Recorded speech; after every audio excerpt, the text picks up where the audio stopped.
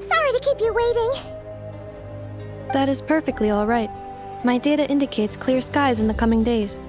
Current conditions for maritime travel, optimal. I'll be ready whenever you are.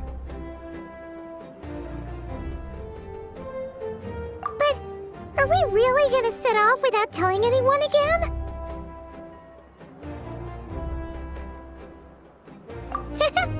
Funny you mention it. You'll never guess who Paimon saw on the way over. Hey! You didn't seriously think we'd let you leave without a farewell party, did you? No chance. Yeah, come on, Traveler. We've already made all the preparations. And most importantly, how dare you try and slip away without first paying your respects to the almighty Dragon Lord! A little bird told us you'd soon be leaving for Nod-Krai. So, we asked Paimon to give us a heads up before the date of your departure. You sure it's not time to think about changing that little habit of ours? Don't worry, we won't keep you long. Besides, everyone's there already. Shaska, Ian-san, Auroron, even the Pyro Archon herself. You're invited too, Anefa. Shilonen has a special gift for you. Accompaniment request accepted. Shilonen demonstrates excellent massage technique. My impression of her is exceedingly positive. Wait, so robots like massages too? Or is it just that Shilonen really knows how you're wired? Alright, enough with the chit-chat. Let's head to the venue. Woohoo! Party time!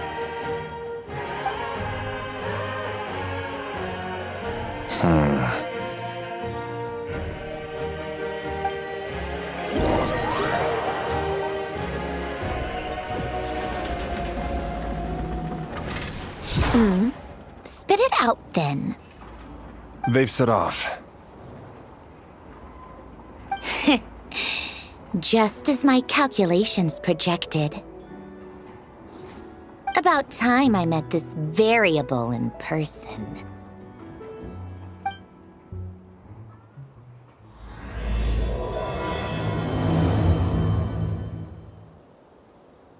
You know, every time we head to a new nation, there's always a point where it suddenly dawns on Paimon. This is it. The next chapter of our adventure has begun. This time, it was the moment she realized she just polished off the very last of her Saurus crackers. Should have stocked up better at the farewell party. In other words, Paimon has marked the geographic coordinates from 2 minutes and 40 seconds ago as the boundary between Natlan and Nod-Krai. This deviates somewhat from the official coordinates stored in my database. Paimon meant more in terms of how it felt on a psychological level. Anyway, what about you, Traveler? When did it really sink in for you? Huh, that actually kind of makes sense.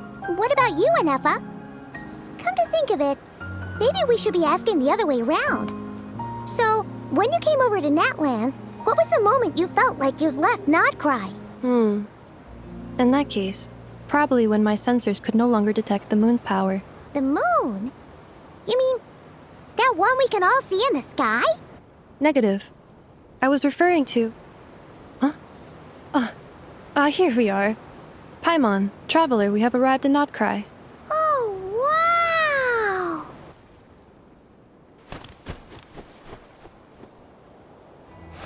Paimon, Traveler, welcome to Nod-Krai.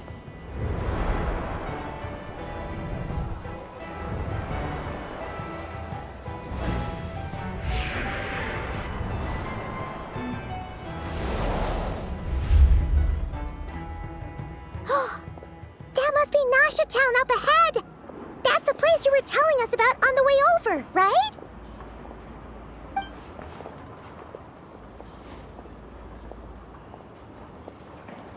That is correct, Paimon. It is also the most bustling commercial hub in all of Nod-Krai.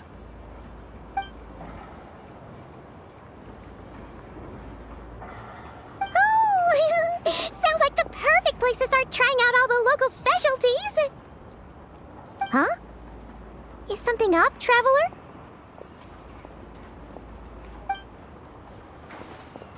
Paimon. This is where our spaceship landed when Ether and I first arrived in Teyvat. Huh? Are you sure? But how come you've never mentioned that before? Seems pretty important to Paimon. Well, because those memories are really hazy. All I remember is Ether waking me up and us leaving the ship. But just now, setting foot on this land, I felt something. The kind of power I sensed in those moments. Are you referring to Kuvaki? Kuva, what now? The locals refer to it as Kuvaki. It is a unique elemental force found only in Nod-Krai, or rather, a pure, primordial form of elemental energy. That is correct. Another similar concept I have found in my database is the primordial sea. Legend has it that long, long ago, the moon that shines in the sky above us once rose from the land of Nod-Krai. Modern geological surveys and meteorite studies conducted in the region have since supported this claim. So, when you mentioned being able to detect the moon's power earlier, you were referring to Kuvaki?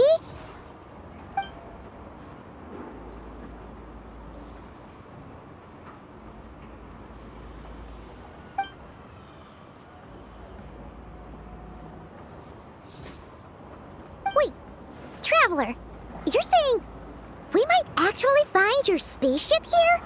Do you still remember where it landed? Nod-Krai is surrounded by the ocean. In other words, it could have been anywhere along its coastline. Negative. Description still lacks sufficient detail to pinpoint target location. Hey, it's okay if you can't remember everything right away. After all, it's been a really long time. Let's just do what we've always done and keep searching as we explore. Besides, what have you got to fear with your sidekick Paimon still here? I'd be more than happy to help you out as well. Our pleasure. Anyway, just knowing that your spaceship's here in Nod-Krai surely counts as a big step forward, huh? Like we've crossed another boundary? Paimon couldn't have put it better herself. You sure are a quick learner, Inefa.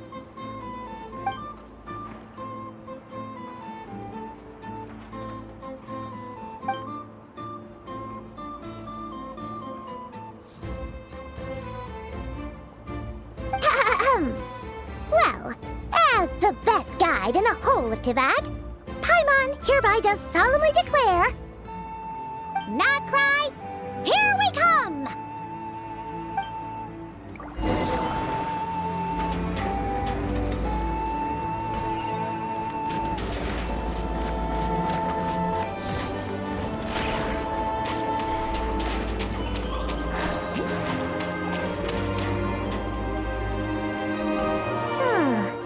It just occurred to Paimon, if we were looking to put out a missing spaceship commission, or to learn more about Nod-Krai, wouldn't it make sense to drop by the Adventurers Guild?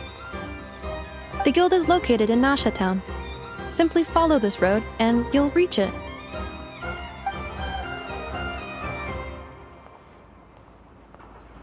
Huh? What in Teyvat is that? Looks kinda like a Sealy, floating around in the air like that. That is a Kuhenki, a species unique to the land of Nod-Krai. A Kuhenki? Does she have something to do with the moon, too? Indeed it does. According to the Frost Moon Scions, the indigenous inhabitants of this land, the Kuhenki, are said to be familiars of the moon goddess, leading those who walk in the moonlight's glow to things of great importance. The moon goddess? Don't all people here worship the Tsaritsa? Although Nod-Krai lies on Snezhnaya's border regions, the people here have held their own unique beliefs since time immemorial. As I mentioned, everything in this land shares a deep connection with the moon and the sky above. The beliefs of the Frostmoon Scions seem to date back to the civilization of the angels. According to the documents in my database, even the 7 Archons did not exist at that time. Wow! So the origin of their beliefs goes back even further than the Archon War? Correct. At some point, you may come across some statues of their goddess. The Frostmoon Scions carved these as well. Hey! Looks like she's floating away! I suggest you follow her. The probability of an ordinary person encountering a Kuhenki lies in the single digits. Many here consider them heralds of good fortune.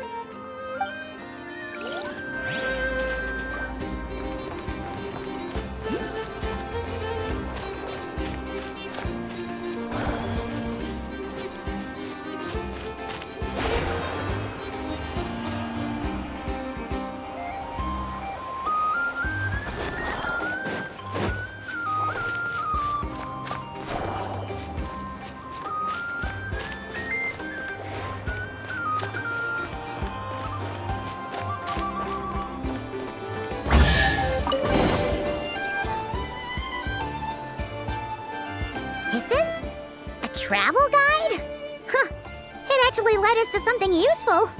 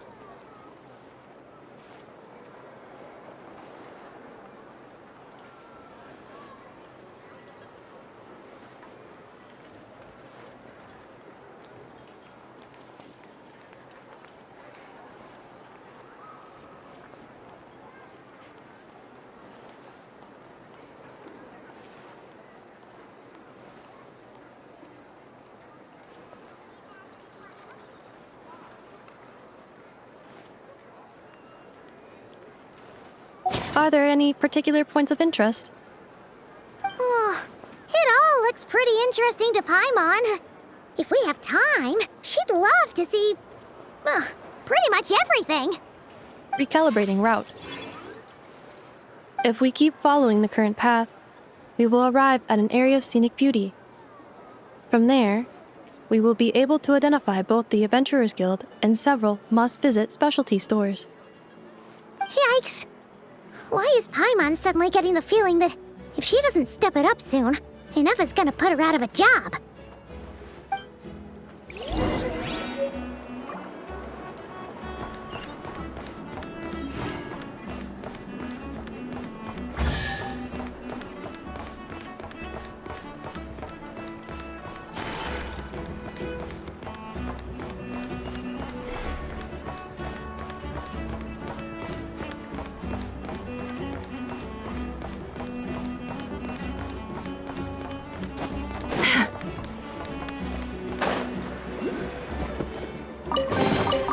That looks like it's worth a pretty sum. Relax. Your secret's safe with me.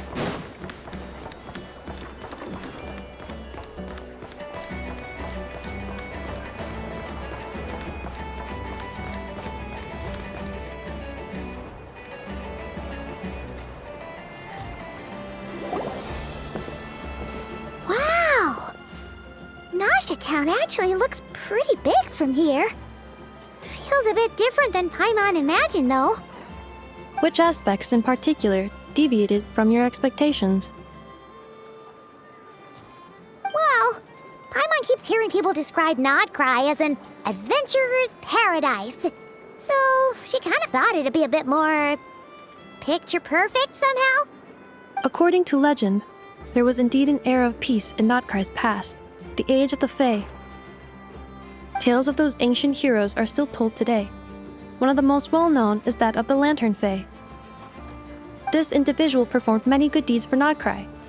The present-day Lightkeeper's nightly lantern patrols are, in part, a tribute to their memory. But then, one day, What happened? there came a devastating abyssal calamity that swept across Nod-Krai, and for a time it was left desolate. Heartbroken by what had become of the land they had so cherished, that Fae extinguished their light, just as the abyss had extinguished all hope. Nowadays, the paradise people speak of is more of an aspiration, or an irony, perhaps. An irony? Today, no official authority governs Nod-Krai. In theory, at least, it is somewhere a person can do whatever they wish, and become whoever they want to be. The Adventurers Guild is just over there, in Nasha Town's Central Plaza, and the flagship tavern is over that way. Hey, what's that building over there? You know, the biggest, tallest one. That is Aino's Blast Kuvaki energy cannon. It gets activated when the wild hunt threat level outside Nasha Town reaches a certain threshold. But according to the scan I just ran, the energy cannon appears to be malfunctioning, likely due to a recent discharge. The wild hunt? Isn't that the abyssal calamity you mentioned that's specific to Nod-Krai? It is a phenomenon that has been occurring for several centuries now. Yet the time and location of wild hunt attacks are seemingly random. At first, it was more of an old wives' tale that adults used to scare children. If you don't start behaving, kid, some night, the wild hunt's gonna come for you. Listen, do you hear that? That weeping in the fog? Those are the cries of a young woman being dragged away.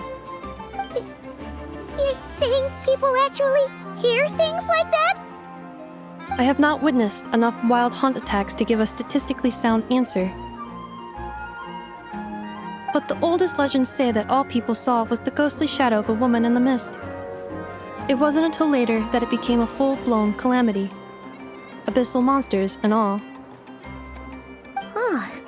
When you put it like that, Paimon's really gotta hand it to Aino. Not only did she repair you, but she's even built a giant cannon to keep the wild hunt at bay. Absolutely. Aino is very impressive indeed. Anyway, according to my schedule, it is time I took you over to the flagship. Oh, sure. After all, we shouldn't keep Varka waiting. Well, Paimon's not sure if he'll actually show up at the bar this early. You're right about that.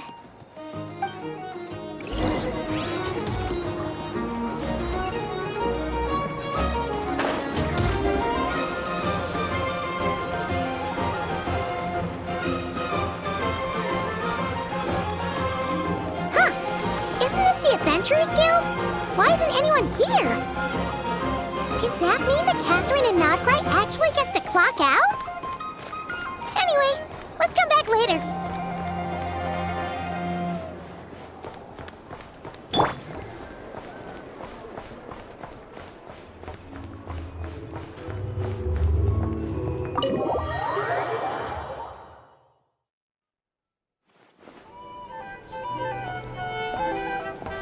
Here we are, the flagship.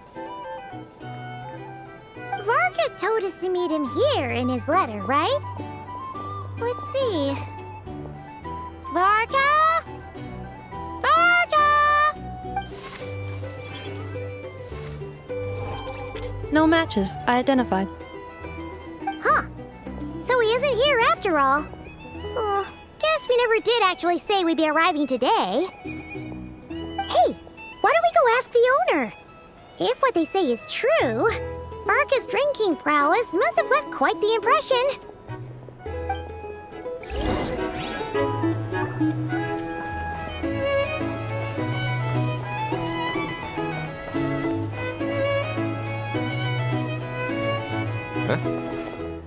Well, well. if it isn't the ineffable Ineffa. Hello there, Demyon. You know each other? Of course! Ineffa's a regular here at the flagship. So, robots are into booze too? Not at all. The energy conversion efficiency of alcoholic drinks is very low, and most of them are full of impurities. Still, I can affirm that your berries and fried meat deserve a solid 9.12 out of 10. It has Aino's approval too. Funny that you should mention that. While you were away in Natlan, Varka would come in here every day to pick up a serving of berries and fried meat for Aino. Aww. He must have been worried sick that she wasn't eating properly on account of being so hung up about Ineffa being gone.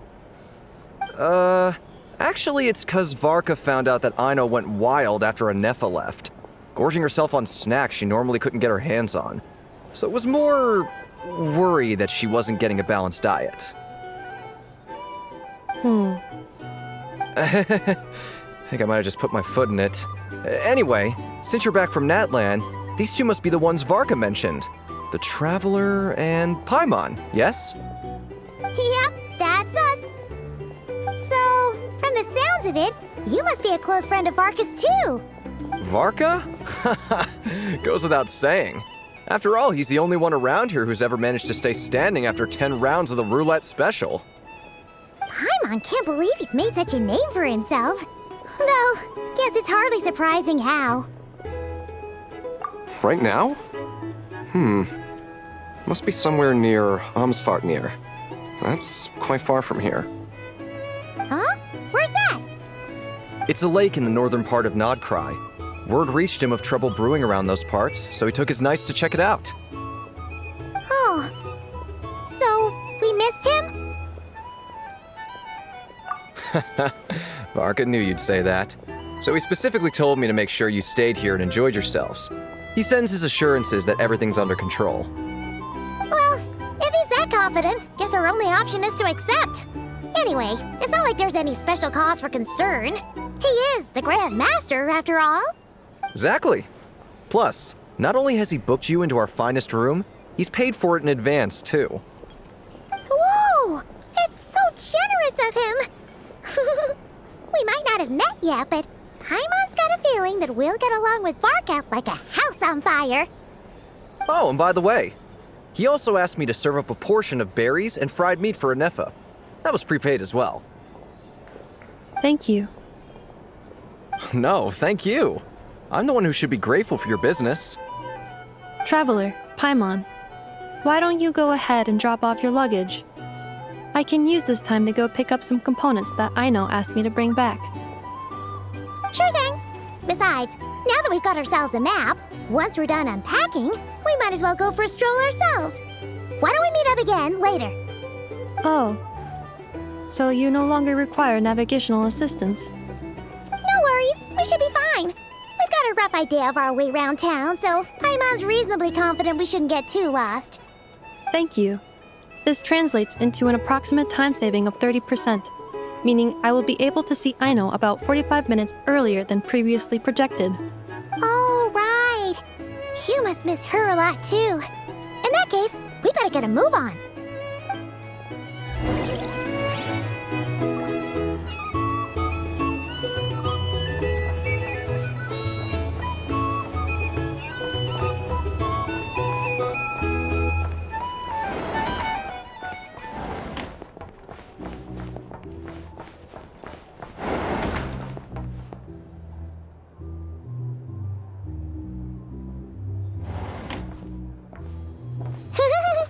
Feels pretty nice having someone sort out our food and lodging for us, huh? But is this really the flagship's best room? It's pretty big, make no mistake, but it looks a little worn out, right? Though, to be perfectly honest, that feels right at home with everything else we've seen of Nasha Town. You mean it's got something to do with Nod-Krai's history? Oh, that makes sense. But what exactly was this calamity?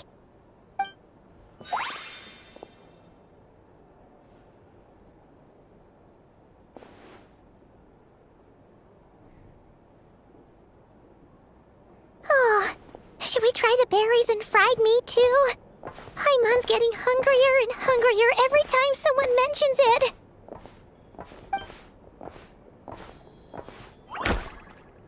Oh! Sorry about that. Paimon wasn't watching where she was going. Please, there's no need to apologize. If anything, I'm the one who should be sorry. Clearly, I shouldn't have gotten lost in my thoughts in the middle of a hallway. Wait a sec. Are you staying in the room next to ours? Ah, quite the perceptive one, I see. First things first, allow me to introduce myself. My name is Kirill Chudamirovich Flintz, but please, just call me Flintz. Whoa, that's an impressively long name for sure. Oh, is that so? Names like mine ought to have been fairly common in Snezhnaya, at least in the past. Would I be correct then to assume that the two of you are travelers in this land? Yep, you sure would be. Paimon is Paimon, and this is the Traveler. We've been to a bunch of nations already, but we only just arrived in Nod-Krai today. What a rare honor it is to meet such worldly travelers. Are you here for travel too? If only I had the time to spare. No, I'm just staying the night. Oh, so you're here for business? That's certainly one way to put it. I'm a ratnik of Nod-Krai, normally stationed near the burial grounds to the north. My sole cause for being here today was to repair this lantern of mine.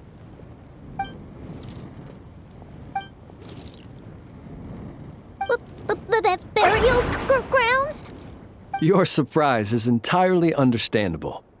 Most people cannot even begin to fathom the idea of a life surrounded by tombstones and decay. But if you've heard of the calamitous abomination that is the Wild Hunt, you'll know that in their wake they bring a host of souls tainted by abyssal filth. That then is why we are stationed by the burial grounds, to hold the line where it is most vulnerable. Oh, so it's all about fighting against the abyss. Oh, sounds like a tough job. I thank you for your concern. But in truth, I've long since grown used to it. In fact, I like to think it rather suits me. If anything, I'd say I prefer the peace and quiet of a graveyard to the hustle and bustle of urban life. Paimon sort of gets it now. But even so, she is still pretty sure she could never get used to living in a graveyard herself. For one thing, she'd be too scared to fall asleep at night. Oh, I assure you, there's no need to worry on that account. The kind of ghosts you find in cemeteries aren't too big on talking. But even when they do, they're usually far more discreet than the living. Well, would you look at that? Who'd have thought we'd end up chatting this long? Must have a lot in common, huh? Forgive me, but I must excuse myself, for the time of my appointment draws near. And in terms I'm sure you'll understand, a lanternless ratnik is like a mapless traveler. A serious conundrum indeed. Oh, sure. In that case, you go right ahead. We won't keep you any longer. Not at all. Should the opportunity present itself, I'd gladly continue our conversation another time. You're always welcome to come visit my grave. The grave I stand watch over. Your visit would bring much-needed light to that place of final rest. Right. Well, if we get the chance. Then allow me to wish you a traditional ratnik's farewell. See you by the graveside. Ugh. Jeez. What a weirdo. Not to badmouth him at all. In fact, he seemed pretty cultured, but at the same time, kinda spooky? Must be all that time he spent around graveyards. His lantern? No, not really. You mean, 'cause it was broken? Huh. Guess you've always had a nose for stuff like this. If you're worried, you can always ask him the next time we cross paths. Hey, don't you start spouting all that weird stuff too.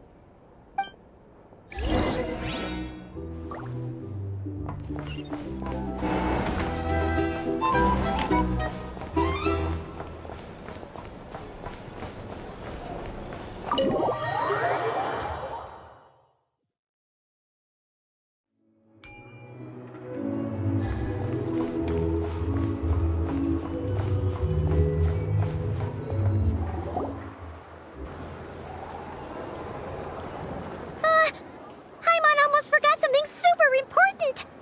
Were we gonna go try out the berries and fried meat? But now, heading all the way back to the flagship feels like such a waste. Please, accept today's boon. Come night or day, may the blessings of the moon goddess shine down upon you. Huh? What's going on over there? Wait, free food? Wow, the people here are so nice! Quick, let's grab some too. Paimon's super curious what their food tastes like. Moonlight illuminates the path before you, travelers from afar. Huh? How'd you know we were travelers? Just now were a song the birds in the sky, singing of your wanderings. You are no ordinary guests, it seems. The birds and the... what now? Forgive me. I should not have laid the words of others out as a welcome mat for our very first meeting. You, too, must be wondering who I am. I am Lauma, moon chanter of the Frost Moon's scions. Please, as do our followers and other passers-by, accept today's boon. Happy to oblige. Paimon's name is Paimon, and this here is the traveler. Thanks so much for sharing your yummy food with us. We'll take one each. Think nothing of it. These fruits were the finest we found, delicacies gathered in the wake of the morning dew. It is my hope that partaking of them may lift your spirits to heights anew. The finest you found? Wow! That sure is kind of you, but wouldn't you want to keep those for yourselves? The first fruit of the harvest must be placed upon the moonlight altar, not as an offering to the gods, but as a spark for lost hunters. For it is the blade of the starving that darkness most easily corrupts. As perhaps you have already heard, we Frost Moon's scions revere and worship the moon goddess. We believe that together, virtue and compassion are the shining light that will lead us all out of the long, dark night. And now, with tides of haughty Fatui swarming into Nod-Krai, driven by greed and greed alone, more than ever before, we must all unite under the banner of virtue. Ha! Look who it is again. Those unsufferably kind-hearted Frost Moon scions. Got enough for us too? That's right! 2 servings each! We're starving over here! Fatui! After what you've been doing to our sacred statues, how dare you even show your faces? Wilhelmina, bestow today's boon upon our guests. You hear that? No slacking now. We'll have the very best you got. But, my lady, they... Please, you two, accept this meal. But remember this. Kindness is the first lantern left to guide those who stumble in ignorance. Come again? Let me finish. But should they still refuse to follow the moonlit path, then by our frosted blades shall we show them its shadow. You! Hey, look who it is. Whatever. Just you wait. We'll be coming for you next. Huh? Where's the meat? Who wants to eat this garbage?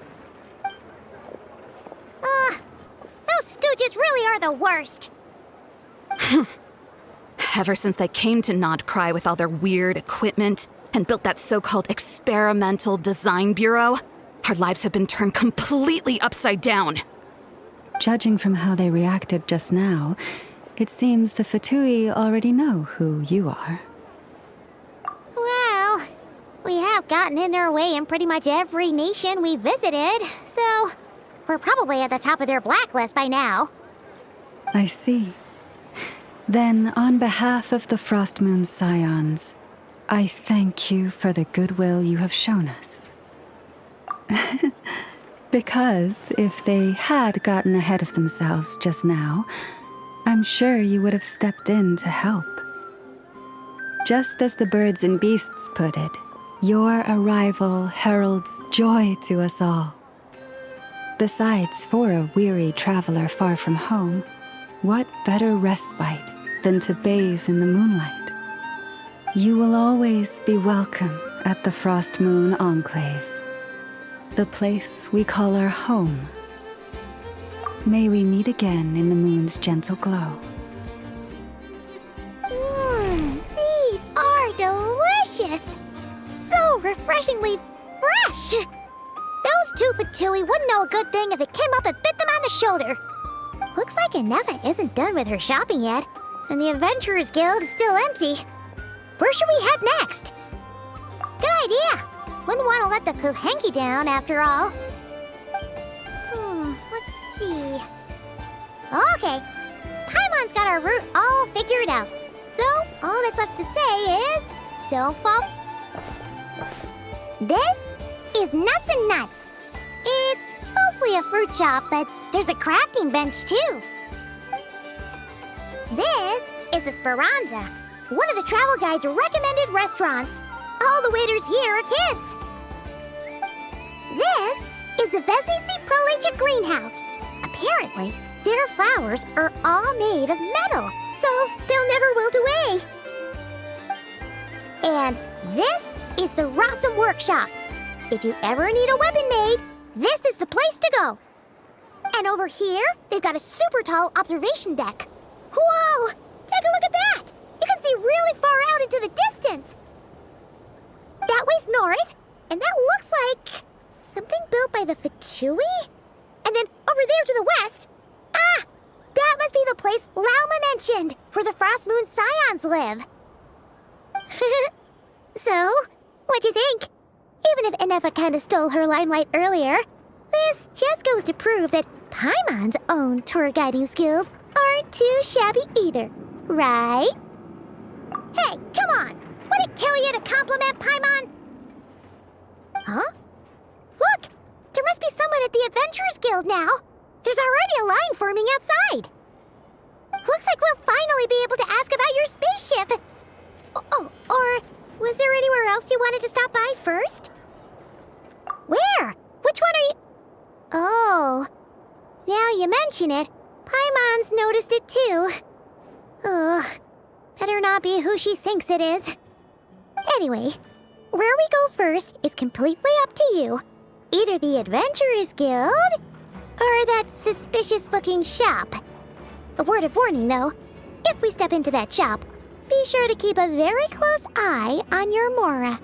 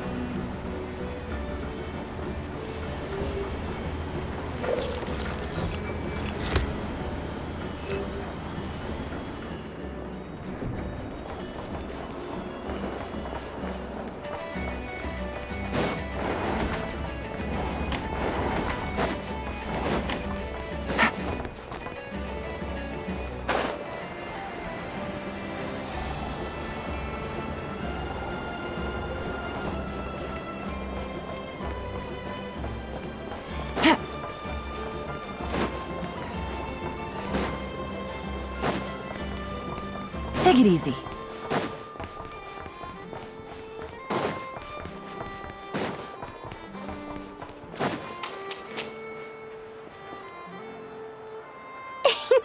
Please, here you go. And if you ever need anything else, don't forget to make the great Lord Sangama Bay your first port of call. Oh dear. So it is the real deal. Of course it's the real deal. Everything you'll find here is 110% real, meaning every one of my deals is as real as a deal can... Wait a minute. Well, if it isn't my two most valued clients! And with no small thanks to your munificent patronage. Come, how could you just sneak into Nod-Krai like this without telling your dear Lord Sangama Bay? If I'd known earlier, I would have made an absolute pulled out all the stops to ensure that your boat ride over was as comfortable as humanly possible. Thank the Archons we didn't tell you. Oh, come now. You know as well as anyone how impeccably and conscientiously above board I am when it comes to doing business. Well, regardless of whether that's true or not, the main issue here is that we had no idea you had a branch in Nod-Krai. A clever merchant always has a backup plan, or two, or three up their sleeves. As the saying goes, a rabbit with many burrows fears not the hunter's arrows. A merchant with stores galore hears no debtors at the door. Since you're both here in Nod-Krai, would you care for some of my finest local souvenirs? Whatever you're looking for, I have it. Or if it's Sumeru you're missing, I've got that covered too. We literally just arrived. Do we look like we're on the hunt for tourist trinkets to take back for our friends? My, your high-minded tastes never cease to impress. In that case, I know just the thing. You must be on the hunt for something like this? What's that? Your hat? Information, of course. Information about Nod-Krai, locked securely in the otherwise impenetrable vaults of the Lord Sangama Bay's brilliant mind. I knew it! I just knew you'd appreciate the value of my wares. On the back of all our pleasant dealings in the past, I'll even take a hit by throwing in some insider info for free. Wow. You sure are feeling uncharacteristically generous today.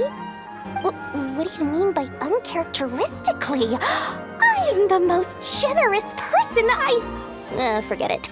Anyway, the long and the short of it is this.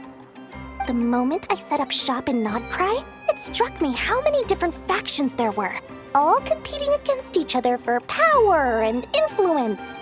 Well, as they say, there's no time for business like a crisis.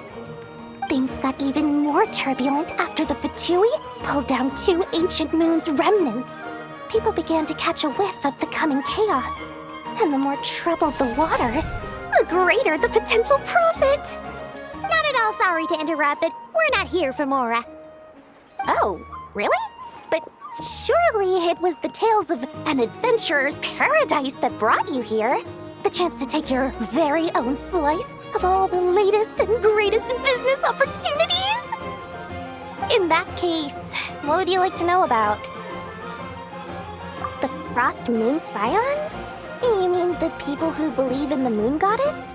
They're not a bad bunch. It's just, well, they have such simple tastes. No luxuries, no indulgences, no nothing. Trying to earn a little more from that lot is like trying to squeeze blood from a stone. Still, things between them and the Fatui have gotten pretty tense. It's only a matter of time before the powder keg goes boom. And when that happens, that's when business will start to boom too. Everyone knows they're here for the ancient moon's remnants, but no one's sure why they pulled them down in Nod-Krai of all places. Anyway, they've been acting mysterious enough, but if you ask me, that Kuvaki Experimental Design Bureau of theirs up north hides secrets wilder still. That bunch of booze-loving monstatters? Ugh, don't even get me started. As fellow Outlanders, I thought they'd be easy pickings, but somehow, every single one of our business negotiations wound up at the flagship. I've done plenty of deals with heavy drinkers before, but those guys? I never once made it to the contract signing before blacking out. I'm getting flashbacks of the hangovers just thinking about it.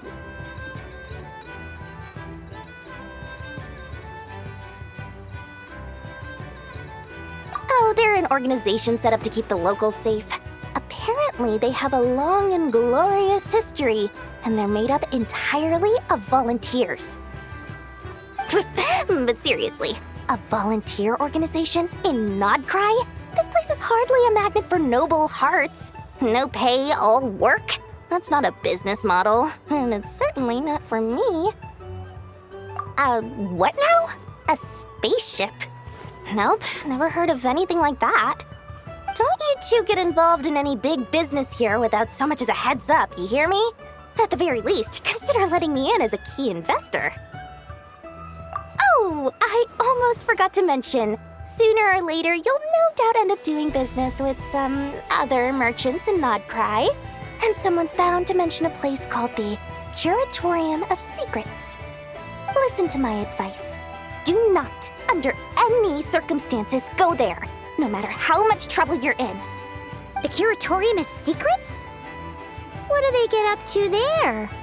Just a place that handles all kinds of disputes. But the owner will charge you an absolute fortune, and she has a temper to match. Nothing like your friendly neighborhood, Lord Sangama Bay. You're not just saying that to stop your competition from undercutting you, right? When did that little pipsqueak get so sharp? And after I gave them all that info for free just to win them over.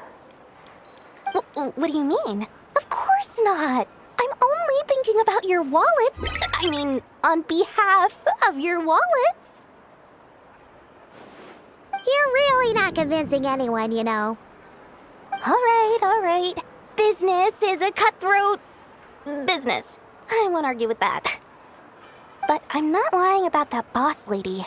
Not only did she make it into my top 3 people not to mess with in Nod-Krai, she's also in my top 3 people most eager to trade in favors. Seriously? It feels like you're just bad-mouthing your rival now. Fine. If you don't believe me, go see for yourselves. We might both be from Sumeru, but compared to hers, my conscience is so large, why, you could fill 3 whole palaces of Alcazar's. But when you realize what I'm saying is true, don't say that good old Lord Sangama Bay didn't warn you.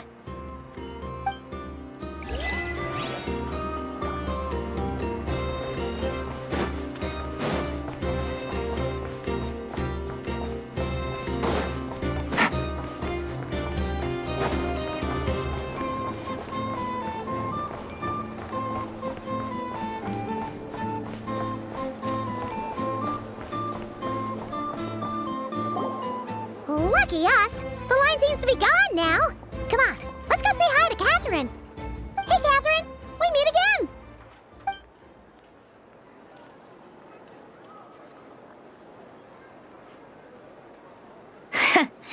How ridiculous. Huh? They often say that mortals, shackled by their own flesh and blood, may fail to perceive the truth of this world, even when it is right beneath their very noses. Yet I had not expected to have the pleasure to witness such heights of absurdity firsthand. But Paimon must have gotten the wrong person? At second glance, you do seem a bit younger than Catherine, and you certainly sound a lot less friendly. A creator might forgive ignorance, but being mistaken for one of my own creations is beyond all pardon.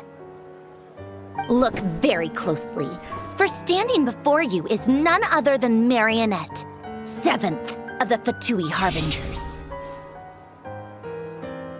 A Harbinger? I told you already, I'm not Catherine. Just how obsessed are you with my machines?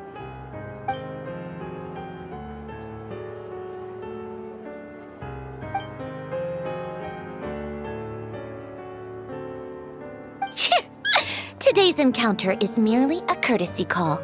A friendly warning, if you will. You interfered with my work once before, with that little robot. I let it slide. After all, it was nothing more than a distraction, a side project at best. But we are in Nod-Krai now, and as such, I strongly advise you not to stand in the Fatui's way. Otherwise, the next time we meet, I might just have to drop all this meaningless etiquette. Oh, please. You've got some nerve coming out with barely veiled threats like that. You're the one stirring things up here. Oh, perhaps you have misunderstood. Just because Nod-Krai lacks a ruler at present, that does not mean it should not be ruled. We Fatui are simply establishing a new order. Yeah, right. More like shady experiments, judging by your massive creepy research facility. I've said what I came to say.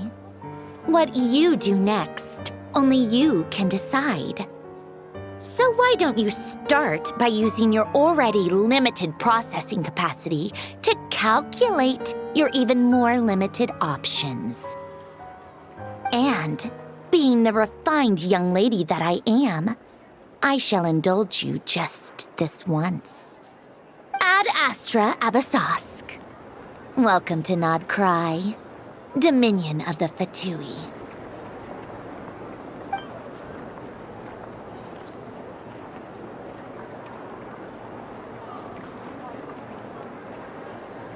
Ugh!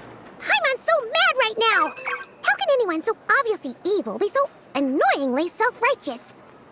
But if a Fatui Harbinger is here to greet us in person, that can only mean one thing. We'll have to be extra careful from here on out. Paimon hates feeling like she's being watched. Hey! The real Catherine's back! Ad Astra Abyssosque. Welcome to the Adventurers Guild. How may I help? I will do everything I can to assist you. You're so much nicer to talk to, Catherine. Please don't leave us again, okay?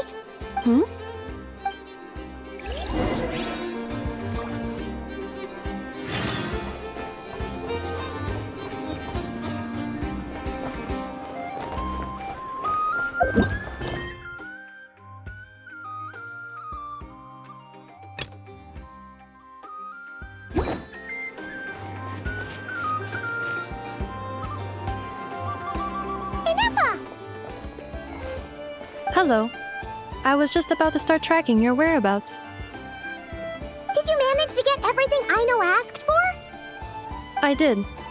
What about you? Do you need me to navigate or introduce any more places around town? Not for now. We've seen most of it already. We probably need some time to process everything we've learned, though.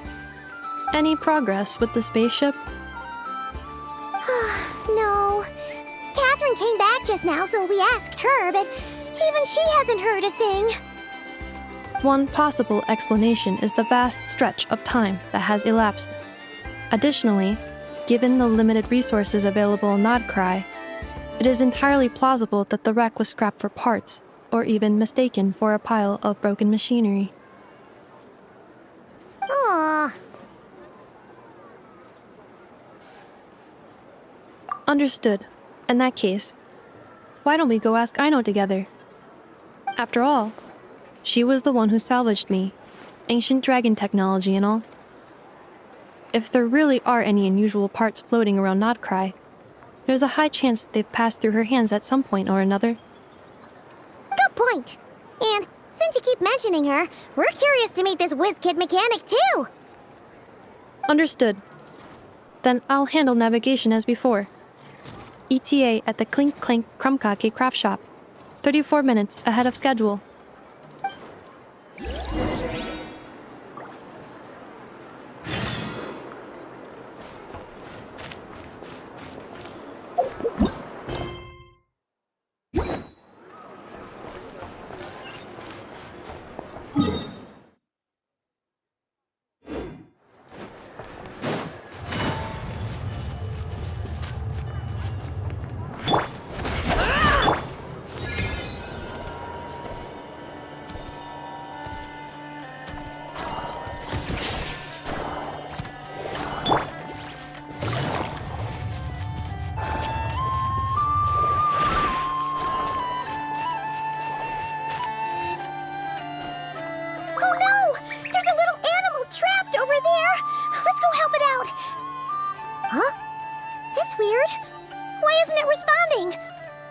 The tides of Kuvaki affect everything in Nod-Krai, so much so that many creatures have evolved a kind of dependency upon it, growing stronger or weaker as it waxes and wanes.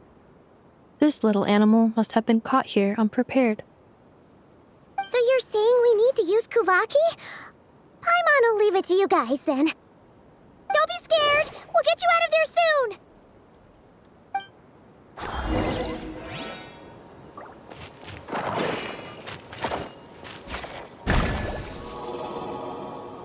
Oh! It worked!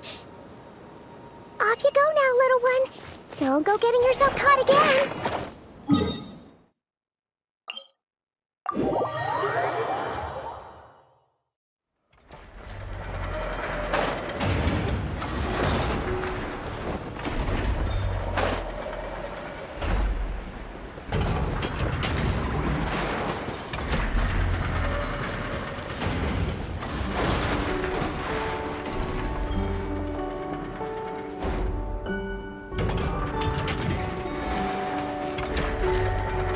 Here we are, the place Aino and I call home. Whoa! So many machines that Paimon's never even seen before. And then there's all these little robots. Did Aino build them all? That is correct. It looks like Aino has created 3 more little bots since I've been gone. Aww. Well, you were gone for quite a bit. She must have missed you. I missed her too. I want her to see what I've become. Let's not keep her waiting any longer then. Come on!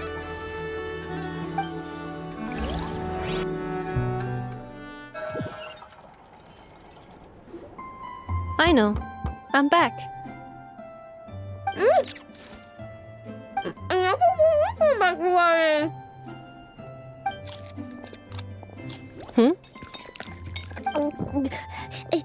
Ineffa? You're back significantly earlier than I expected. Like a whole 30 minutes at least. Everything went very smoothly, which saved me quite a bit of time, so I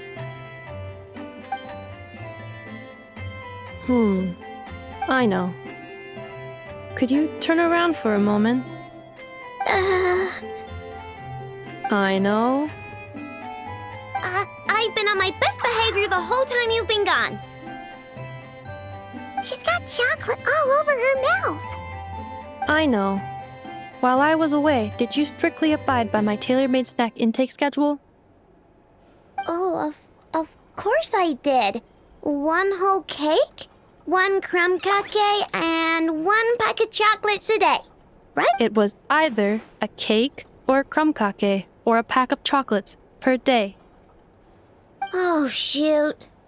When did you finish the snack stash I left for you? Literally just earlier today. Let me just go run a scan on that. I meant today, a week ago. And then you restocked an entire week's worth on your own initiative? 2 weeks worth. Why does Paimon feel like the roles in this household are pretty much the opposite of what she imagined? Calculation complete.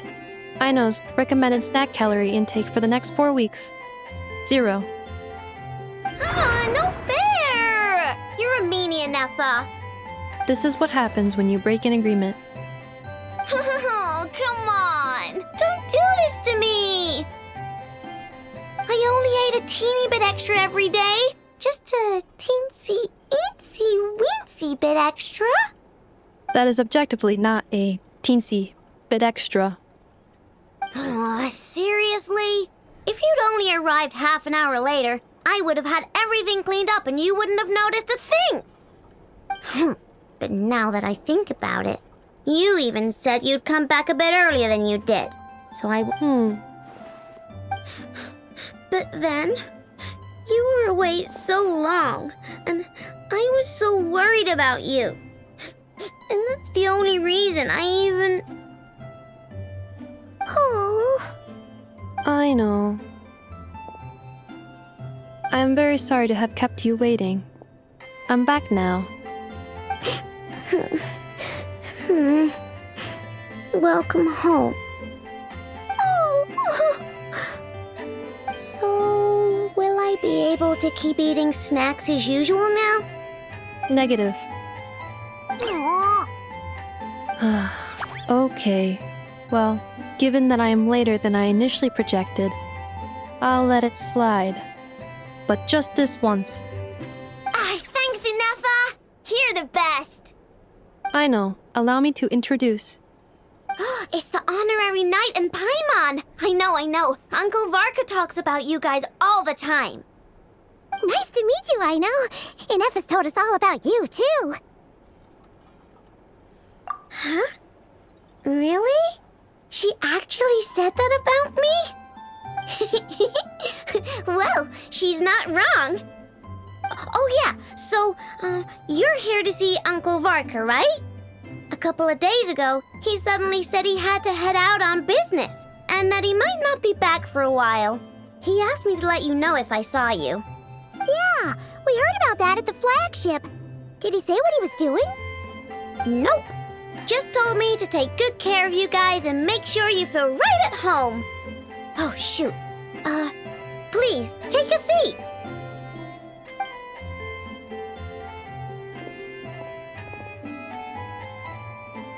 Do either of you need my help with anything? Anything at all? After all, I'm the head of this household.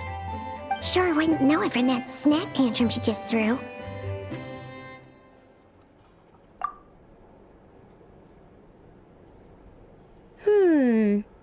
A spaceship, huh? From outside Teyvat? Exactly. So, ring any bells? No. Oh. You sure?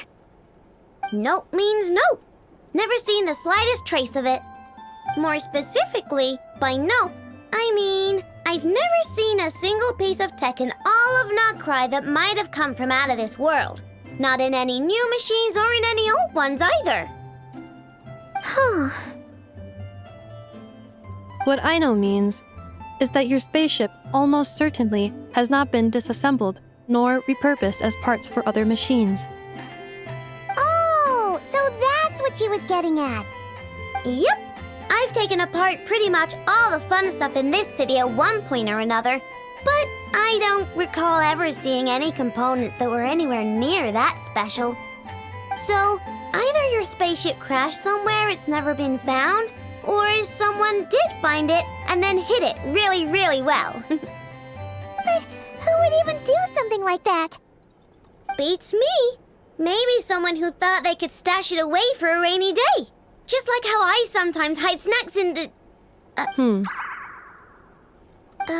Anyway, long story short, I definitely haven't seen anything like that.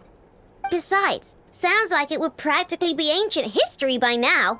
If anyone still has any leads on what really happened, it'd be the Frost Moon Scions. The Frost Moon Scions? Huh? Haven't heard of them yet?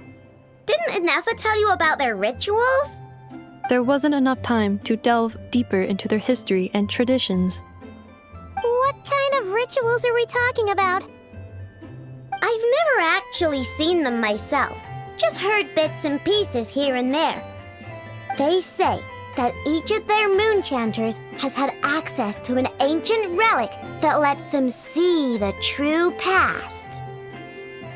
Not sure exactly how it's meant to work. I can't get my head around anything that can't be explained by either machines or science. And to tell you the truth, I don't like it much either. Looks like we'll have to try our luck with the Frost Moon Scions. Aw, leaving so soon? Sure you don't want to hang out a little longer? It's getting late, I know, and these two still need to head over to Hisi Island.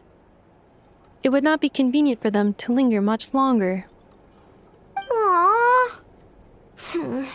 All right then. Don't worry. We'll be sure to drop in on you as often as we can. Really? You promise?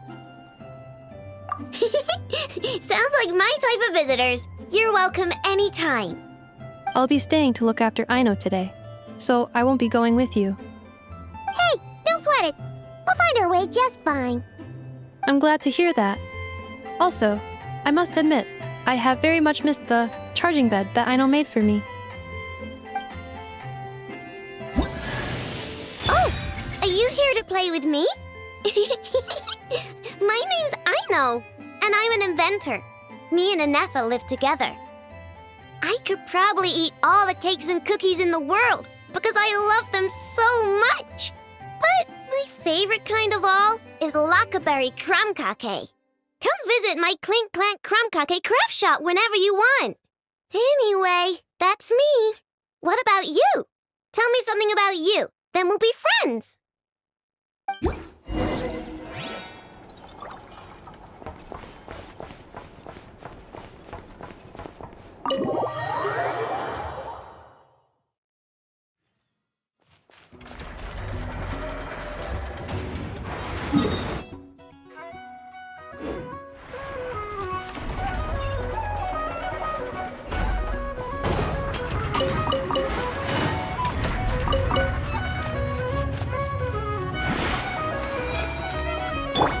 Forest, protect us.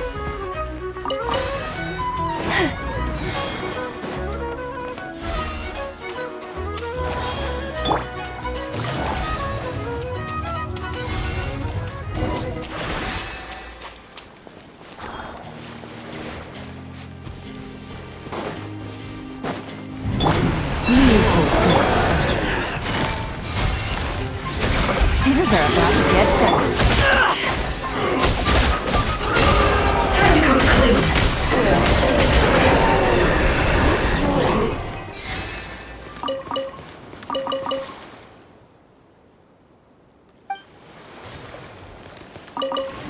I swear by my sword!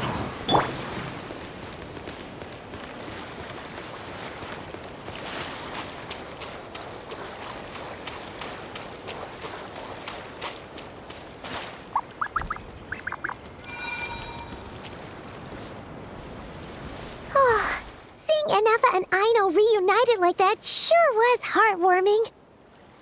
We should definitely hang out with them more in the future.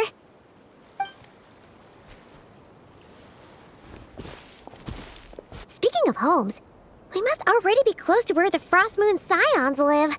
The vibe here feels different, just like the scenery.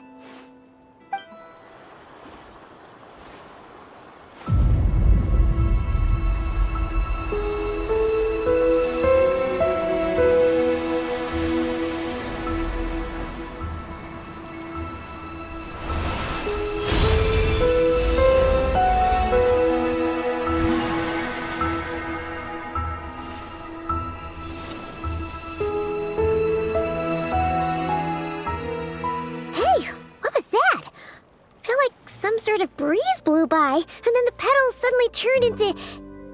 Huh? Is that a Kuhenki? She looks different from the ones we saw before. Hey there! What's your name? Huh. Doesn't seem able to speak. No idea what she wants. Unless you want to stop, maybe we should just keep moving?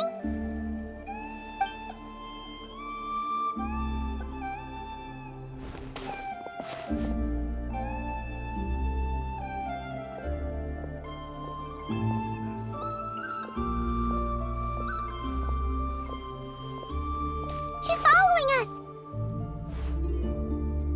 Go on. Go on now. We've got stuff to do. Best you find someone else to hang out with.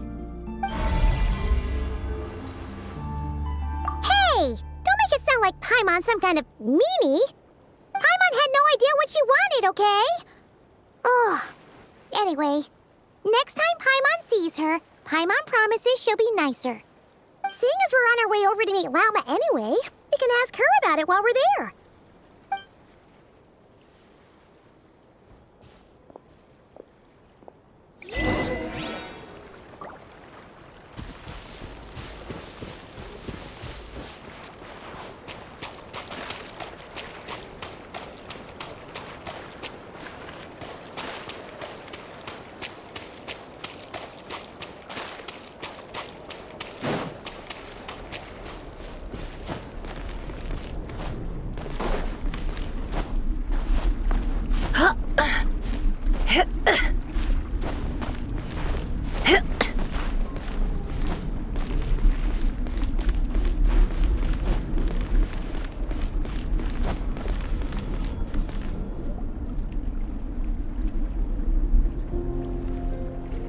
Huh?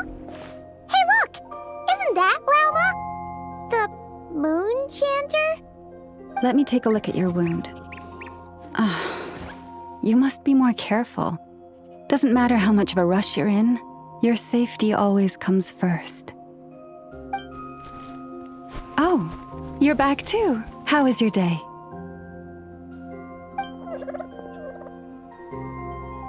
You what? Those two Fatui? The ones who were causing trouble in Nasha Town? You went to teach them a lesson? And you're... You naughty little thing! How could you do that?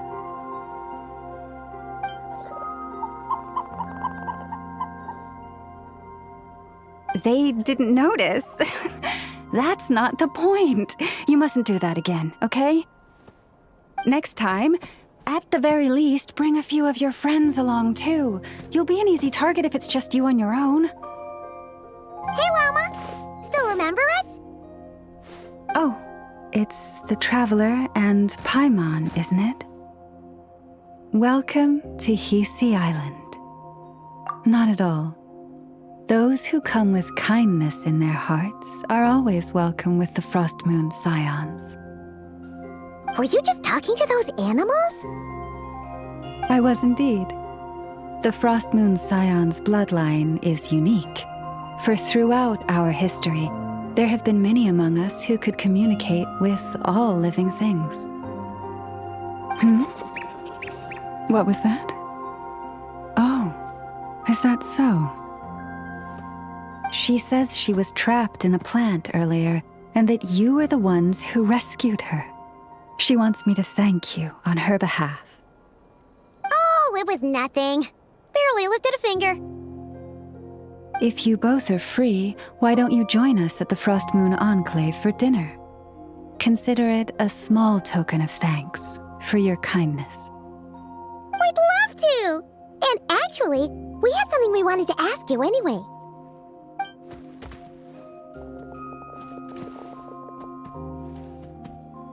Oh, you're interested in the story of Kutar? Kutar? Yes. Kutar is our moon goddess, the moon maiden who guides us.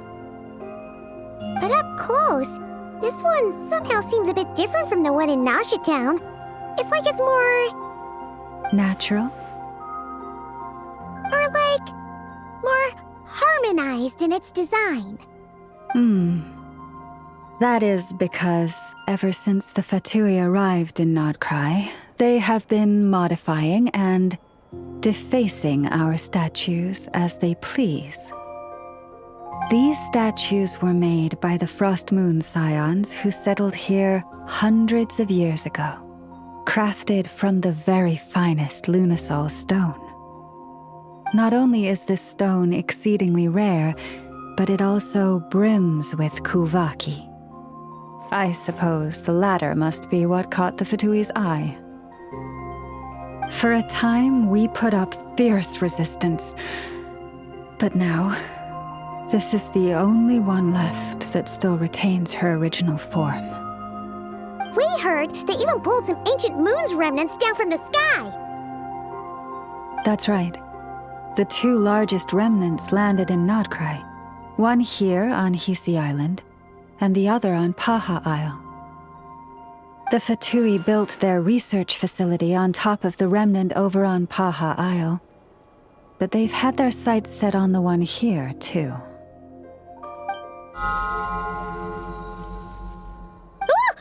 Oh! It's that little Kuhenki again! Surely that can't be. Hey! We've been wondering what was up with it, too. It just appeared out of some petals and hasn't stopped following us since. No, that is no ordinary Kuhenki. These we name Luonnotar, beings born from the moon goddess's blessing. Can you understand what it's saying? We honestly haven't got the slightest idea why it's been following us. I'm afraid not. I cannot fathom its thinking any better than you can. Sometimes a long time must elapse before the moon goddess's blessings turn into Luon-Notar. Perhaps you two were simply there to witness that transformation. Oh, maybe. Legend has it that the Luon-Notar bring good fortune. Given that it seems to have taken a liking to you both, why don't you let it come along with you? Really? Then you can start by helping us find some more treasure chests along the way. Capiche?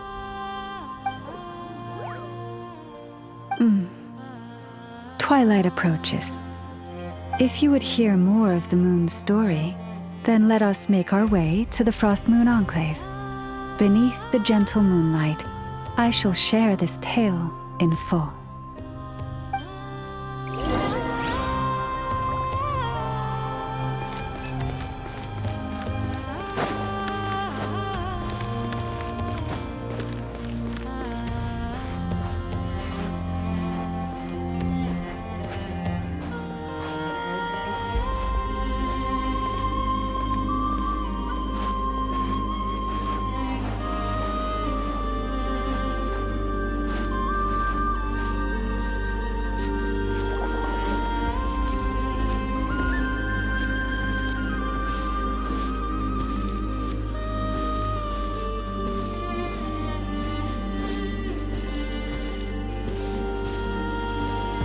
Oh, Lady Lauma, you're back.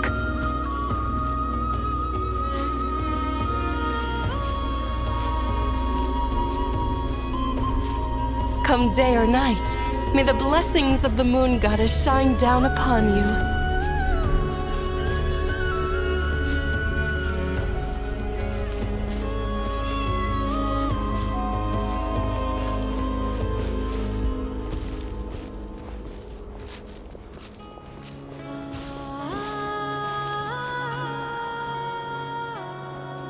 Lauma, you have returned. Wilhelmina, this is the Traveler and Paimon. Kindly arrange for 2 additional dinner settings for our honored guests. Of course, my lady. Wow! Everyone along the way here pretty much saluted you. Are you, like, super important around here? I am but a moon chanter, one entrusted to convey the moon goddess's will. Nothing more. She's just being modest. The Moon Chanter holds the highest rank among us Frost Moon Scions. Lauma is our leader. Wilhelmina? I know. I'll send word to the kitchen. 2 meals coming up.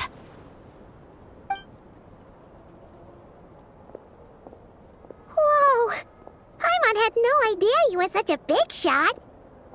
It is merely that the unique traits of our bloodline have manifested themselves especially strongly in my person.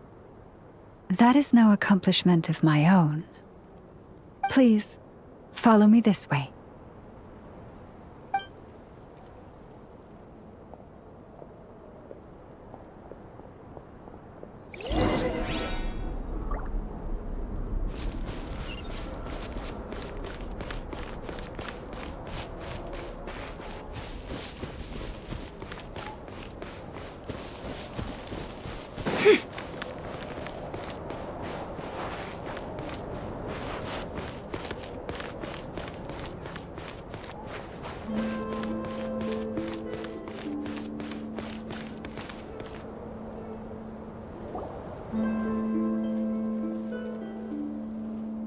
Even to this day, I am still trying to piece together the many fragments of our past. It is a story not only of the Frost Moon Scions, but also of the moons themselves. A story of the moons? Yes. We Frost Moon Scions are the last descendants of the ancient golden realm of Hyperborea. Its former glory may have faded, but what remains is a memory uniquely ours. In the distant past, Teyvat had not just one moon, but 3. It is said that they were created by the primordial master of this world, cast into the firmament to keep peace in the land below. Firstborn was the eternal moon, largest of the 3. Legend has it that it was her immense kuvaki that gave rise to the ocean tides. Next was the frost moon. Smaller than her big sister, yet brightest in radiance. Her glow became the cold, undying lantern of the night. Finally came the iridescent moon, smallest of the sisters. Most of the time, her light was barely visible to the naked eye. Yet when she shone, her fleeting halos were all the more mysterious for it. Wow! Sounds like it all happened so long ago. So, what happened to them afterwards? Afterwards, well, as you have seen, the 3 moon goddesses perished. This happened in a war triggered by the Descenders, and of the 3 lunar husks, only the frost moon survived unbroken, while the others were shattered to pieces. Oh, so that's why there were ancient moon's remnants in the sky. Yes. It is also said that when the moons shattered, most of their fragments rained down upon this land like stardust. That is why Nod-Krai is blessed with such an abundance of kuvaki. As for the remnant that the Fatui recently pulled down, that belonged to the eternal moon. Wait a sec. But you just said that 2 of the moons were shattered, so where are the remnants of the iridescent moon? The iridescent moon's remnants were never found. What happened to her after the war remains a mystery. Some say she vanished in an instant, while others believe that her remnants are simply too delicate to leave a trace.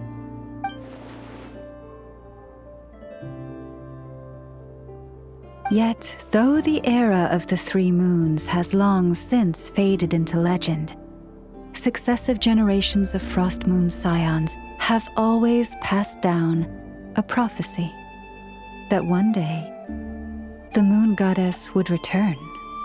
And in the end, that prophecy did indeed come to pass, though not quite. Lady Lauma! Lady Lauma, are you there? Cappy, what is the matter? Lady Lauma, it's my daughter, Karina. Her illness. Take me to her, right away.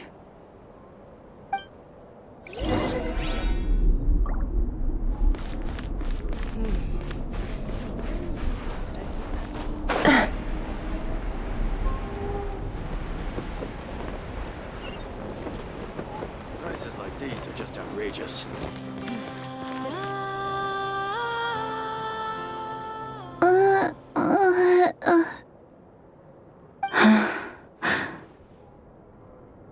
Her sensitivity to kuvaki is flaring up again. After her last treatment, did you follow my advice and seek medical help in Nasha Town? But those doctors are all Snezhnayan. They're outsiders, compatriots of those brutes who invaded our homeland. How can we possibly trust them? Not all outsiders are enemies, Cappy. They've been treating this condition for generations. They have the experience we lack. But we're Frost Moon Scions. Should we not remember what the outsiders did to our moons? Surely the Lady Kutar will reward our devotion. But Cappy, Kutar is long... This isn't the time for a debate. O lost child, snow-swept and buffeted by the howling winds of the frigid night, let not the silver flame within you fade. By the frost moon's grace, I shall warm you, curled up as a fledgling in frozen soil.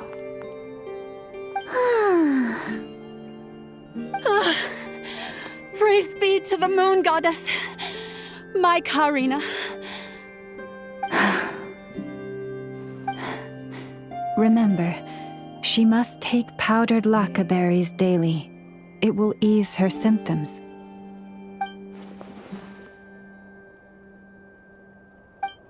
Lama? Philomena, what is it? Dinner is ready. I see. Cappy, let her rest here for the night. I'll have someone bring her a blanket. All right. Thank you so much, Lady Lauma.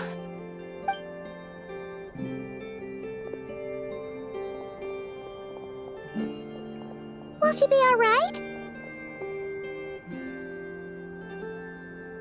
Yeah! If there's anything at all we can do, please don't hesitate to ask. Thank you for your kindness. For now, though, Karina should be fine. She'll be feeling a lot better tomorrow.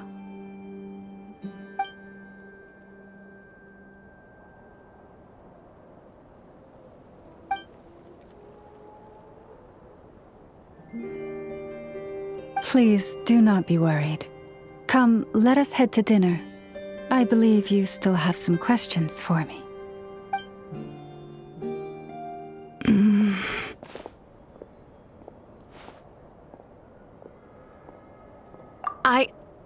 Oh, sorry. Yes, I'll be coming too. I was just thinking about something. Oh? Lauma makes such an unshakable moon chanter. Calm, capable, someone we can count on. Deep down, though, I know she's been quietly carrying the burden for the rest of us. Traveler, Paimon. Believe me when I say that as a fellow Frostmoon Scion, I do worry about Lauma. It's just that sometimes it's hard to say it to her face. Could I ask you to look out for her?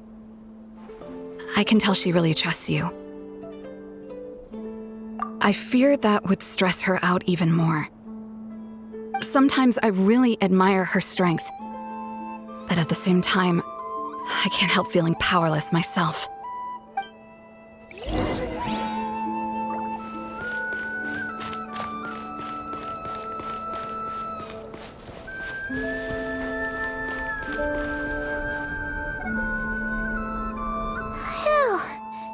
Paimon's so full. That was even better than the stuff you gave us before. I'm glad to hear it. Thank you for accepting such simple hospitality.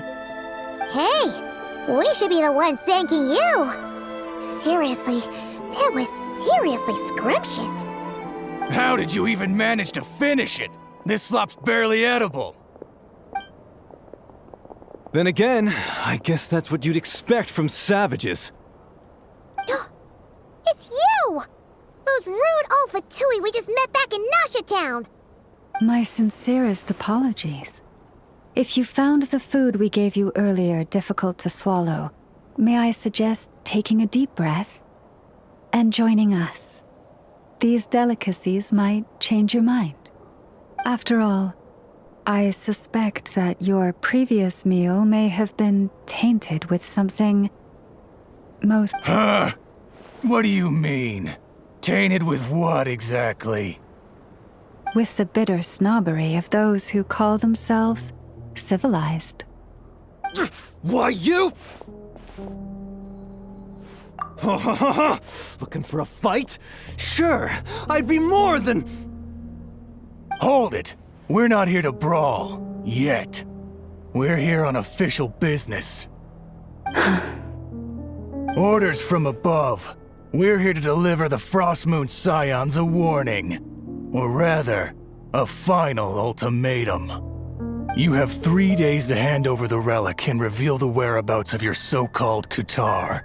If you fail to do so, the Fatui will immediately begin the cleansing of Hisi Island. Which, by the way, is the sovereign territory of the Tsaritsa of Snezhnaya. What insolence! Your demands are outrageous! For generations, this land has belonged to the... Dear guests, allow me to save you both time and trouble with a speedy reply. The Frostmoon Scions will never hand over anything to the Fatui. And to those who set foot on our land with ill intent, I say this. With your blood, we shall draw an inviolable line in the snow. That applies to you, too. Stubborn savages, the lot of you! Better hold back this time. Who's there?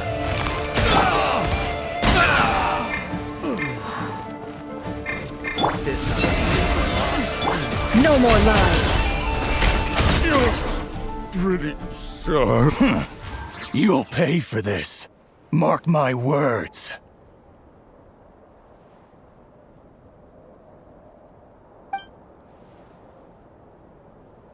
Hey, if you're so tough, get back here and put him up! Huh. Guess all they're good for is running away. I'm so sorry. You've had to put up with far too much unpleasantness today. Come on, it's not your fault. We don't like bullies like them either. But still, they mentioned a relic and Kutar. What exactly could they be after? Oh yeah, so this might not be the best time to bring this up, but we kinda have a favor to ask of you, Lama.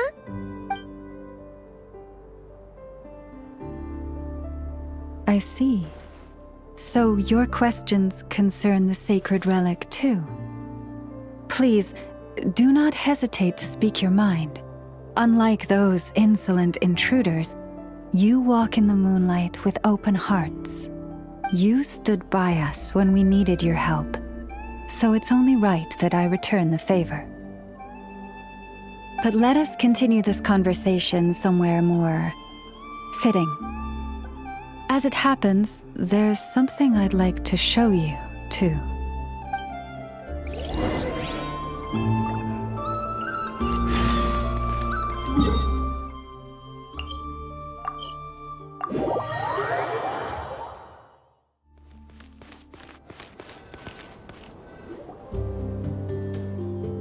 Wow!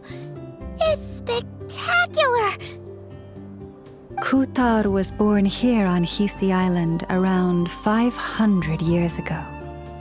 As it just so happened, a priestess of the Frost Moon Scions witnessed the moment of her birth.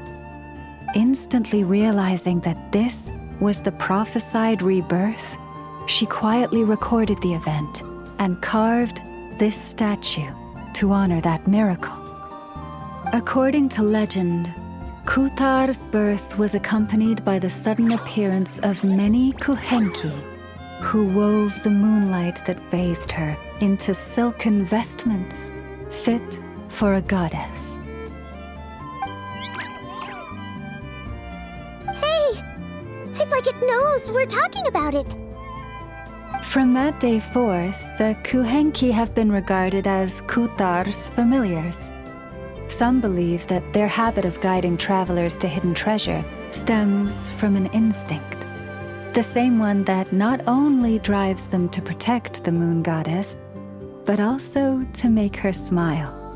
After all, according to the records, Kutar always looked lonely as she gazed up at the distant moon. Kutar left Hisi Island before I was even born. According to the previous moon chanter, the goddess was angered by our people's greed, and that is why she left us. Where did she go? No one knows what happened after she left. But just a few months ago, after those 2 ancient moons' remnants fell from the sky, she was spotted on Hisi Island once more. And the Fatui have been harassing and threatening us ever since.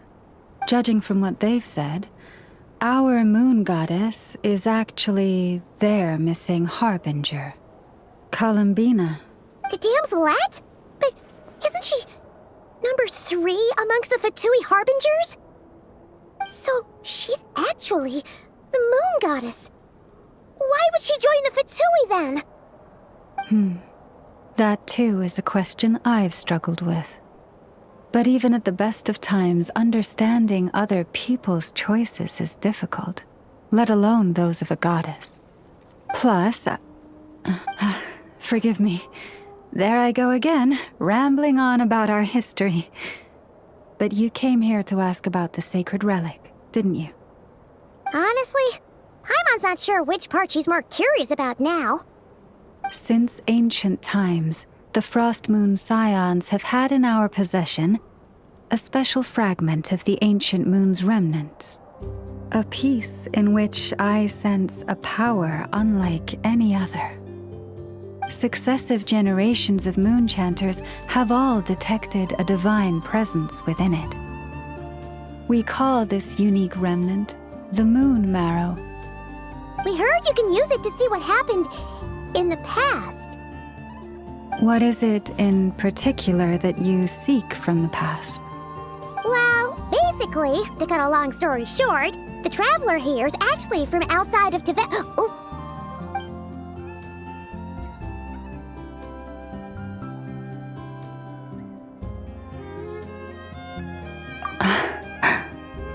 Thank you. Your honesty is a sign of your trust, both in me and the Frost Moon Scions. Unfortunately, though, I won't be able to use the Moon Marrow to shed light on your past. Just our people revere the Moon Marrow as a sacred relic. I'm only permitted to retrieve it from the secret chamber in which it is hidden once a year, on Moon Prayer Night. Oh, really? So, when's the next Moon Prayer Night? Judging from the tides this evening, a little less than 2 months. Huh? Does that mean the date changes every year? The ceremony is held on the night when the moon is closest to Teyvat. This is also when Nod-Krai's Kuvaki reaches its peak. Only then can the seal on the secret chamber be lifted. Oh, guess we've got no choice but to wait. I am truly sorry that I cannot help you sooner. But, as the Moon Chanter, I swear that I will do everything I can to help you find the answers you seek. Think nothing of it. After all you've done for us, you deserve nothing less. Who'd have thought today was only our first day in Nod-Krai? Feels like so much has happened already. If I may be so bold, what does family mean to you?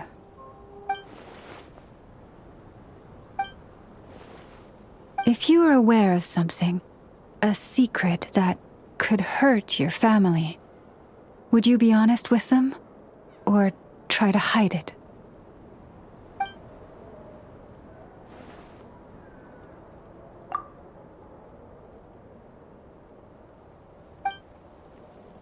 Oh, I'm so sorry. That was a strange question. I didn't mean to put you on the spot. I guess I've just never met anyone with a story quite like yours before. I just suddenly had the urge to ask. It's getting late, and you two must be rather tired too.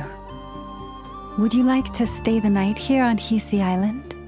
Oh, that's all right. We've already got a room back at the flagship as it happens. Speaking of which, if you ever need us, feel free to come knocking. Do you need me to show you the way back? No worries. It's quite a way, and you should get some rest too, Lauma. We'll make sure to be careful. Understood. Then I won't keep you. May your first night in Nod-Krai pass in stillness and peace.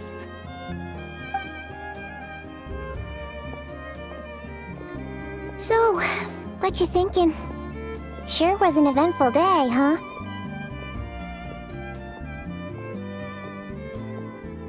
The good news is, we're not at a dead end in the search for your spaceship yet. We can always learn more about this place while we wait. The usual drill, huh? Paimon's really getting sleepy now. If she gets too tired to fly back, you carry her, okay?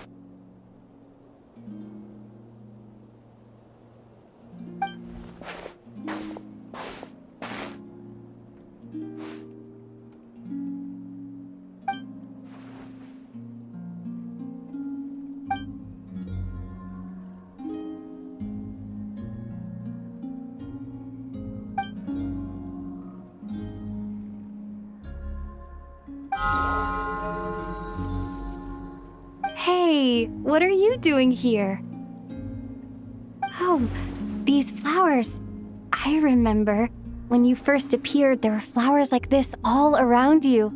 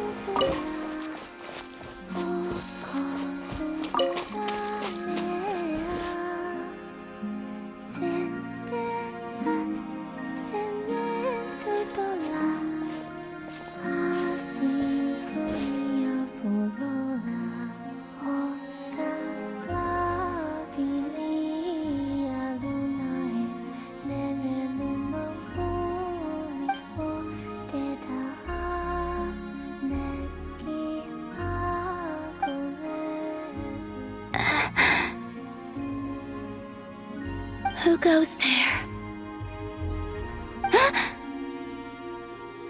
How did you get in here? I am but a passing traveler. I followed your song here. I'm very sorry if I've intruded.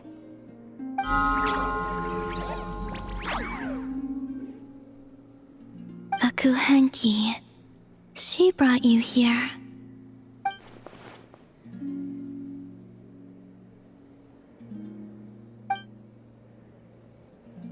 May I ask, are you the one they call Kutar?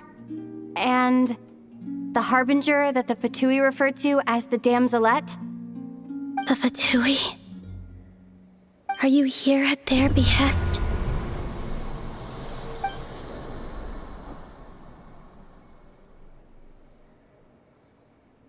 Please don't get me wrong. I have no intention of doing anything for the Fatui. I just wanted to ask you about Nod-Krai. And the moons. The moons? Do not believe in what you can see.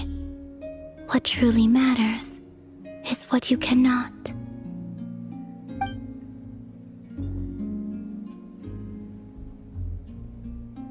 What do you mean?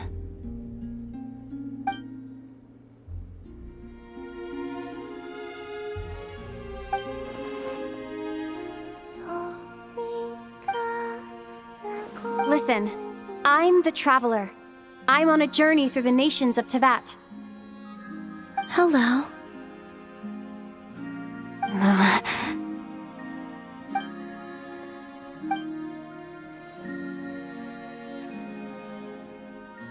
Could you tell me your name? Columbina. Kutar, the damselette, the moon goddess. Pick whichever takes your fancy. I do not know my own name.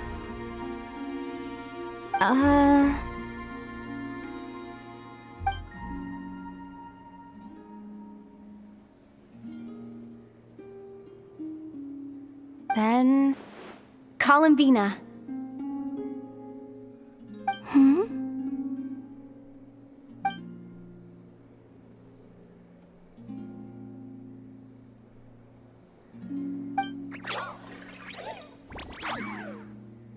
This Kuhenki, this Luanatar, did you bring her into being?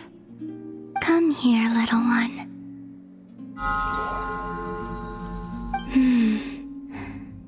The trace of a blessing, but not one of mine.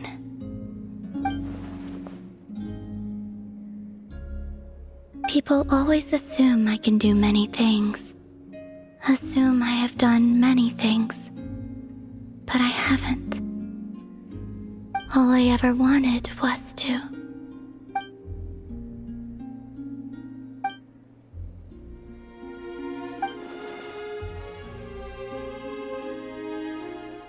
It's about time I got going. I'm very sorry for disturbing you today.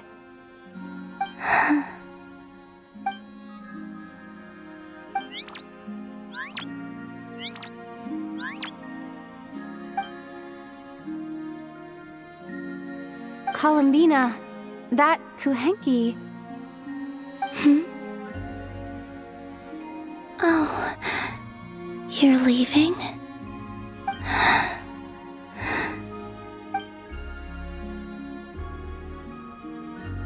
Go then.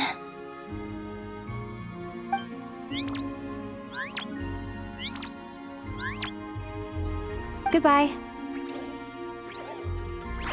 Take care. The moon can be treacherous.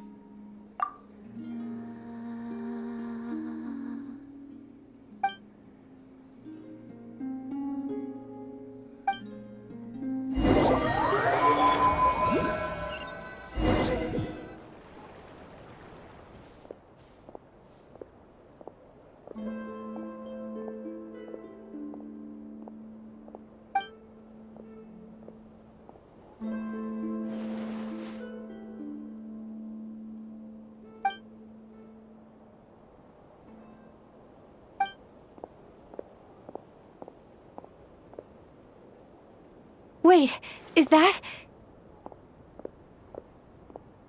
Ether?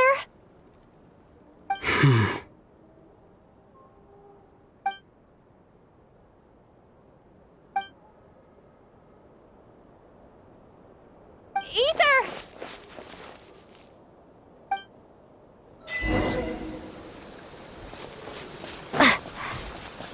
Ether!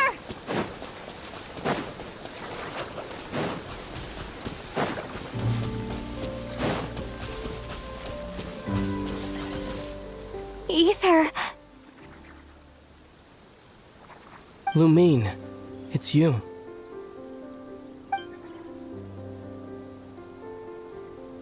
Why are you here on Hisi Island? If I told you I was here in search of the Frost Moon Scion's sacred relic, what would you think?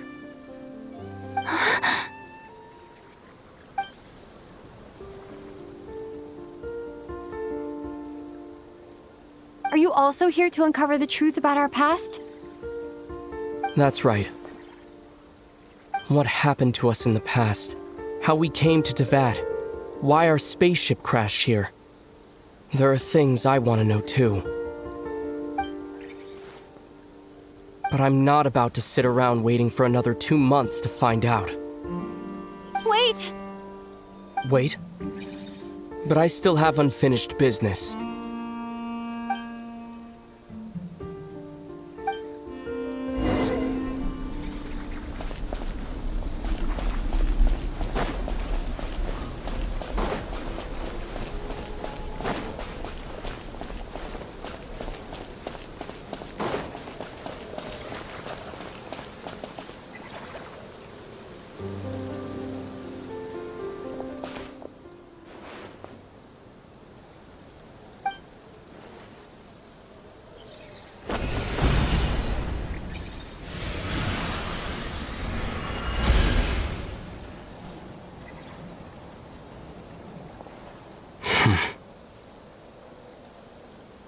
Hold on a second.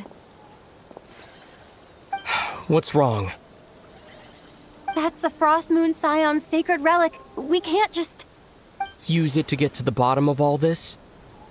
We should at least get their permission. You barely even know her. Yet already you hold that moon chanter in such high trust. What do you mean? She told you that the seal can only be broken on Moon Prayer Night, when the flow of Kuvaki is at its peak, yes? You heard all that? Watch this. Huh? But... Get it now? She's been stalling for time. As long as the statue's base is imbued with sufficient power, the secret chamber can be opened at any time.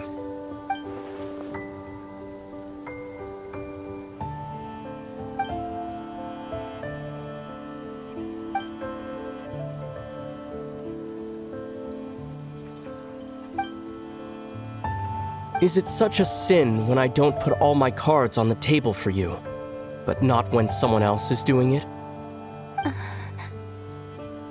It's not like that. Is it? Ether, you've got it all wrong. This whole time I've wanted to ask you, what happened to make you like this? I admit, I've been having trouble accepting it. But after all this time apart, I've finally come to terms with who you are, willful side and all. I trust you. I still do. Through all the worlds we've traveled, you've always been there by my side.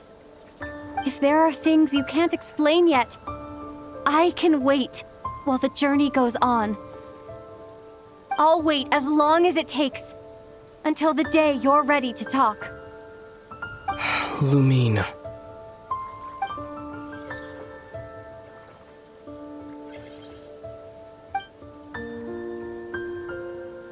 I'm not looking to borrow the moon marrow simply because of our past. It holds answers about the very origins of Teyvat. I've always believed that if you want the truth, you have to see the whole story for yourself. I'm not asking you to trust me, Lumine. Just don't try and stop me. If this choice weighs on your heart, then let me go in alone. Forget this meeting ever took place. A bit late for that now. But maybe this is the chance I've been waiting for all along. Even if it fades with the morning light. I want to go with you. You sure? Yeah. Then let's go. Ether. It's been ages since we went on an adventure together. I can't wait. Really? You think I'd lie to my little sis?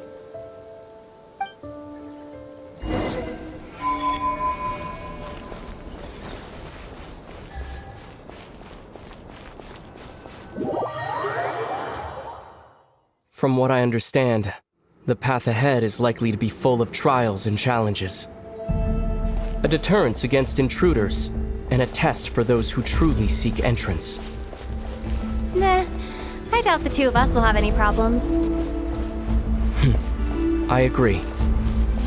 Still, if we get separated, things could get tricky. Best we move together and watch each other's backs. Even the sound of your footsteps takes me right back. As a warrior, as a traveler, as my little sister.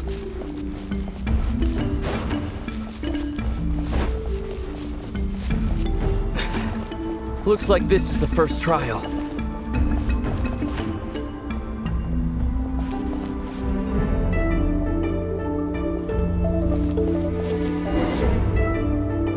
Lumine, do you understand how Kuvaki works? How it exacts force through push and pull? Let's see. How about this? I'll temporarily neutralize the Kuvaki on the cliff face and move the platform into the center. Once it's in place, you'll need to utilize the repelling force of Kuvaki to reach the other side. Okay, I'll leave it to you then.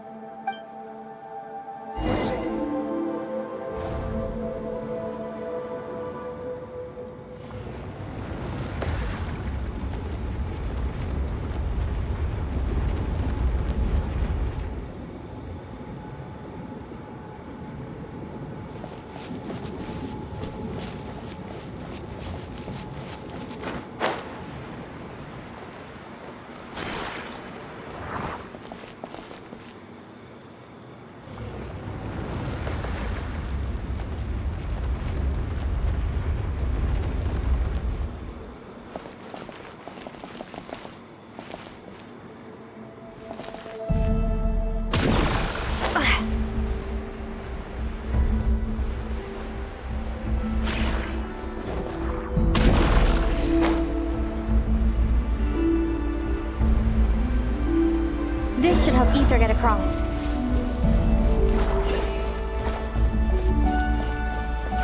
Ether!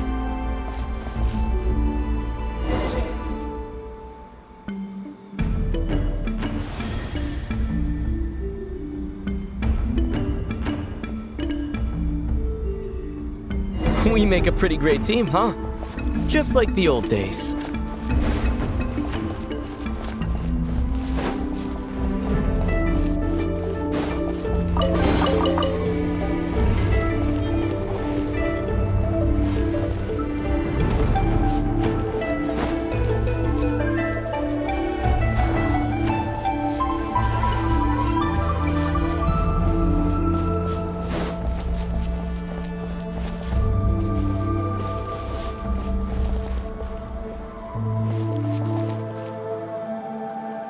A wide open space. Must be in for a fight.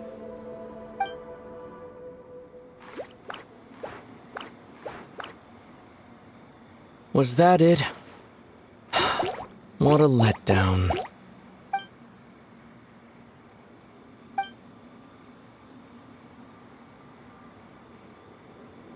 Lumine. What is it? Why are you looking at me like that? Those enemies were weak, were they not? Maybe it's because the trial's only just begun. Actually, I've got an idea. Why don't we have ourselves a little friendly competition? Let's see if your journey has made you rusty. You're on.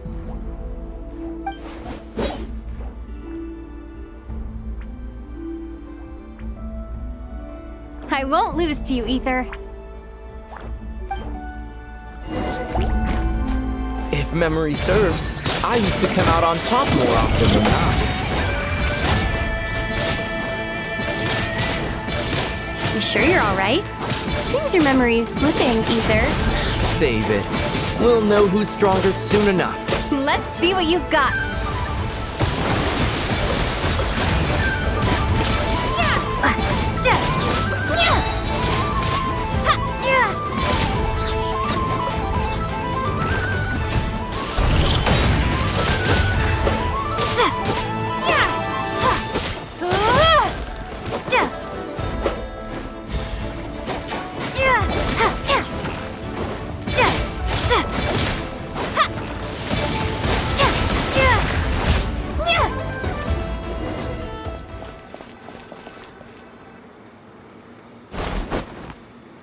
Fine, you win. didn't feel like you really wanted it anyway. Going all out in a place like this? Sounds like overkill to me.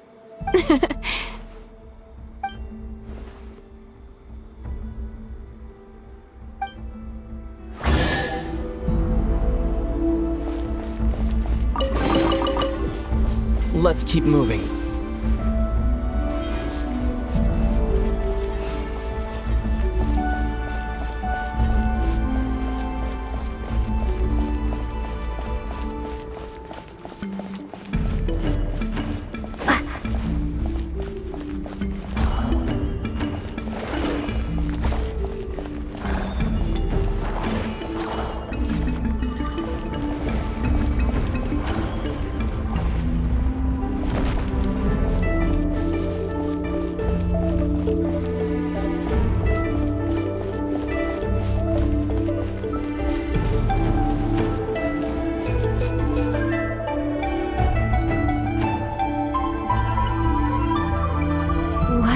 This place.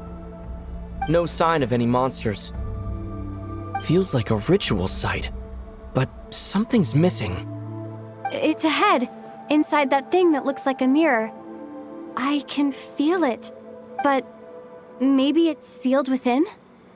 Can you open it using Kuvaki? Apparently not. Do you think it might have something to do with the Frost Moon Scion's bloodline? Ether? If this is about strength of blood, what could possibly stop us? Let me give it a try. Why don't you check around for other clues? Sure.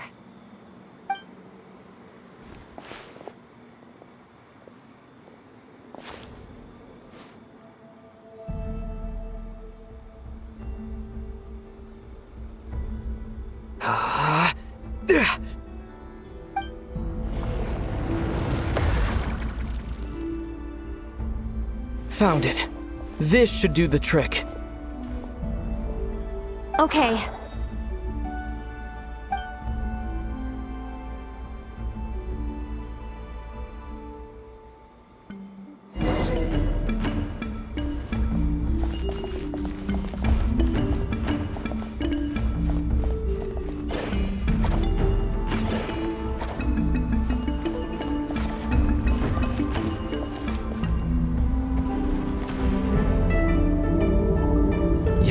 Got a reaction. That's one down.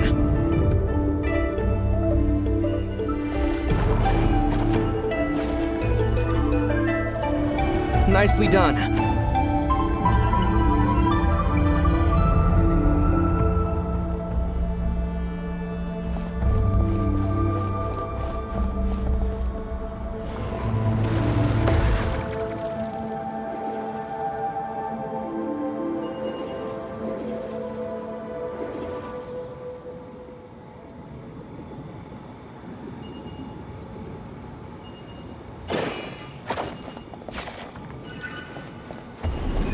You've got this. One more to go. Good work, Lumine.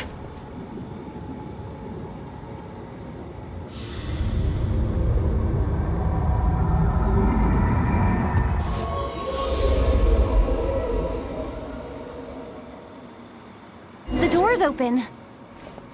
Come, we must be close.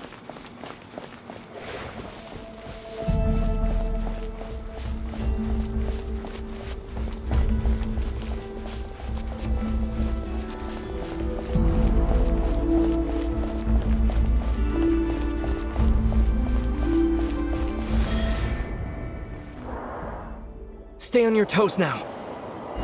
Have you considered that I might be the more experienced between us? Is that so?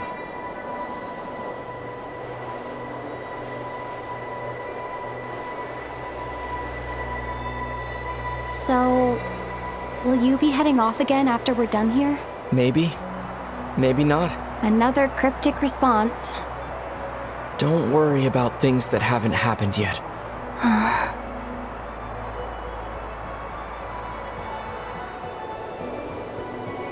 At the end of all this, what do you think we'll find? Whatever it is, We can handle it. What about the end of our journey? That's not something we need to worry about right now.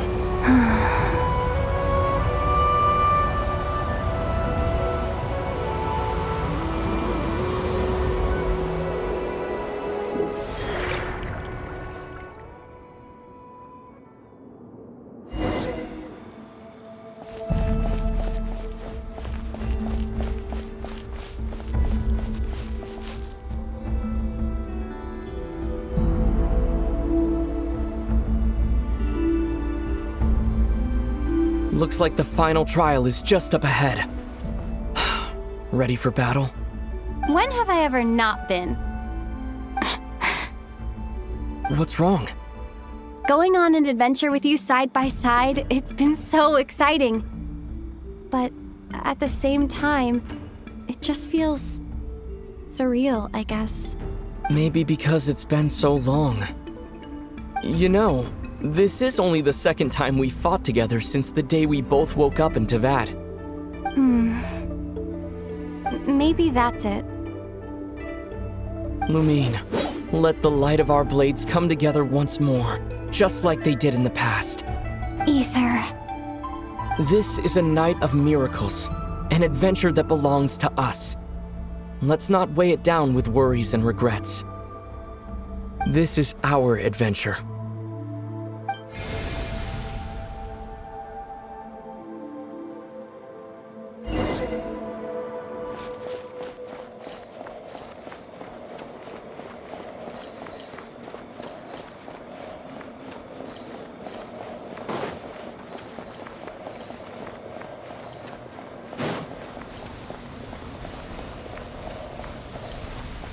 Here goes nothing. Prepare for battle.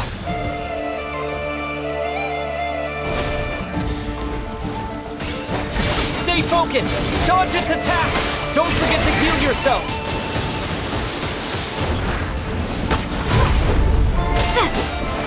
Now's our chance!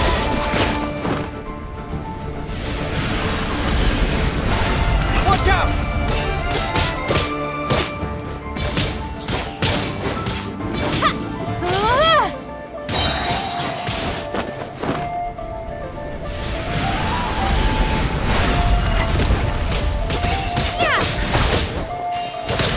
Finishing blow!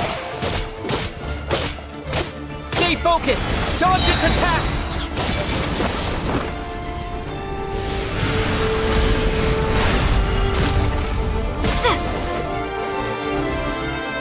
It's over. Nicely done! Flawless execution. Couldn't have pulled it off without your backup. Not too shabby at all. As for what you were saying... Yes, I should have come to see you earlier. Or at the very least. Spent more time with me, going on adventures like this? Something like that.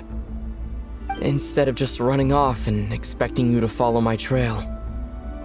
Wait a sec. That's not an official apology, is it? That goes without saying. Come on, time to claim the treasure we came for.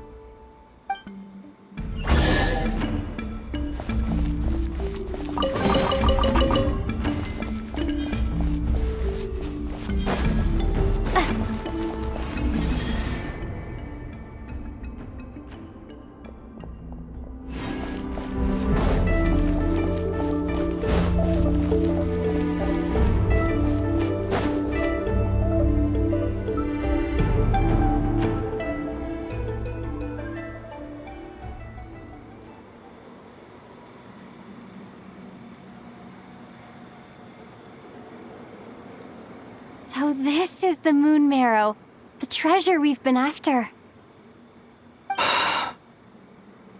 All right, go get it for me, Lumine. It belongs to me.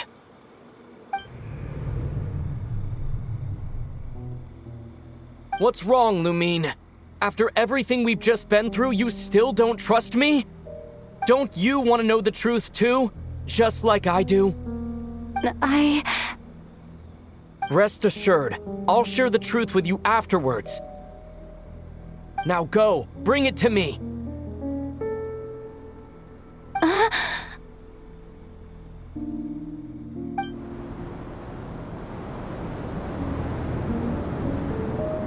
What's going on? Where did this fog come from? Ether!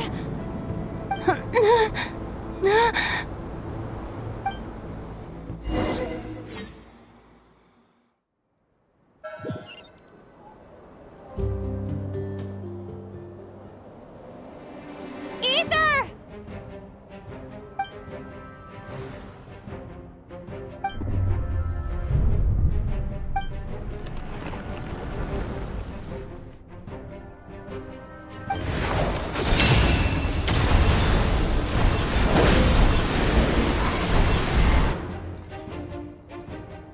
Ether! Huh? Huh? What are you doing here? Yes, we ran into each other at the flagship this afternoon. I'm honored you still remember. Are you looking for something here?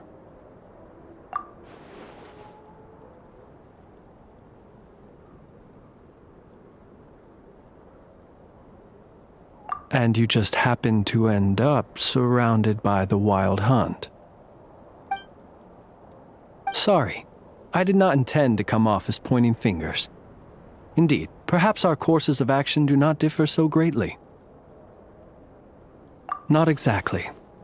We Lightkeepers are accustomed to patrolling at night, a long-held tradition, you understand. I was just passing by when I noticed that the wild hunt had struck. So I simply did what I am duty-bound to do.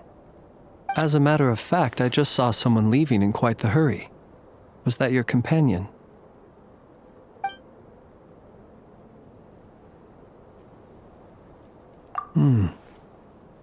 Perhaps I should take my leave now. After all, my patrol isn't over yet. Nod-Krai is a dangerous place to be at night. I'd advise that you head back soon as well.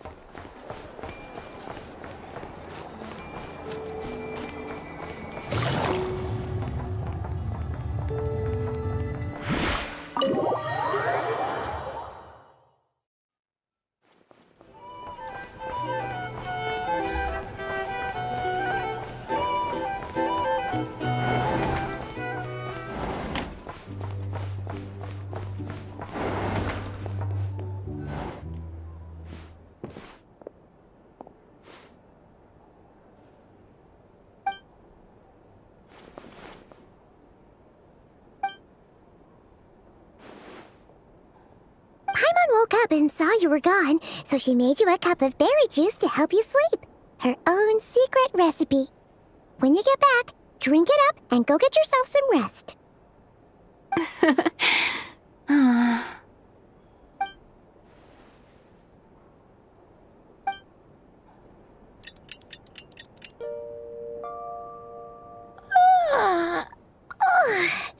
Good morning?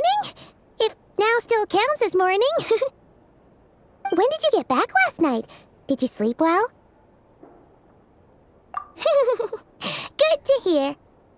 So, where'd you wander off to on your midnight stroll? Anything interesting to see in Nod-Krai at night? Oh, really? Come on, don't leave Paimon hanging.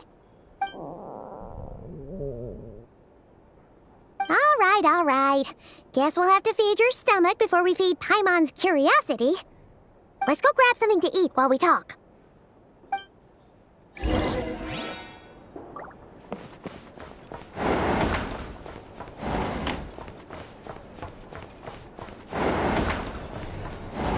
drink? Or some information? Either way, I'd be happy to oblige.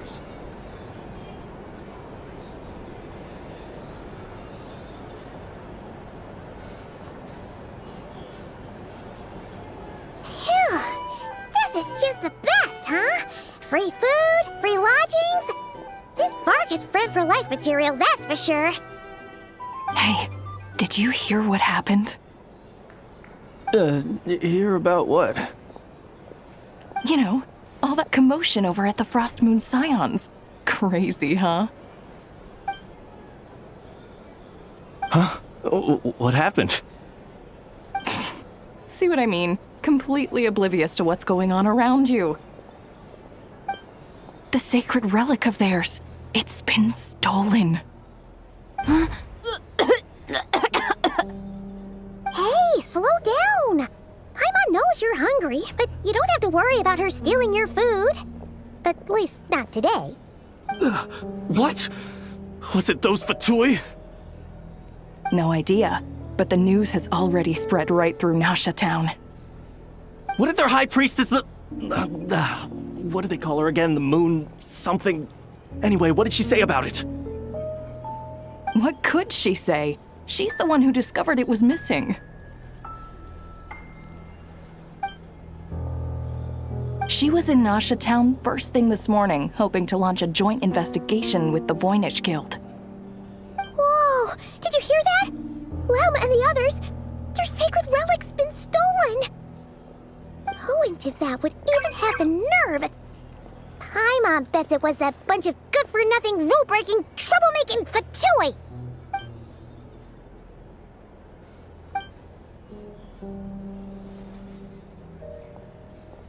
Huh? What's wrong?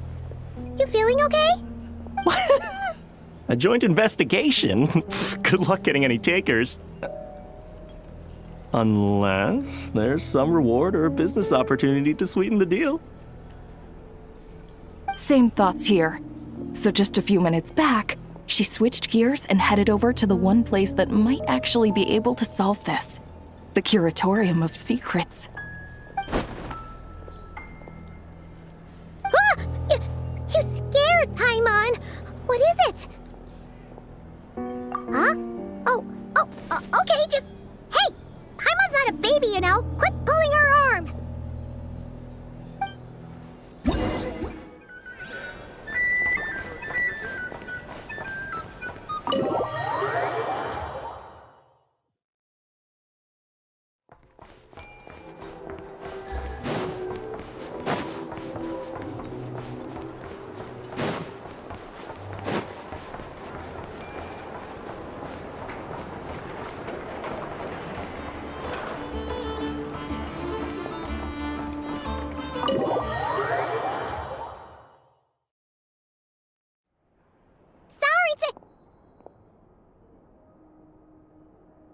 Huh? There's no one here. But didn't they just say Lauma came this way a few minutes ago?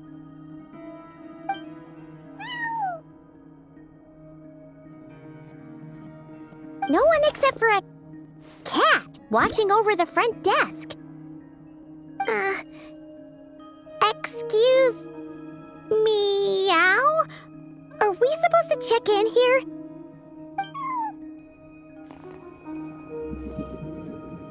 No idea what that means. Is this Lauma's personal receptionist or something?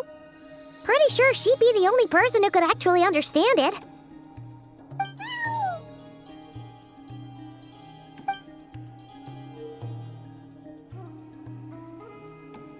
Huh? It's heading into that room! But why not? Like I told you already, that's just... Another client.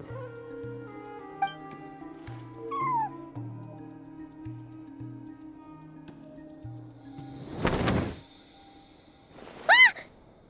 So, you were in this room the whole time? Something I can do for you? Traveler. Paimon. Oh, you're acquainted then? Yes.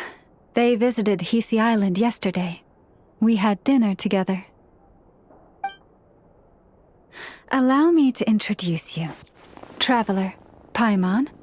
This is Nefer, boss of the Curatorium of Secrets. Pleasure to meet you.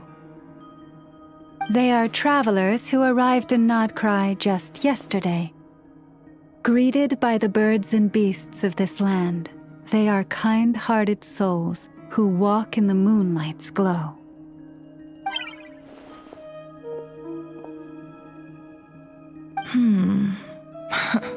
Interesting. Thank you, Lauma, but you need not have introduced them.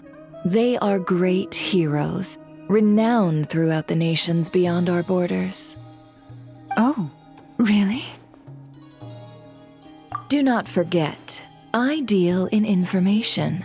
Just because most people in Nod-Krai pay scant attention to foreign affairs, that does not mean the same goes for the Curatorium of Secrets. They're the heroes everyone was talking about before. The ones who saved Natlan during the Abyss crisis.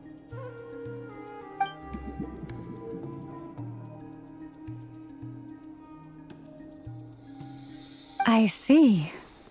We Frostmoon Scions seldom leave our domain, so I had not heard of your heroic deeds. Please, forgive my ignorance. It's no big deal. We were hoping to keep a low profile anyway. If we had to list all of our titles and good deeds, we'd be talking till sundown, and then some. Huh? What's wrong? Still not feeling great? So, what brings you both to the Curatorium today? Oh, so basically, we were just eating when we overheard people talking about how the Frostmoon Scion's relic had been stolen, and then she dragged Paimon over here. I see. Ah, I see. So you came over here because you were worried about Lauma. A combination truly befitting of great heroes. Strong at arms and pure of heart. In that case, Lauma, I've got a suggestion. Why not ask these battle-hardened heroes to take the commission for you? Honestly, it's a little beyond the means of such a modest establishment as ours. Your modest establishment? Unable to handle a commission? You just don't want to take it, do you? You're right. I do not. What kind of commission is this? Surely it's not to recover your stolen relic? Yes, that is it. Recovering the relic is both my duty as a moon chanter and a step toward fulfilling the promise I made the traveler, to help uncover the truth of the past. But Nefer has already declined our commission multiple times. And yet, just as it always has, the moon will continue to illuminate the sky above the Curatorium. Come night or day, may the moon goddess keep you. Enough of that.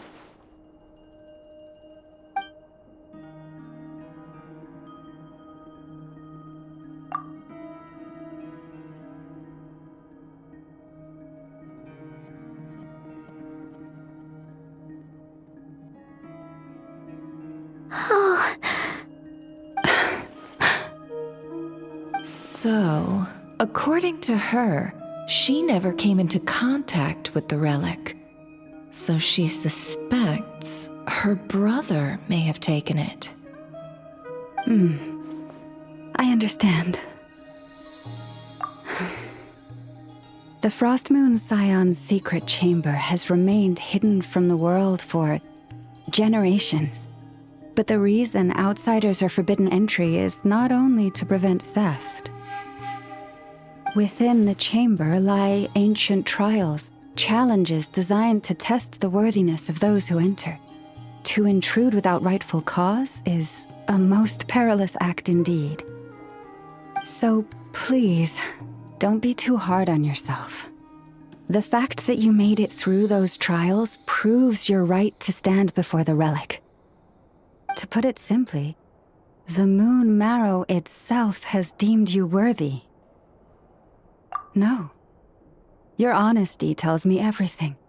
You never sought to take the moon marrow for yourself. As for what happened at the end, I suspect the chamber's protection mechanism may have been activated. Among those who entered the final chamber, There was either someone with impure intent, or else an abyssal presence. The abyss? Perhaps that's why, then. Either way, the moon marrow was taken. And I believe you. So the problem remains the same. I need to recover our relic. See? Didn't I tell you it would all work out in the end? But before everyone starts celebrating, forgive me for asking just one more thing. Are you absolutely sure your brother took the relic? What do you mean? Weren't they the only ones inside at the time? Who knows? Think about it. After your brother broke the seal with abyssal power, what was to stop someone else from following you in there? In theory, nothing. And as it just so happens, I received a tip-off from one of my sources earlier this morning. Word is, today of all days, the Fatui suddenly called off their search for the relic. What? Huh? Why? Well, either they woke up this morning and suddenly decided they'd lost all interest, or... Exactly.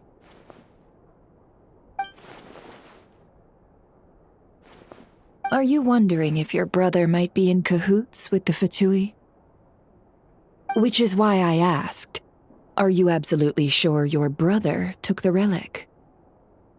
Or to put it another way, do you really know your brother?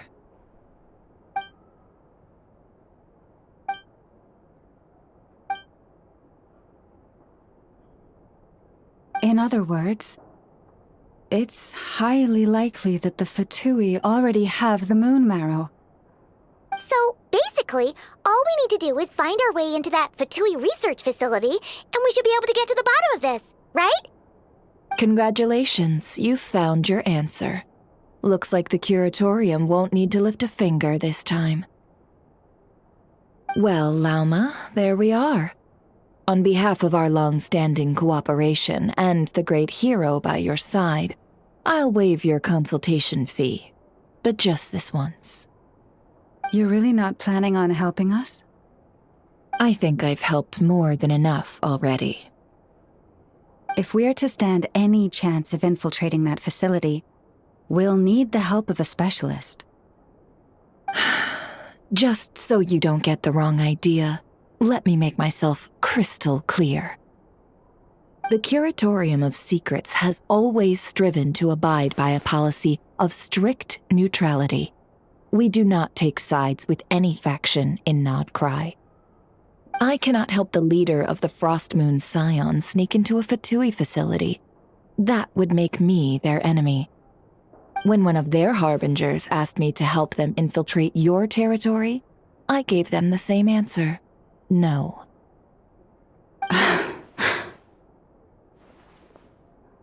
All right, I understand.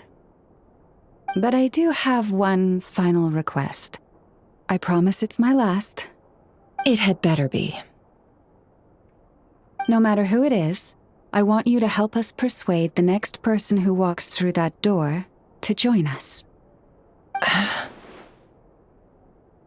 What is she up to?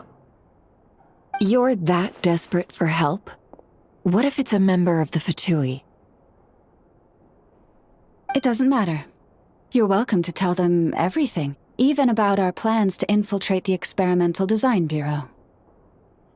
All I'm asking is for you to say one thing, just one thing to help persuade them. If you do that, I promise I won't ask you for anything else. Made up your mind? Fine. I'll play along with your little game. Besides, as long as I'm not personally involved, no one can accuse us of taking sides. Boss, I'm back!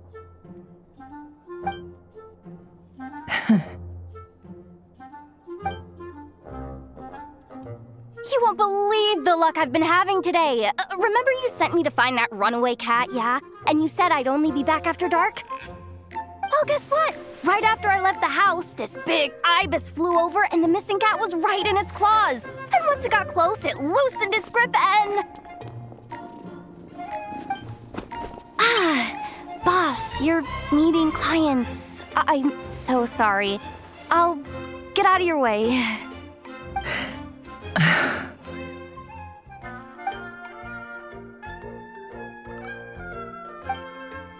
Yehoda, dear, come here.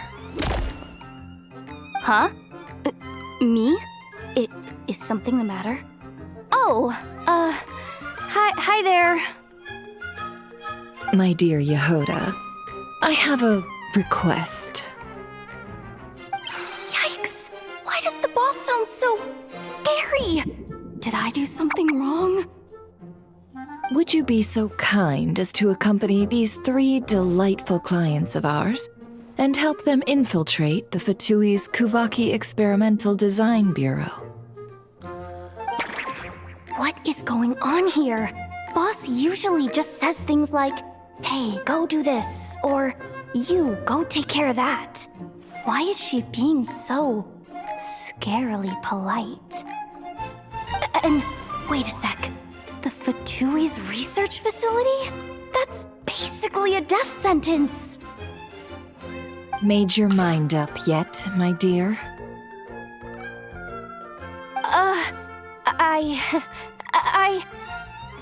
What is up with Boss today? Am I supposed to say yes to this? Or maybe it's because the mission's too risky, so she's actually looking out for me? Why is everyone looking at me like that? Is this some kind of test? I can't let the boss down. Can I? Have you made up your mind?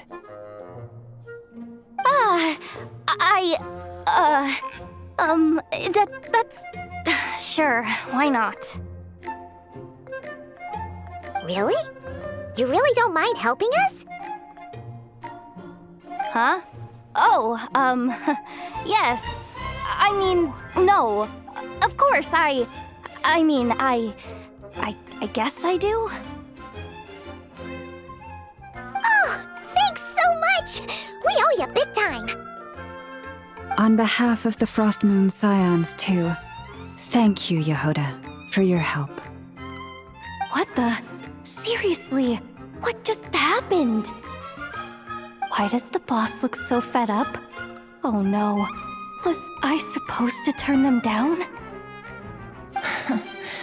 All that mentoring, time spent teaching her how to deal with different factions. In one ear and out the other.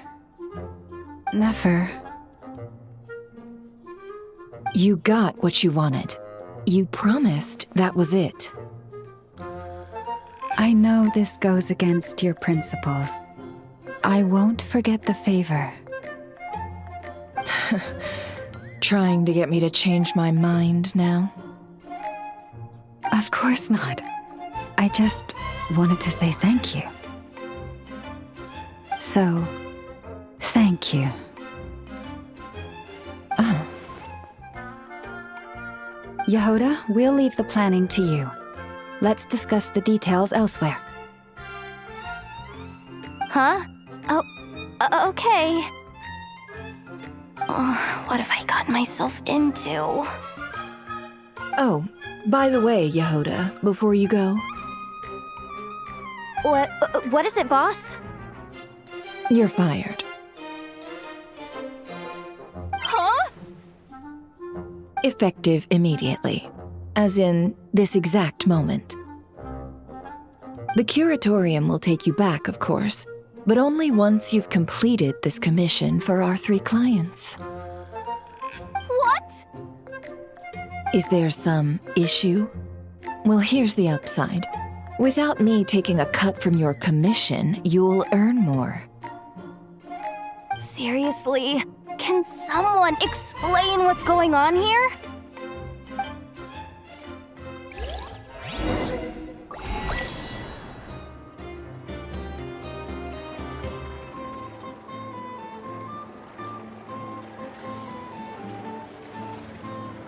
we sure Yehoda's alright? She looked totally crushed just now. She'll be fine. She's just in shock. But one thing's for sure. The Curatorium's professional standards are beyond question.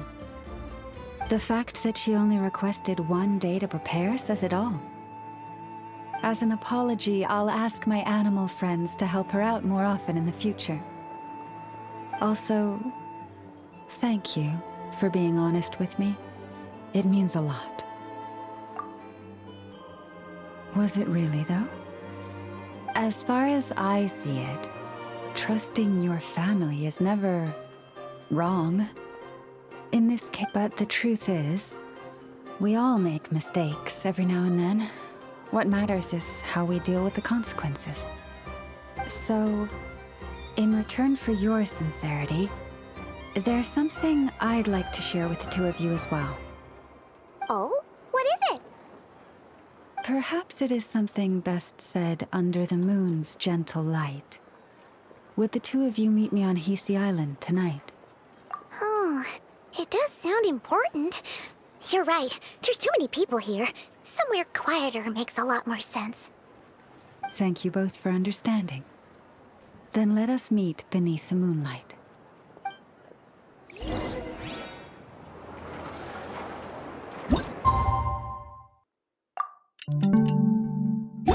It's about time, and the moon's already up. Let's head over to the place we agreed to.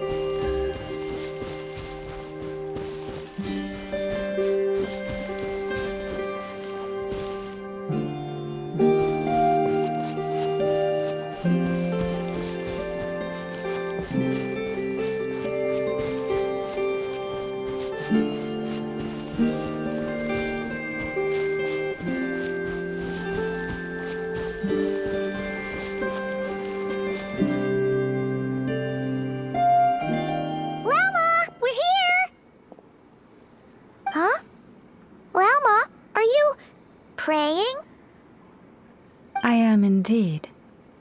For the moment I was born, my people exclaimed, "Behold, eyes like the moonlit tide, antlers like the crescent moon, and blood that glimmers silver as the moon's reflection." From as far back as I can remember, I was revered as the frost moon's emissary and the moontide maiden. The first words I ever learned were prayers to the frost moon. The first gestures, those of our sacred rites. Wow, that must have been tough. Back then, I didn't know any better. It all just seemed so natural.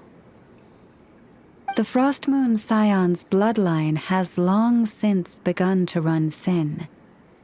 Nowadays, even those of us with antlers are few and far between, let alone those attuned to the power of Kuvaki. But I...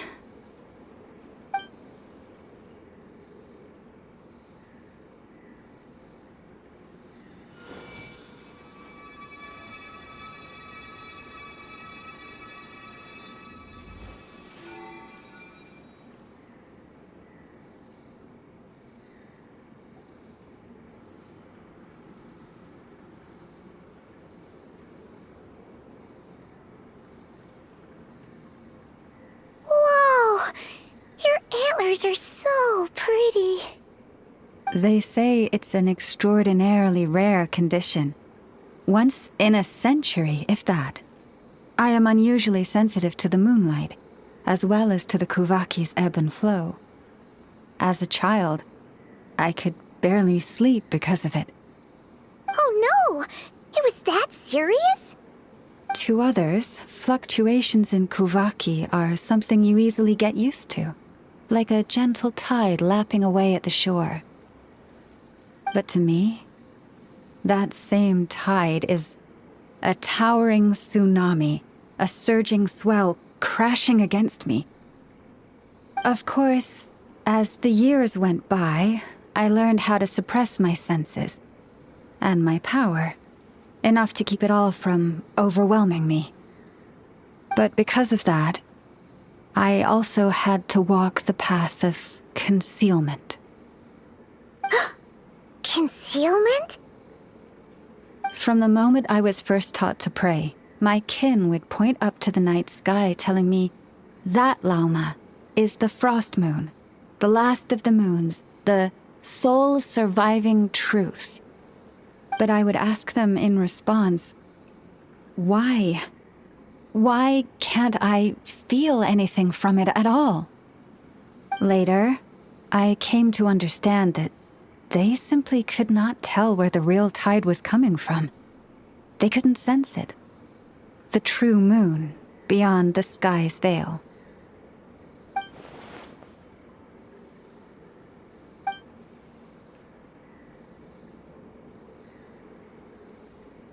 The moon is false. I reached that conclusion long ago. But there was no one I could tell, not a single soul. At least, not until now. Am I the one who's wrong? Is it the moon that is false, or my own senses? I asked myself such questions time and time again.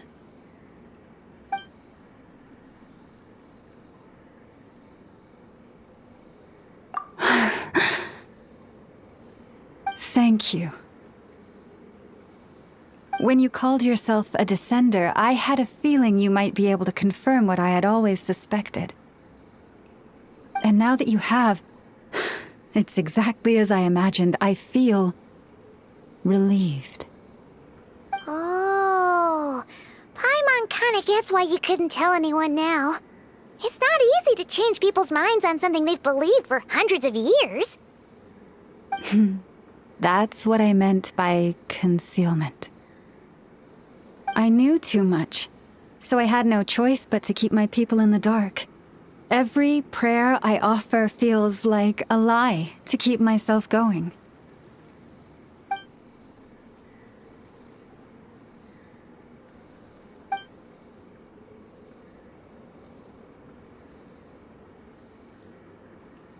You've already met our Kutar, haven't you? Huh?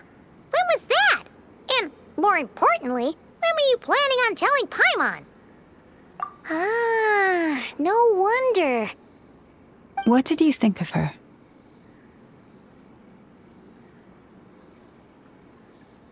What exactly do you mean by up in the clouds? I understand what you mean. She is quite indifferent to the world outside herself. But I find it hard to hold that against her. Yes, it was shortly after the fall of the ancient moon's remnants. I asked her what the Frost Moon Scions meant to her, and why she left in the first place. Yeah? So, why did she? Perhaps it's better if you ask her yourselves. Things tend to get lost in translation when you speak on someone's behalf. What I can say for certain is this. Even when I had no one to confide in, I still had a family. I still had the Frost Moon Scions. But that girl, born beneath the moonlight, perhaps she's never felt she had either. The truth is, though, she might have had it all, if only the Frost Moon Scions hadn't let her down.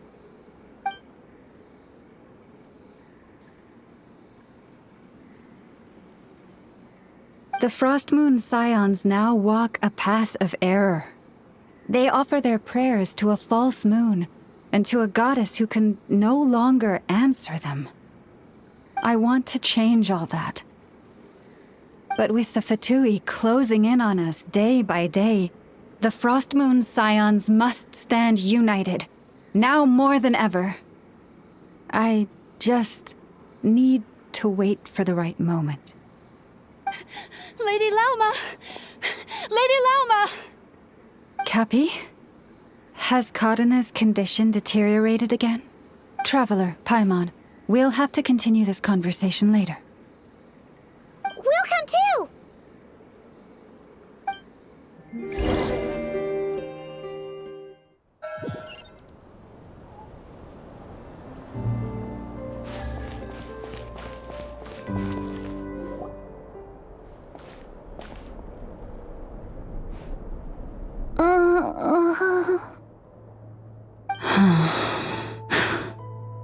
Why? Did I do something wrong? I've been praying to the moon goddess every day. Why isn't she getting any better?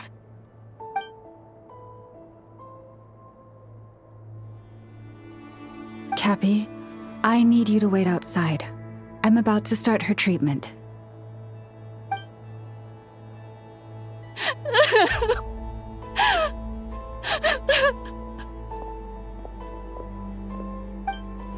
Is there anything we can do to help? Just don't be alarmed by what you're about to see. And please, don't let her mother see it.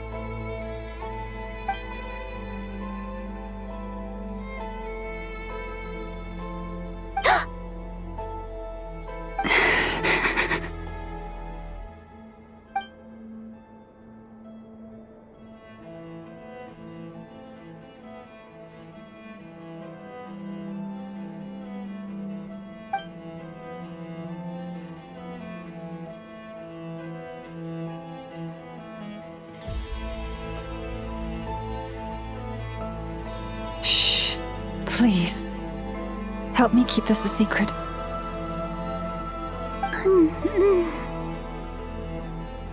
She looks much better now. But, Lauma, was that? A medicine prescribed by a local doctor. For ordinary people, my blood has the power to counteract any adverse reactions to Kuvaki.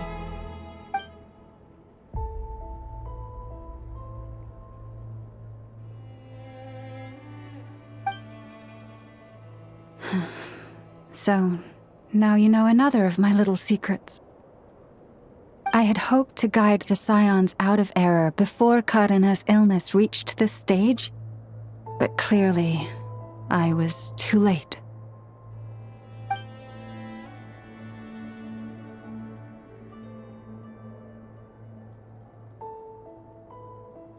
My life is as hidden from sight as the far side of the moon. Yet people only look to the bright side for guidance. If the day ever came when the two sides were reversed, could they truly accept it?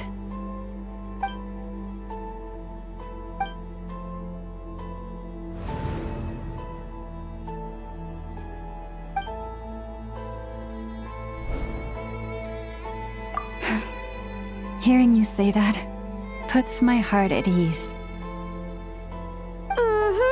And if there's anything we can do to help the Frost Moon Scions, just let us know. Our priority, right now, is reclaiming our relic from the Fatui. But I now understand that the day I will tell everyone the truth is no longer far off.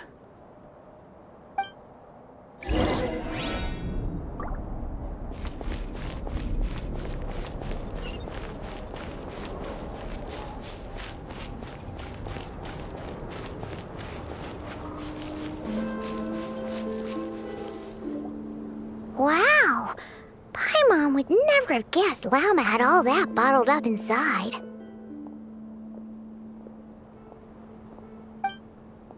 Hey! Watch your step!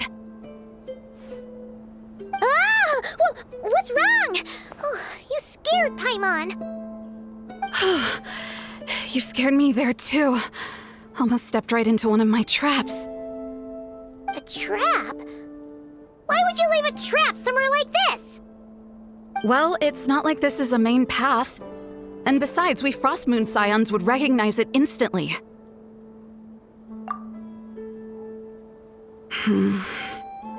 Alright. You don't seem like you're with the Fatui, so I guess there's no harm telling you.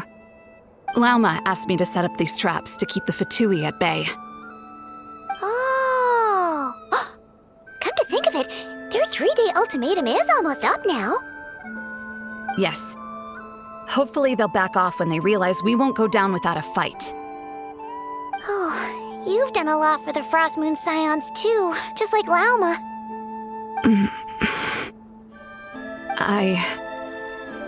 Philomena? It's nothing. I was just wondering if any of this is really worth it. What do you mean? Our people. So many are stubborn, stuck in their ways, clinging to a truth they refuse to even question. Do they really deserve everything Lauma's doing for them? Well, yes, but even so, no. I shouldn't be saying this. Just forget it, okay? Bye. Huh? Why did I say all that? Or really, why am I still doing any of this? Either way, this will be my final night with the Frost Moon Scions. Wow, she sure took off fast. So, are we heading back to the flagship for a break, or what? Wait, you're not thinking of visiting that damselette up in Cloud Cuckoo Land, are you? Huh, given who she is, pushing her won't get us anywhere. Hey, why don't we... Let's bring her something tasty! If she doesn't want to talk, we'll have to win her over with food.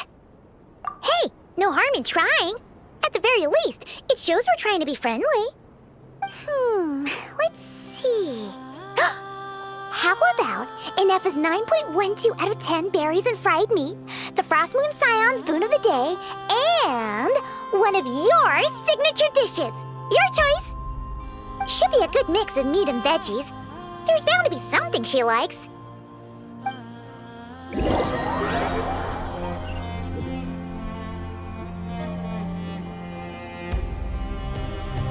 All right, food's packed and ready. This is the place, right? Why does it feel like we're going to visit a patient? Oh, no. Take this seriously, Paimon.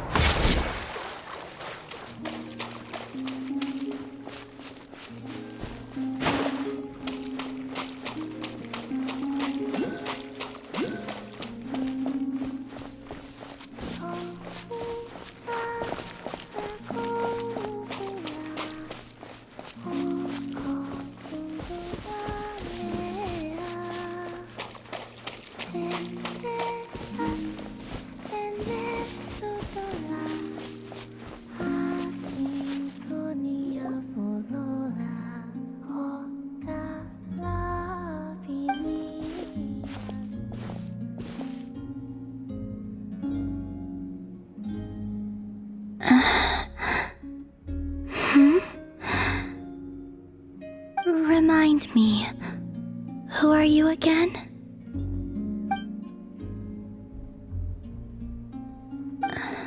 A different one floats by your side today. A different one? What's that even supposed to mean? Ugh, there goes Paimon's perfect conversation starter. Hi there! Paimon is Paimon, and this is the Traveler.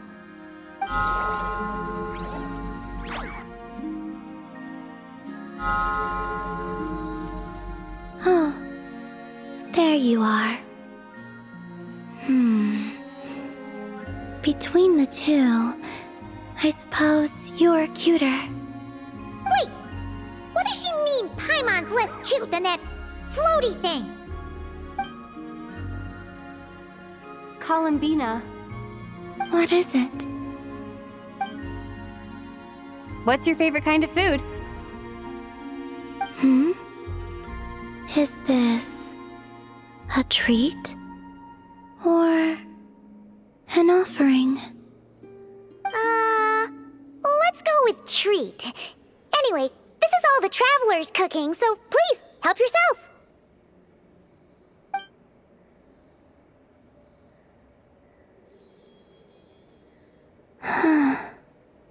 Oh, that wasn't exactly a yes, but she didn't turn it down either. What could she be thinking?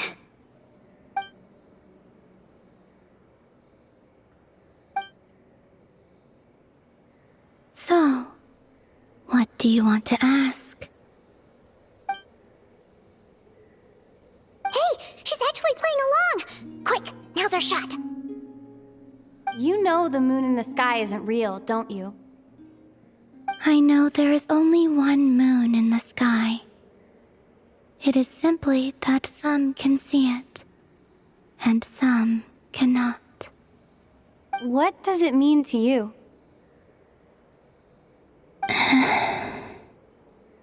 The missing prologue. What?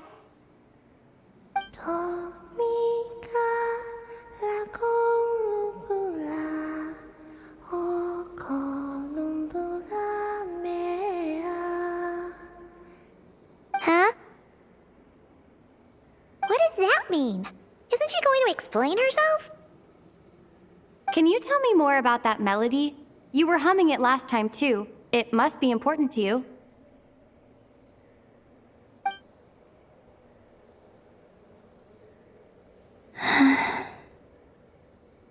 It is all I remember from the moment of my birth.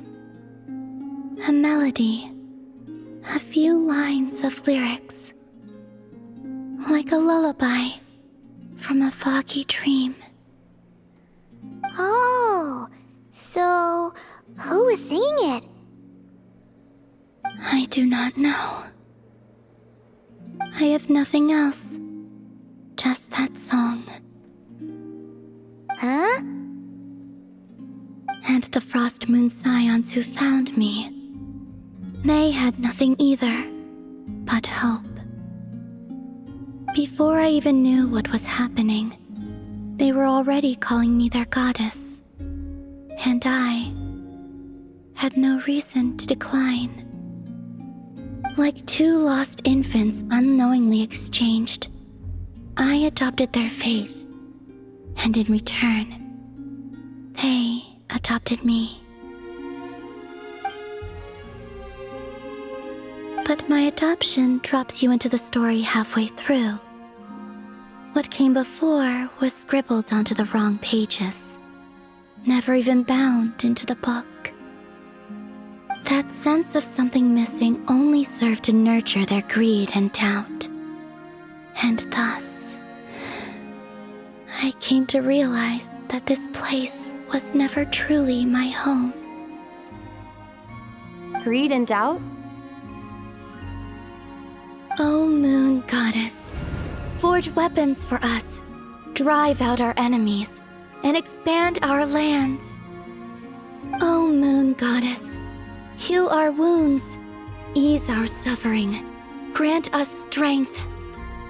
They asked for everything, and I obliged. Until the day came when no answer could be given. If mortals can turn to the gods when they are powerless, then who do the gods turn to when they have nothing left to give? Paimon there. In those days, the Frost Moon Scions cared more for faith than for truth.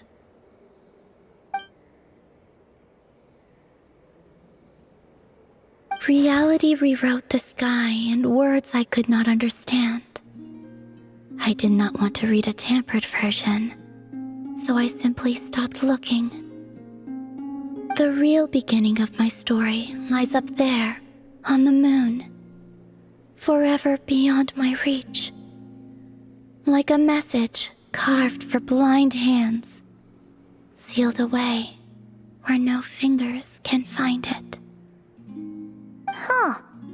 So that's how it is.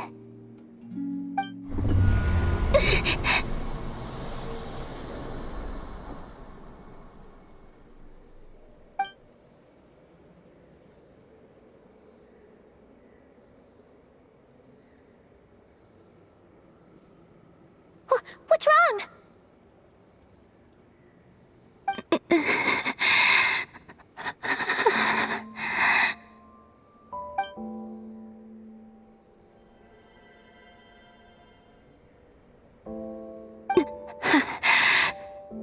You should go. What, now? But you really don't look well. Did something just happen? Is there anything we can do to help? No. Aside from answers, I have nothing else to give you in return. This is the price of running away from home a second time. Running away from home?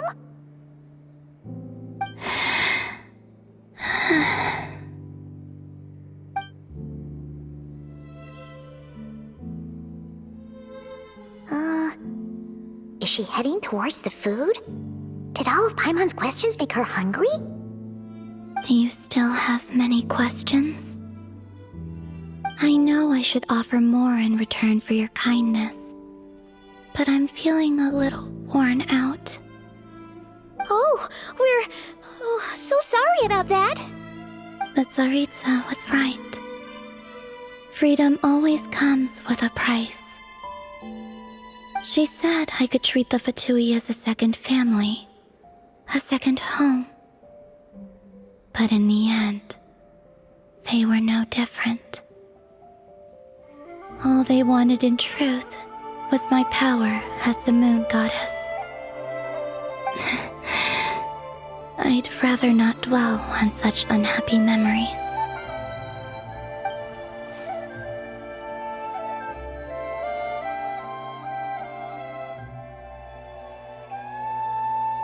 I have fulfilled my promise to the Tsaritsa, though it has used up much of my power. So you see, this has nothing to do with betrayal. So, you're just staying here for now, resting and recovering your strength? Yes. What about these flowers? They have grown in Nod-Krai for many generations. They're highly sensitive to the ebb and flow of Kuvaki.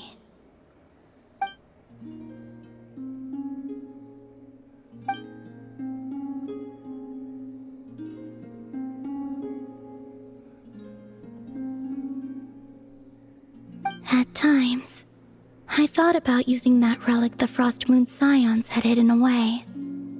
I could sense the power within it. But going out is such a hassle.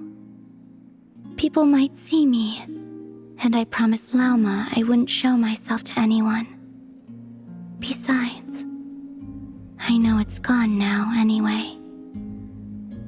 Really? Lauma asked you to stay in hiding? Uh-oh, she's looking back at the food again. But Paimon's still got some little crumb cupcakes here. You could have these for dessert if you wanted. Lauma said she wishes to change the Frost Moon Scions, which is why she asked me to stay out of sight. I don't really understand what she meant, and to be honest, it's not something that concerns me. But I wasn't planning to see anyone anyway. If they found their way here themselves, that's hardly my fault.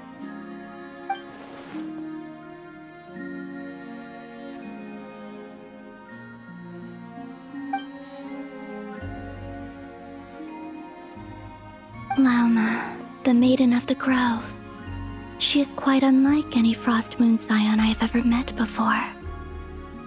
After hearing my story, she actually apologized for how the Frost Moon Scions treated me back then. She told us she feels like she's been living on the far side of the moon. Is that so? I actually got the opposite impression. She's been keeping her true power hidden away, afraid that people might be dazzled by its brilliance, and that they'd no longer be willing to look her way.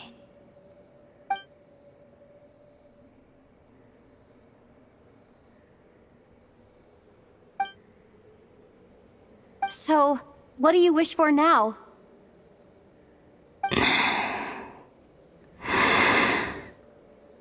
I wish to return to the moon, to the home where my story is written.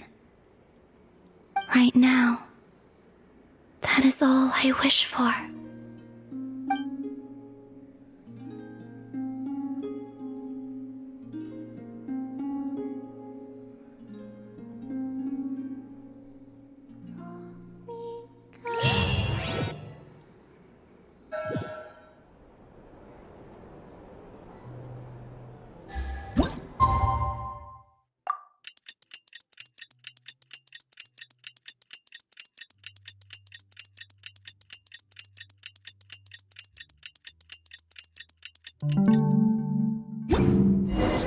Tonight's the night we infiltrate the Fatoui's Experimental Design Bureau. Come on, we better go meet up with the others.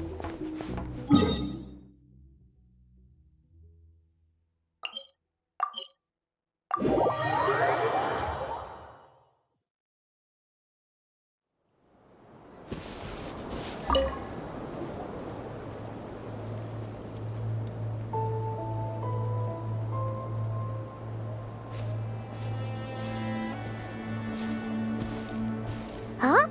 How come you're here by yourself, Lauma? Where's Yehoda? I haven't seen her. Seriously?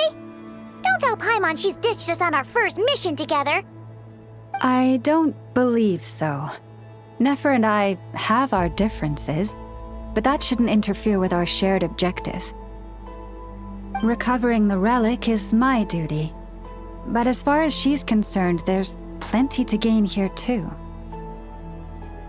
In Nod-Krai, it's common knowledge that the Curatorium has a nose for profit and opportunity, the same way aphids flit from flower to flower in a never-ending quest to make honey. Huh. Sounds like you know her pretty well.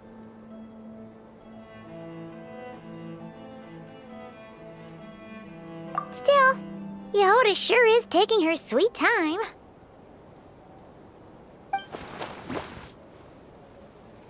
Hmm?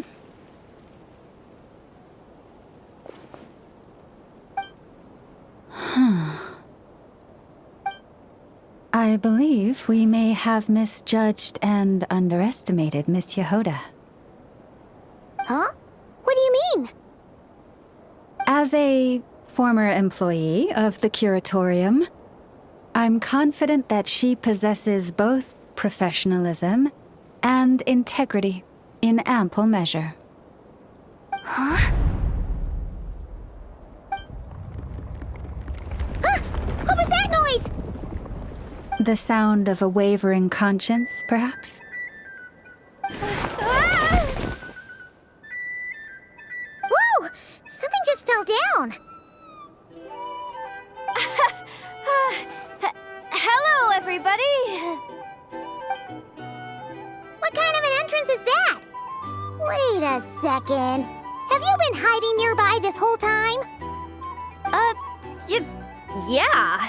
I was just, scouting things out from up high. Darn it. How did Jane Doe even notice me up there? I can't believe I'd only realized I'd run out of smoke bombs this morning. What if something goes wrong inside? How am I supposed to make a quick getaway now? Thought I could just hang back and wait for the clients to get cold feet. But nope, turns out they're all completely fearless. Don't they know how scary the Fatui are? Really sorry everyone. Truth is, just as I was heading out this morning, I discovered I'd run out of a super important, completely essential, absolutely indispensable piece of equipment. So, what are we gonna do? Well, as I see it, there are two options. Plan A is, we take a detour to Nasha Town to restock. Though, who knows if any shops will still be open this late. Plan B is, we call it quits right here. Disband the team and I'll go home. My place is only like a 10-minute walk from here, so... Personally, I vote Plan B. Bada bing, bada boom. Maximum efficiency, minimal effort. Don't try to solve your problems by running away. Not a fan of either? Then I guess our only option is to fall back on Plan J. That's J for Yehoda, by the way. Why didn't you just tell us that was an option in the first place? Come on, that would have totally ruined the surprise. Boss pulls this trick all the time, and it's always the clueless ones who end up praising her to the skies. Feels like you just threw shade at a whole lot of people. I have faith in your professionalism, Yehoda. You don't need those flashy tricks. Your abilities alone are more than enough to earn our respect. Huh, this Jane Doe sure has an eye for talent. Speaking of which, maybe it's time I started calling her something nicer? You really mean that, Jane? I mean, Laumado? I do. I'll tell you what, it's not every day you get to work alongside such considerate clients. I have a feeling we're gonna make a great team. Plan J is this. We find our way in through the freight access on the facility's east side. It's tucked away from view, and security's lighter at night. I've prepared some special gadgets too, so we should be ready for anything. If we want this to go without a hitch, we'll need to work together every step of the way. So everyone, stick close behind me. Now that finally sounds like a real pro talking. Hey, you saying I didn't before? Kinda, yeah. You... Never mind. A top-tier treasure hunter like me never lets the naysayers get to her. All right, let's go over what we agreed on yesterday. The goal of infiltrating the Kuvaki Experimental Design Bureau is to locate and, if possible, recover the relic that the Fatui stole. We also need to figure out why they built the facility in the first place. I'm worried that they've set their sights on the ancient moon's remnants on Hisi Island too. Well, now that we've got a plan, time to get this show on the road.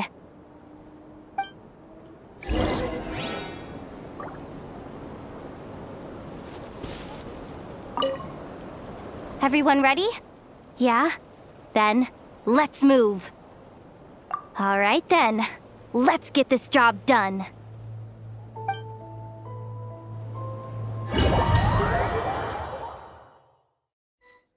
Go, go, go! But make sure you stick to the side.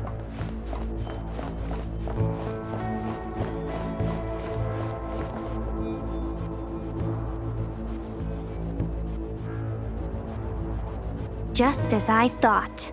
There's a gate controlling access from the outside. Good thing I brought this keycard, huh? Well, technically, I stole it. But no need to tell them that, right? Blame that chump who thought it was a good idea to get wasted at the flagship during work hours. Ooh! Is it top-level clearance? Of course, that goes without saying. let me read it out loud for you. Fatui Experimental Design Bureau number 183574, maximum clearance, maintenance intern. That doesn't sound very top level to Paimon. Never underestimate interns. Even the most legendary of thieves started out as rookie pickpockets, you know? Besides, if it wasn't for this person's selfless generosity, we wouldn't be able to just waltz in like this, would we? Feels like you're trying really hard to change the subject. Allow me to teach you the first rule of treasure hunting. First and foremost, use every resource at your disposal.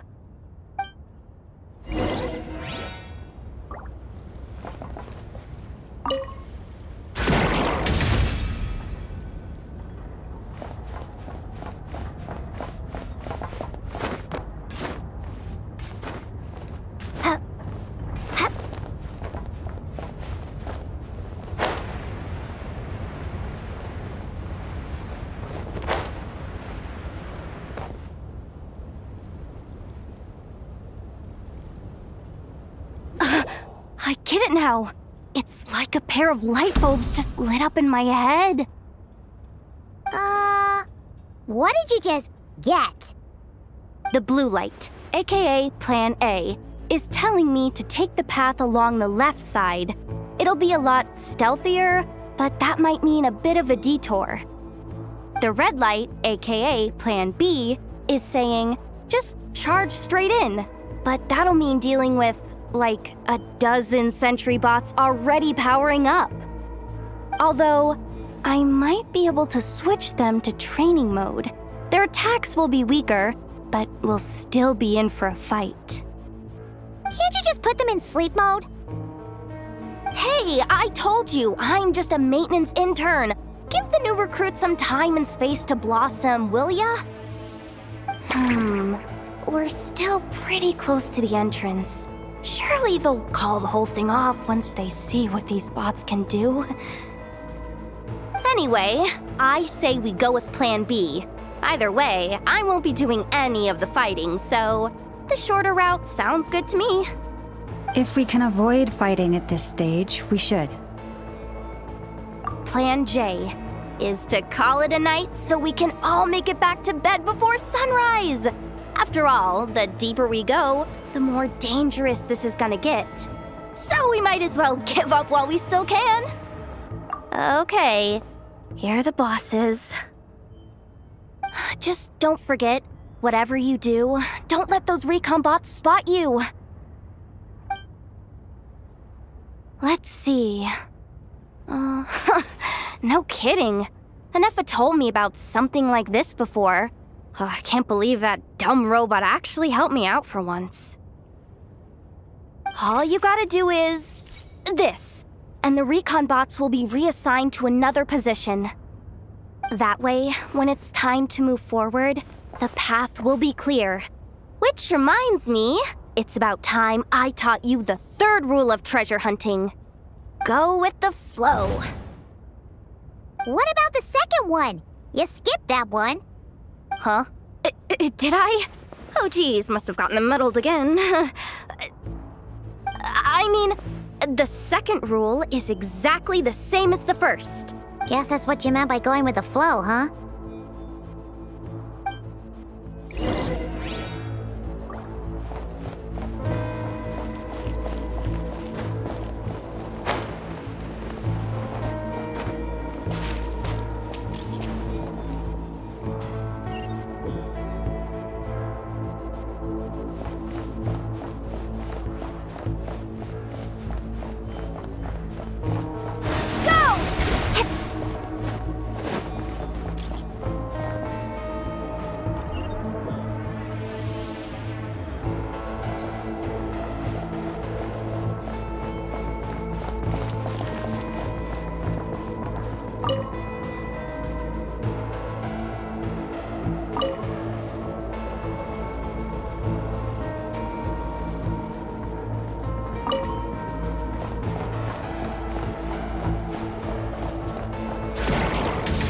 Wait, is this really the route we're going with?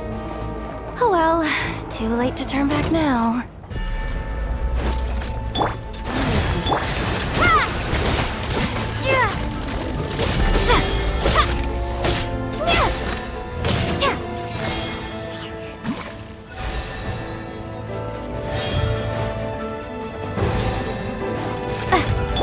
Branch into Set.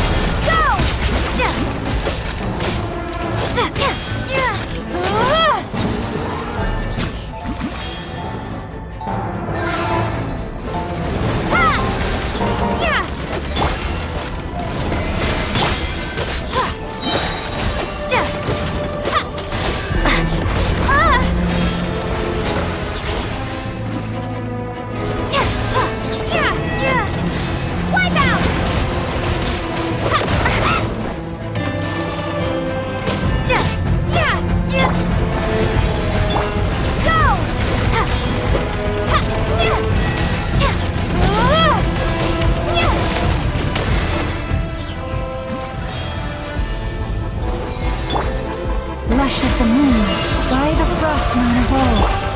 Water jet!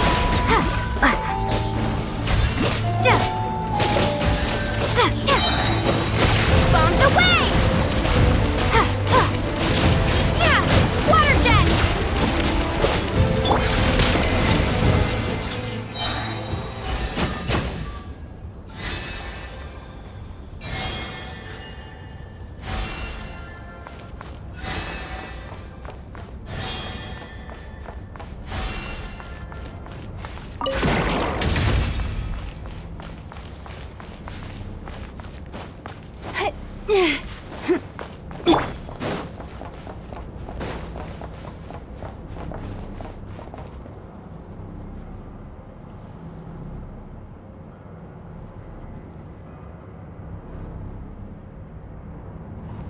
Shh! There's someone up ahead! Has the lockdown been initiated? Move it, soldier! The cargo has already been transferred. The lockdown procedure is complete, Commander. That sector is now fully sealed. The night shift. Just our luck. Don't they usually handle deliveries during the daytime? There's not supposed to be anyone here. We've come this far already, and they're really trying their best. If I suggest backing out again, it's not gonna look good. Come on, brain. Think!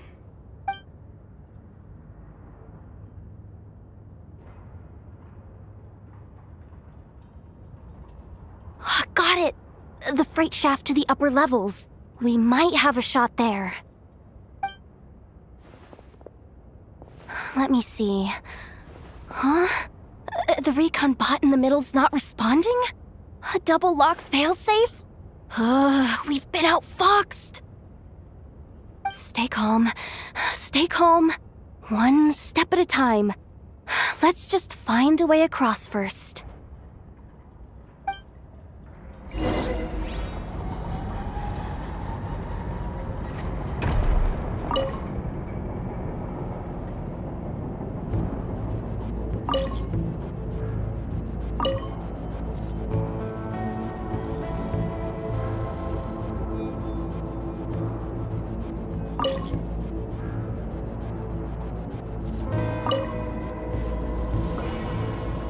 All set.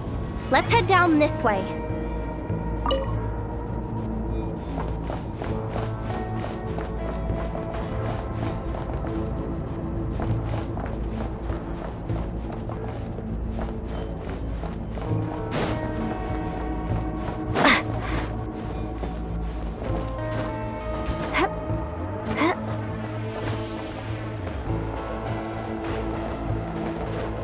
Hey!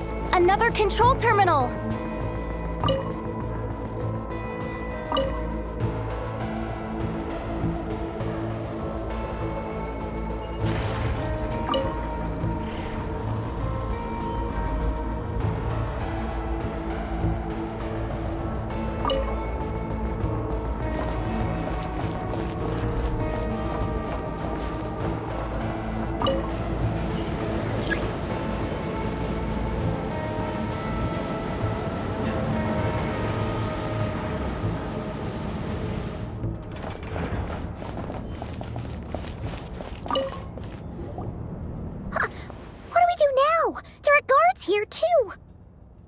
worry. Bots are way easier to deal with than people.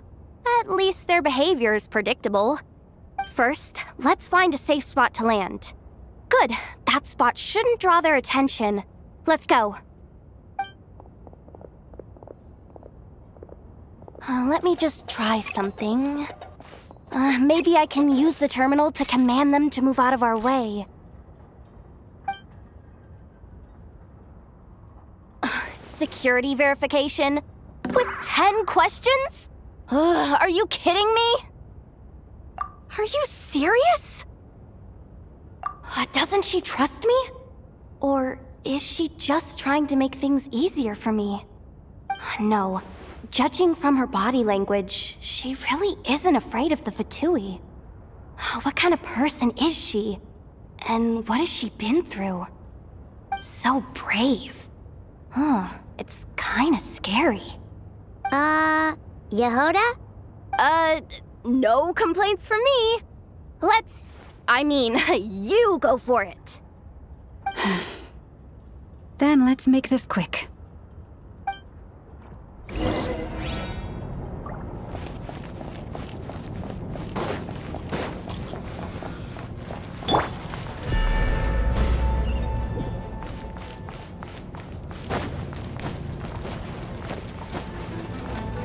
Yep. You poor... Water jet!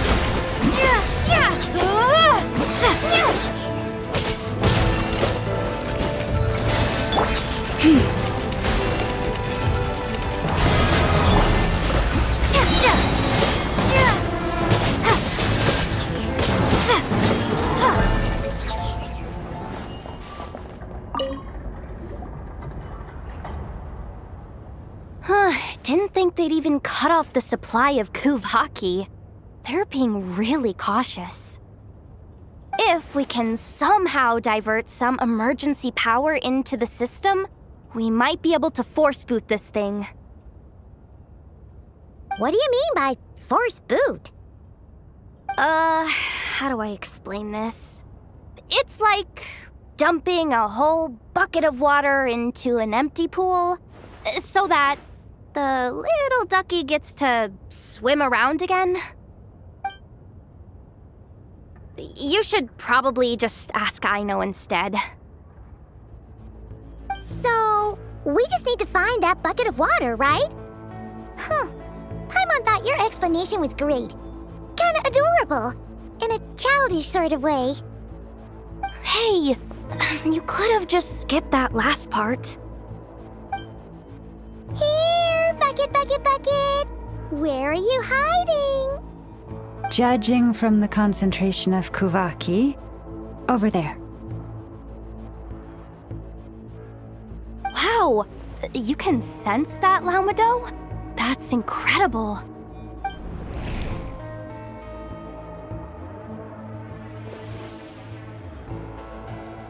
Let's move the recon bots above them out of the way first.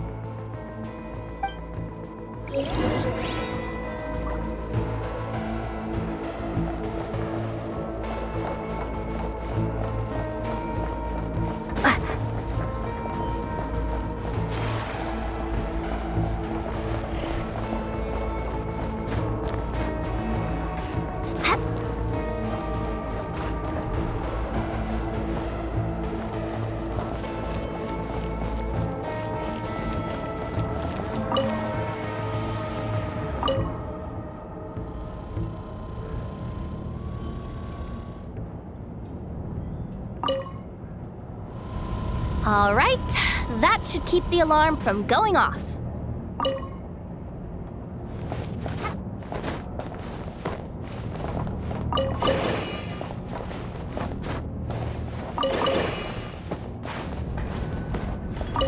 Time to plug in the charging component.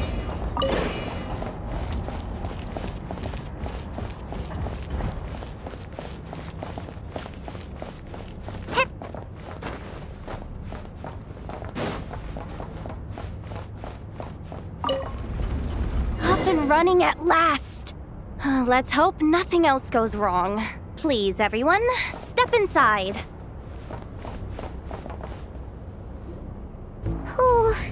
It's so dark in here. Well, it is a cargo crate after all. No point in being picky about lighting at this point. Ah! Something sharp and pointy just poked me in the back! Sorry. That was probably just my antlers. It's pretty cramped in here, so I had to crouch down. Ugh. Having antlers must be inconvenient at times like these.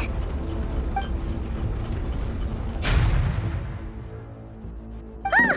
What's going on? Don't tell me something's gone wrong already.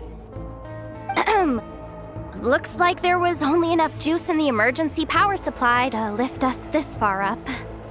Ugh. Awkward. Am I gonna get docked for this? Based on the boss's policy of docking pay for every screw-up, No, wait a sec. I've already been fired.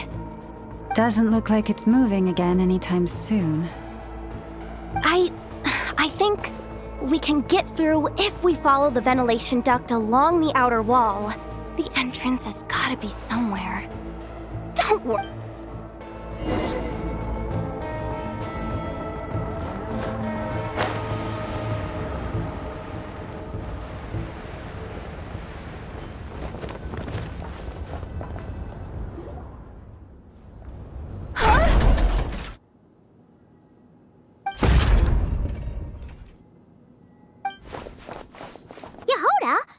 How'd you end up outside?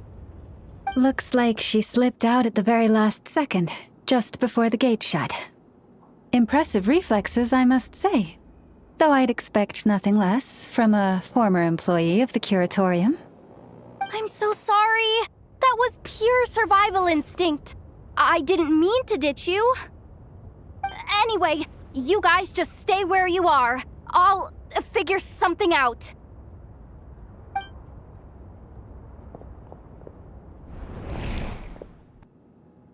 Hey, there's a terminal nearby. Hang tight! Can you hear me now? The duct security protocol has been triggered. The gate must have dropped when it detected a living presence. Wait, so we're trapped in here? I'm checking what I can do from this end. Watch out for the laser up ahead. What laser?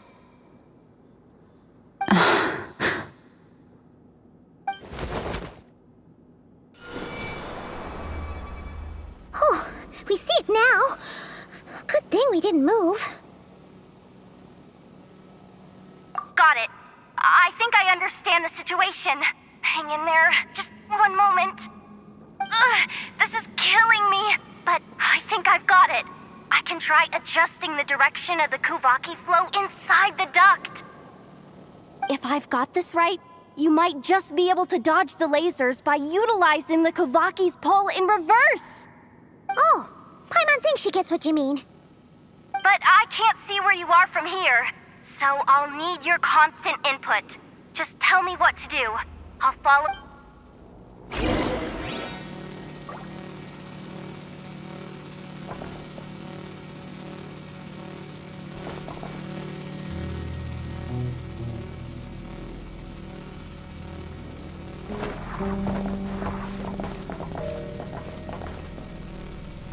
Okay.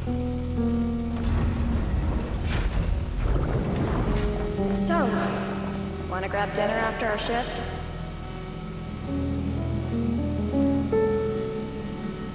How about the flagship? Too far. And besides, we're not exactly in with the locals.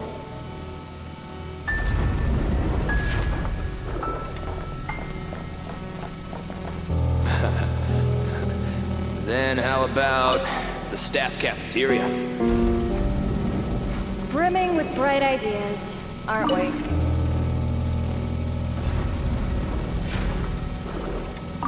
Like this, right?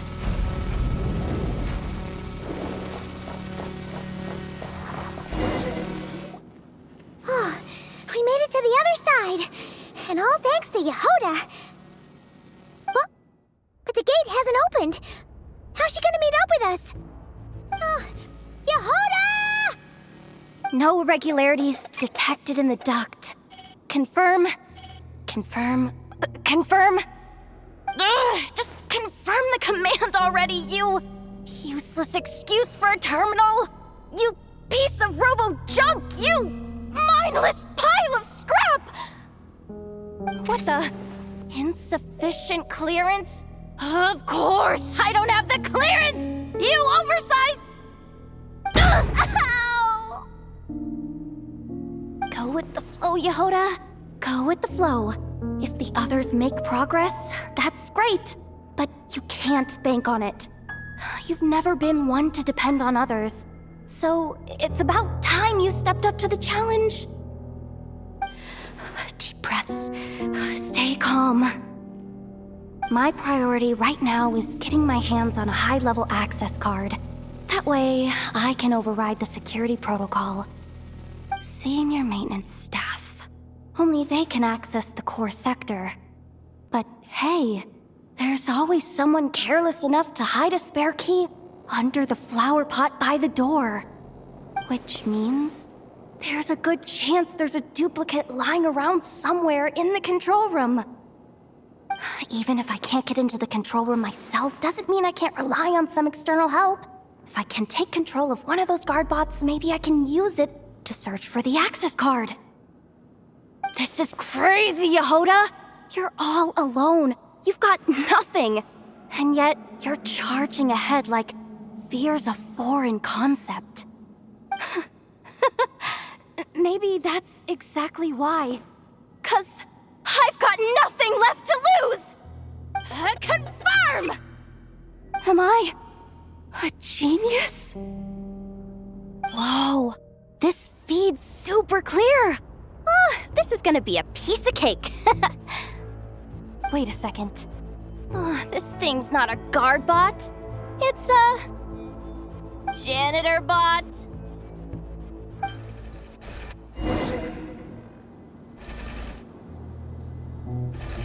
You think Marionette even knows what we do down here? She seems to spend all day either holed up in her lab or out doing the rounds.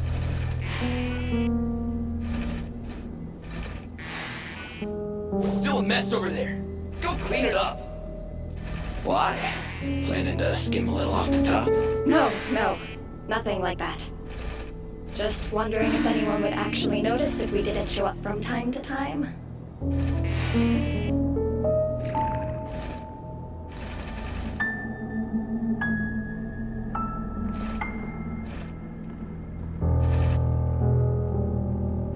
Let me see.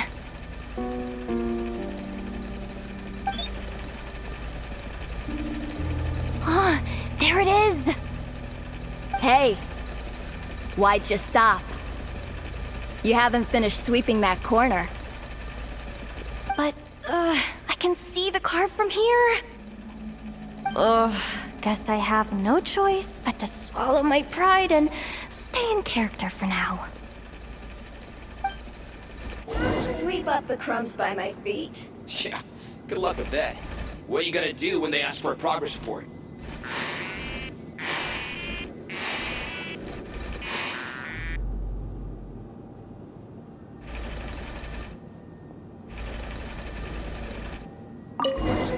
There's coffee stains at the bottom of the steps. No slacking! Sucks, though.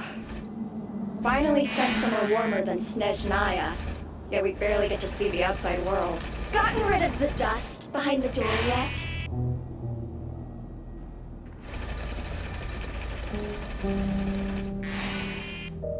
Clean this spot, too. I saw you skipping.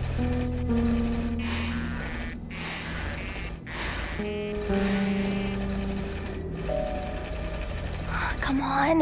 Where's that bot passage when you need it? There! The terminal's just ahead.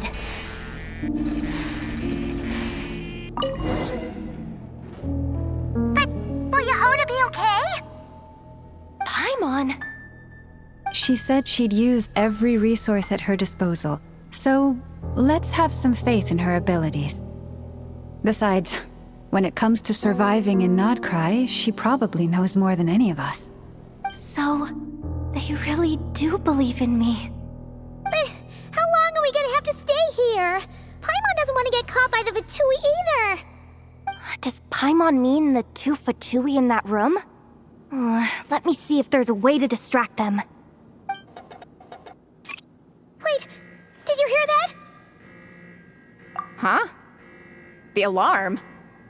What's going on? Let's go check it out. This looks like somewhere important, but there's nothing here. Hey guys! It's me! Yehuda, are you okay? I'm fine. I managed to swipe a high-level access card and triggered an alarm to draw the guards off. But we don't have much time.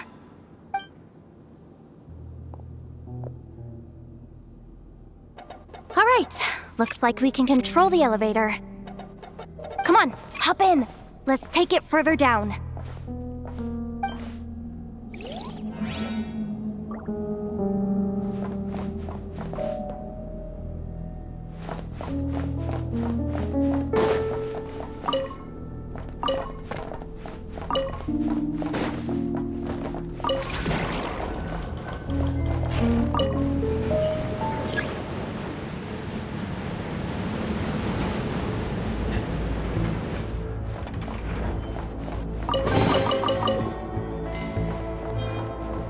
We should be able to use the terminal to move the drawbridge. Here's the access card. I'll keep watch while you handle the controls.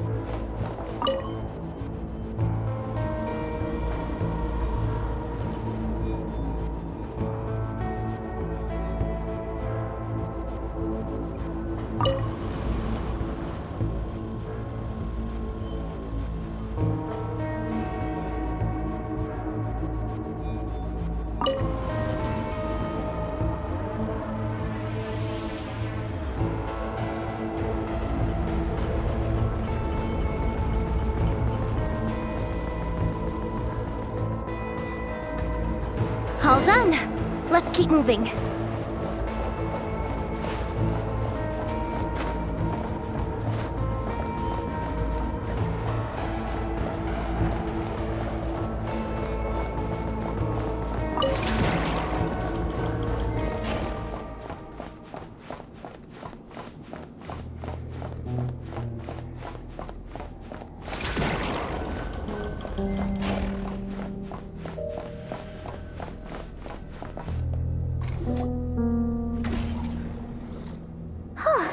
There's no one here!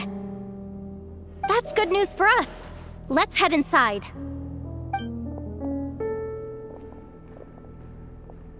Looks like a rest area for the Fatui's Oprishniki. Huh? The terminal's still on?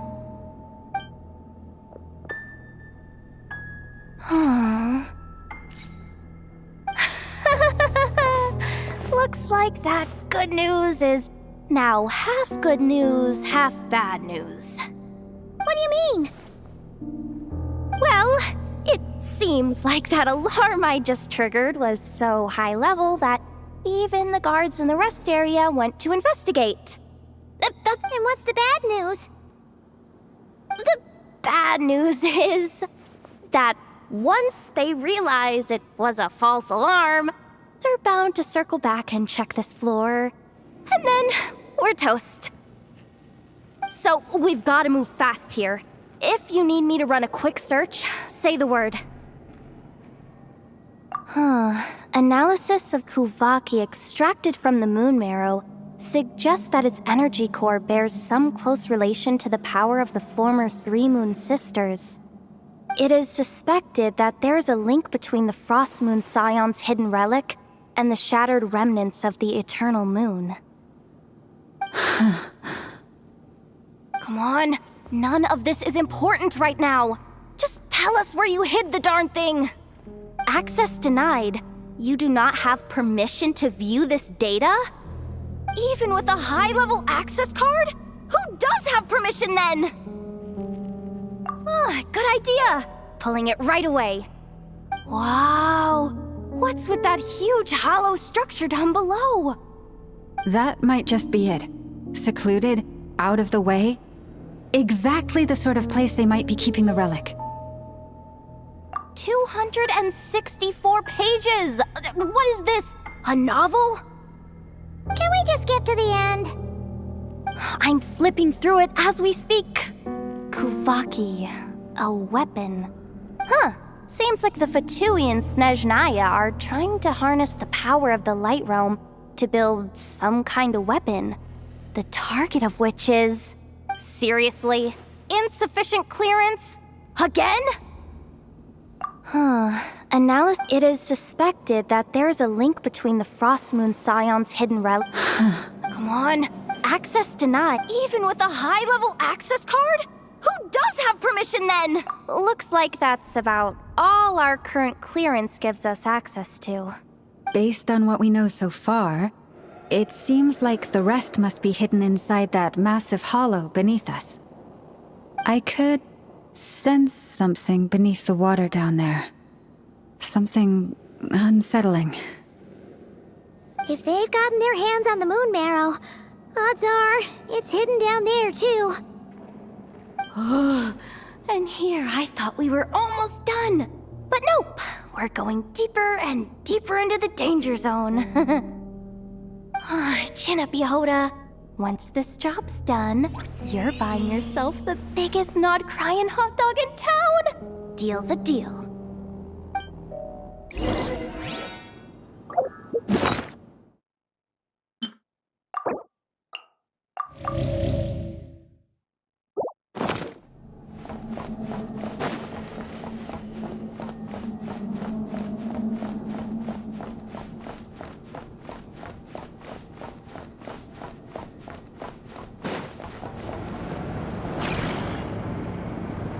Watch out for that defense box! It's aiming right at us! You'll have to use Kuvaki to deflect its attacks back the way they came!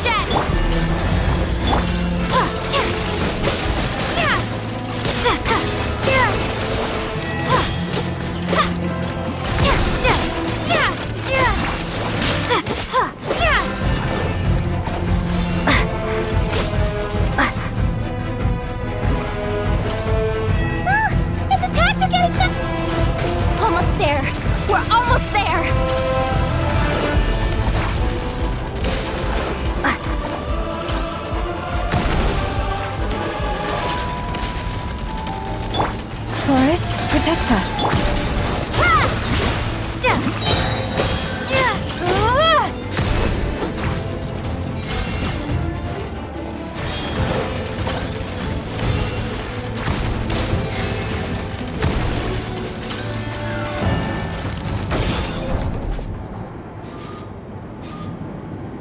It's finally down.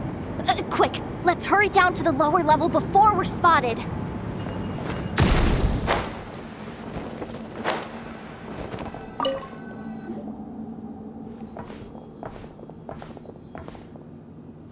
That switch looks suspiciously obvious. No way I'm pulling that. But you guys, go ahead. Hey, you spotted it first. Shouldn't you be the one to pull it? Not a chance. I'm just the guide, remember? At most, I'll help you look for an escape route. They don't seriously think pulling this thing's gonna lead to treasure, do they? I'd be amazed if it doesn't set off an alarm.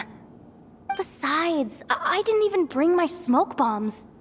Which reminds me of the actual second rule of treasure hunting. Better safe than sorry.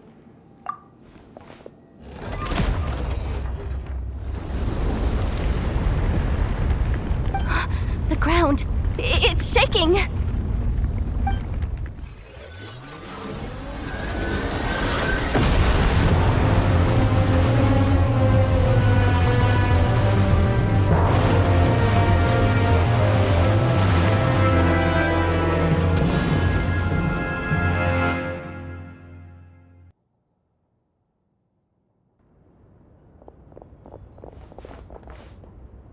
right. Did the surface of the water open up? This is bad. This is really bad. I'm getting put on the Fatui's blacklist for sure. Don't worry, Yehoda. You've helped us so much. If they try anything, we'll protect you. Aww. Come on, I was just kidding. I'm tough, okay? Just haven't had the chance to show off my fighting skills yet. Me, afraid of the Fatui? Ugh, not a chance. I suspect the relic is hidden down below. Yehoda, your commission ends here. I am truly grateful for everything you've done for us. You don't need to put yourself in any further danger. I'm coming with you. This has nothing to do with the commission or the danger or whatever. This has already gotten way out of hand, so I'm coming too. End of story. Ah, she's blushing. Hey! Zip it! Why'd you keep staring? Are you looking for a knuckle sandwich or what? Oh, come on, move it already.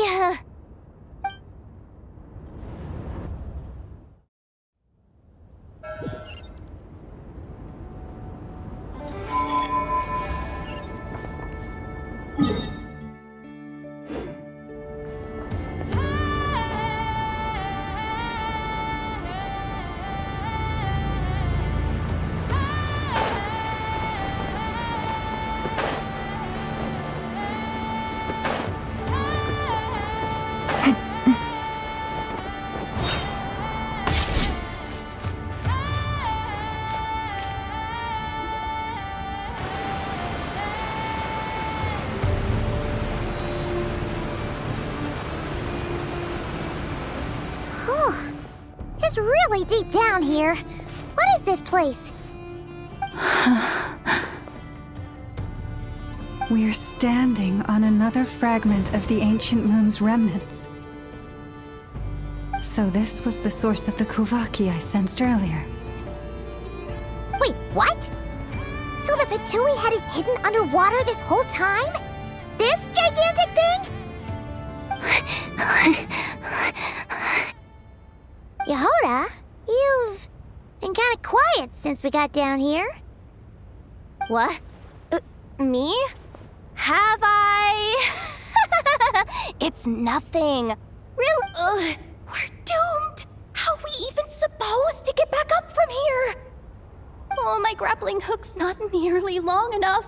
And if someone spots us here after all that commotion, we'll be sitting ducks. Oh no! That door's opening!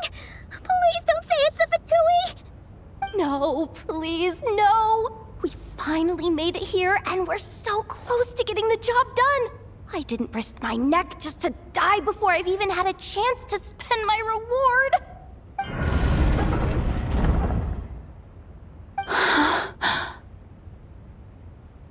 What happened?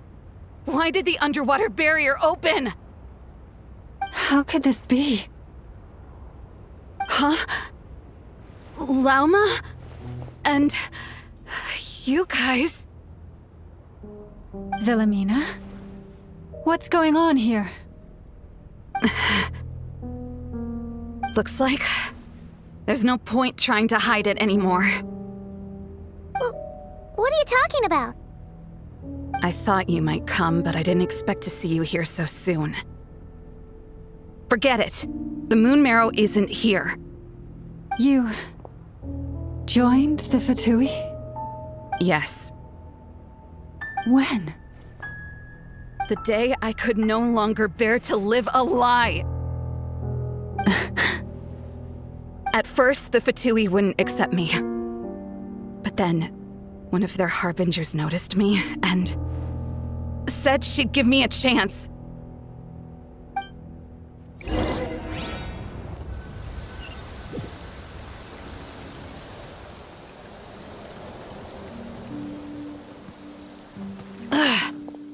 lost them again. That harbinger told me to follow the blonde traveler who might visit the Frost Moon Scions. Easier said than done, though. The animals are on alert at night. If they see me, Llama will catch wind of what I'm doing sooner or later. Am I really doing the right thing? No, it's too late to turn back now. The empty prayers, the stubborn displays of faith like Cappy's today. This isn't the life I want. Huh? Is that... the Traveler's back. I won't let her slip away this time. Wait, who's that with her? They look so alike. They seem to be heading towards the statue of Kotar.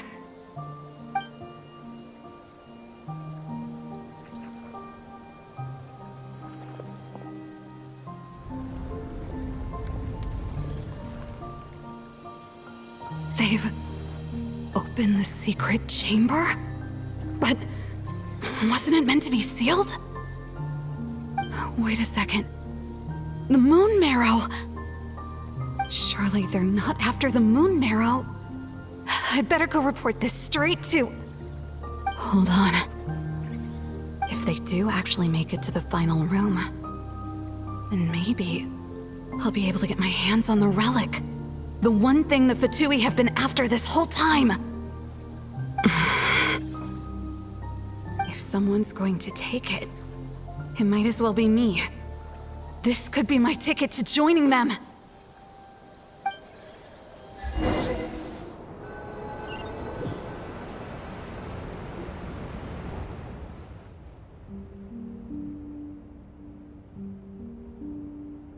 Yes.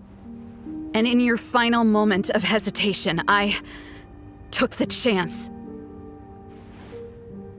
And then you gave it to the Fatui? But when we talked to you before, you seemed so genuinely worried about Llama. Because I thought she was as fed up with the Frost Moon Scions as I was. We grew up together, Llama. I know you were chosen to be the next Moon Chanter when you were just a child. They never gave you a choice in that. I saw the look in your eyes when you were treating that child. That sense of helplessness. Surely you too must see that this blind, inherited faith of ours is simply holding us back. If our prayers are never answered, then why keep praying? Do they really deserve all of your devotion? Or are you trapped by the responsibilities they imposed on you? So those are your reasons for wanting to leave the Frost Moon Scions? Isn't that reason enough? When we pray to the moon, we do so to show our gratitude for the life it granted us long ago. It reminds us to strive for something higher within ourselves. But I know that's not what you want to hear. You're right, Philomena. I have indeed kept secrets from you. I knew it. You don't want to be the Moon Chanter, do you? No, that's not it. I'm talking about the fact that the moon in the sky isn't real. What? You're saying... Huh? I've completely lost the thread now. Oh, do we really have to do this here? What if a harbinger shows up? Oh, I'm not cut out for fighting big bosses! The pain you sensed in me was the pain of hiding this truth.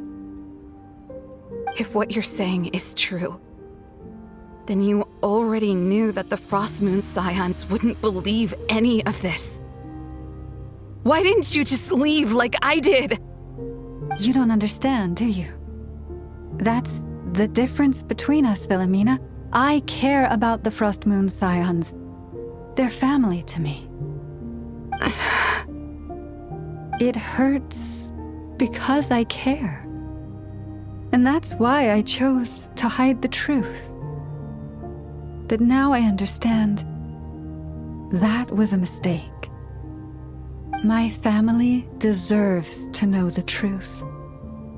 I shouldn't have tried to hold it all together with empty prayers. Are you trying to say that I only ever cared about myself? There's nothing wrong with that in itself. No one would have tried to stop you from leaving. But you did not have to stab us in the back like this. We've been spotted! I knew it. I just knew it. Oh, what now? If a harbinger shows up, I'm out of here. No darned relic is worth dying over. Looks like I misjudged you, Llama. I didn't think you had it in you to stand up to your fate. Turns out, you are a great moon chanter after all. But you were right about one thing. I haven't considered Hisi Island my home for a long time now. Bosses! Time to go! I will change the Frost Moon Scions, Wilhelmina, as soon as the new moon rises. Then I guess I won't be around to see it. Say, Llama, what happens to those who betray the Frost Moon Scions? May their antlers be shorn with silver blades, and let them be cast into the long night of unknowing.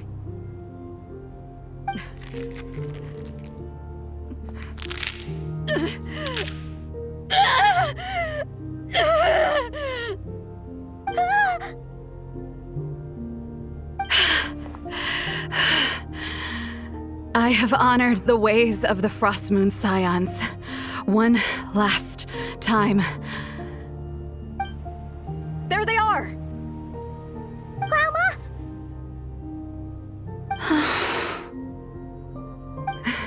Marionette has the moon marrow. She went to Star Sand Shoal.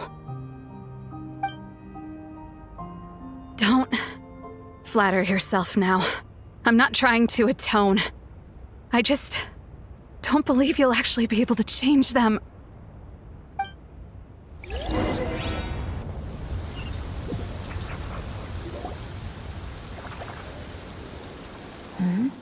An alarm coming from the Experimental Design Bureau. Interesting. Hey, wrap things up and get yourselves ready. Looks like we might be having some guests. Yes, my lady. Perfect timing. This job's been boring me to death. Time to test some hypotheses.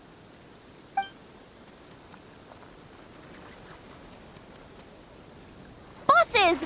I mean, esteemed clients. I mean, generous benefactors. Wait up! Come on! Sure you don't want to consider heading home first and coming back another day? Nasha Town's that way. You are aware that this is the way too. A little ahead of schedule, aren't you? Oh no, it really is a harbinger this time. Marionette. So you are here after all. Hand over that relic right now. It belongs to the Frost Moon Scions. You mean that thing your antlered turncoat brought us? I have never much cared for trophies given up without a fight. But watching you tear each other apart over it? Priceless. I'm not in the mood for warnings today. Ooh, how frightening. Had I a Trimble function, I'd have rattled off at least a dozen screws by now. Or perhaps I've just set my sense of humor parameter too high. Were you trying to be funny just now? You don't honestly believe you're a match for me, do you? Go on then. Let's serve our guests a little appetizer.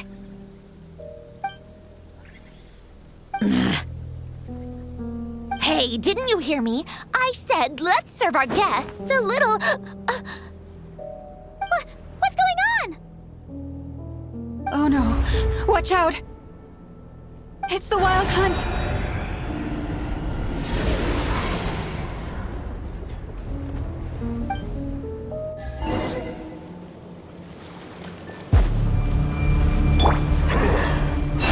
For the everlasting home.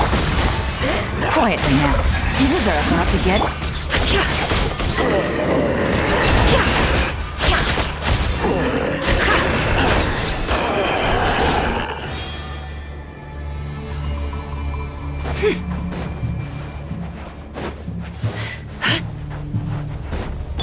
Branches are busted. No more lies.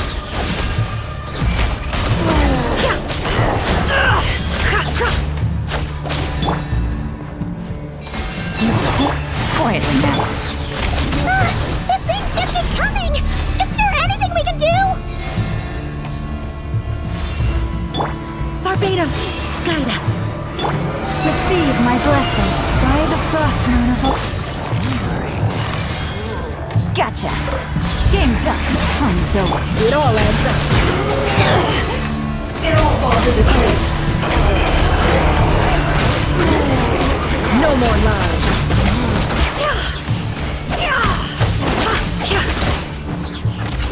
Let's see tomatoes.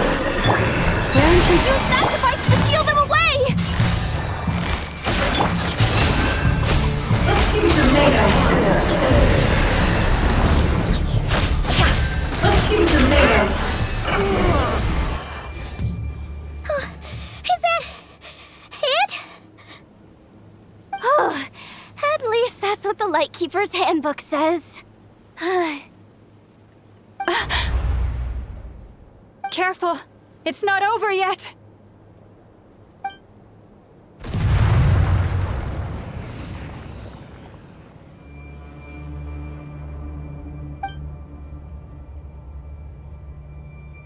Paimon!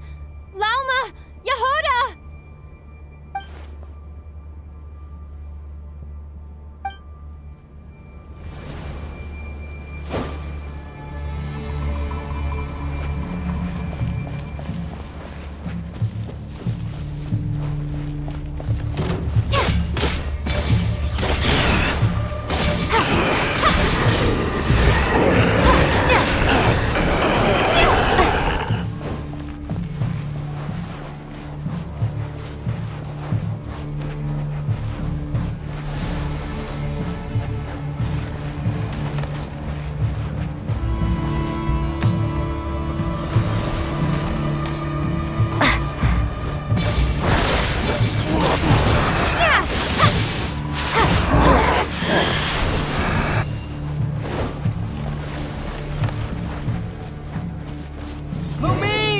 Wait, what was that?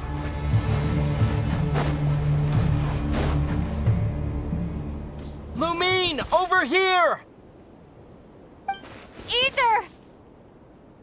Quick, grab my hand!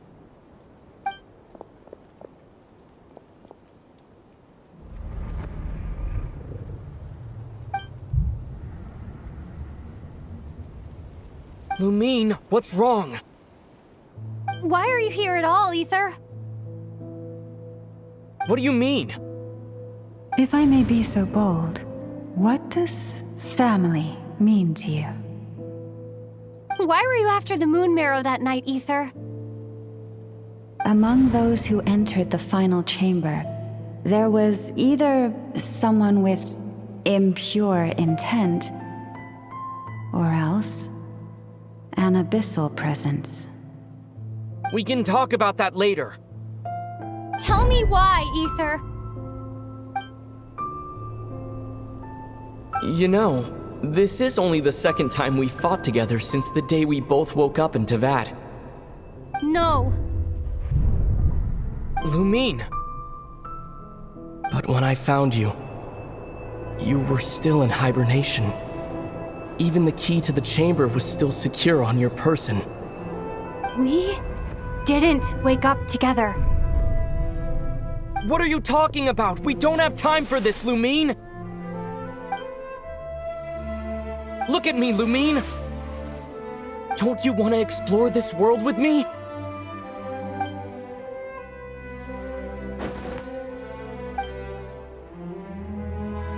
You think I'd lie to my little sis?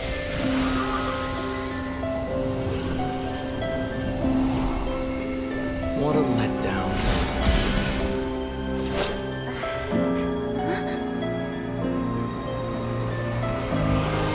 Go get it from me, Lumine. It belongs to me. I never believed it. I didn't want to believe it. That strange feeling that something was off. I wanted it to be real so badly, even if it only lasted a moment. But you're not my brother.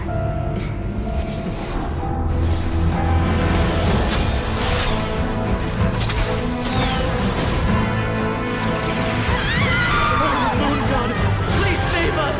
Why is this happening to us?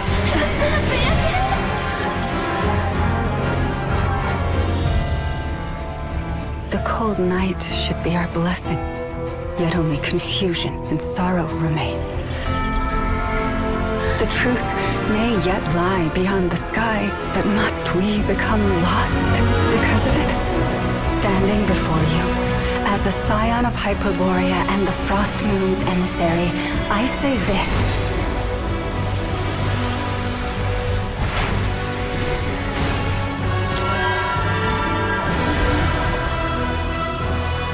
Should the false sky above dim the light of the moon, then from silver blood that flows as rivers, let us weave moonlight anew.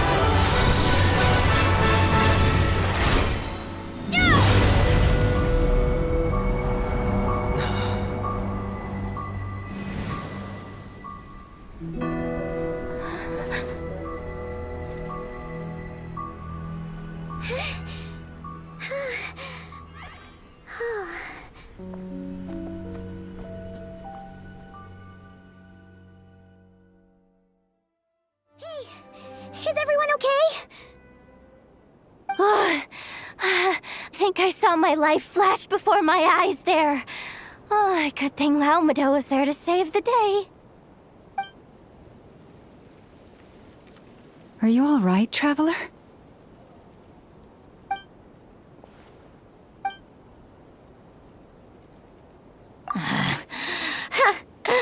Well, that took you long enough. Seriously, how many of you are there? Pathetic. Oh no. Oh, I spoke too soon. Totally forgot we still have a harbinger to deal with.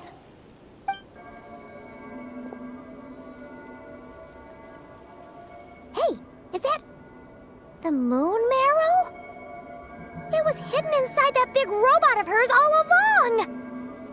But that robot... That's Polonia to you, not just some robot.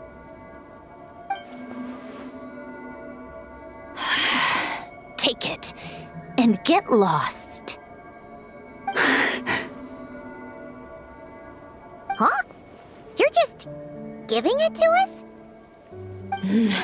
Well, I wasn't the one who put out the order to find this thing in the first place. So if someone wants it, they can help themselves. Maybe even choke on it.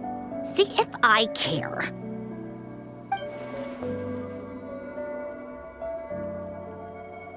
So, are you waiting for me to change my mind or what?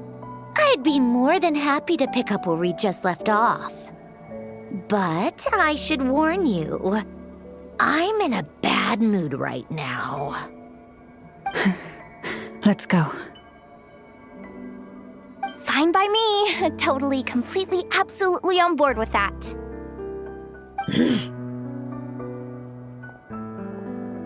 It's finally over.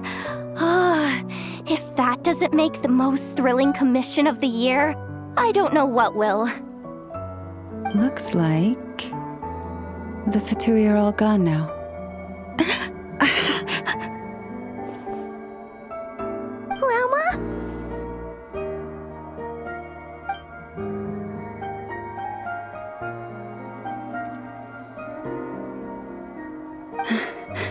I'm all right. It's just been so long since I truly felt the power of the moon. I thought I sensed the wild hunt nearby. Don't tell me you've already taken care of it. Hey, it's Flynn's! Hey, he's that Ratnik. Unless I am mistaken, you are the moon chanter of the Frost Moon Scions, are you not? May I ask, what is that in your hand? Please, don't get me wrong. I've been tracking the wild hunt lately, and I've come to suspect that its actions aren't as aimless as they might seem. When I saw what you were holding, I could not help but start connecting the dots.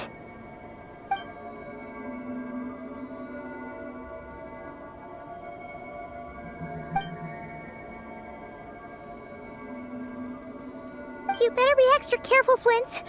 It seems like the Wild Hunt is capable of impersonating people now. Oh, is that so? Funny that. I just showed up completely out of the blue, yet you seem to have no problems trusting me.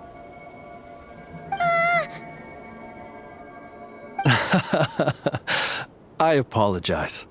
I shouldn't be making jokes like that right now. Anyway, I understand.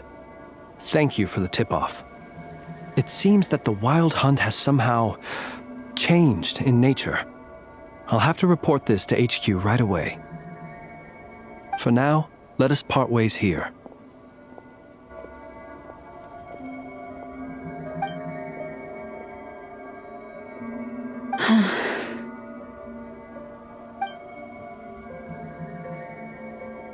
That little joke of his just now sure scared the bejeebies out of Paimon. Are all the Ratniki and Nod-Krai like that?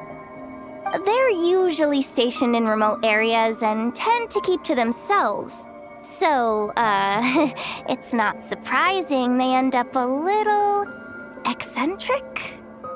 No, he's different. Really? How so? The animals. They've told me they're afraid to even go near him.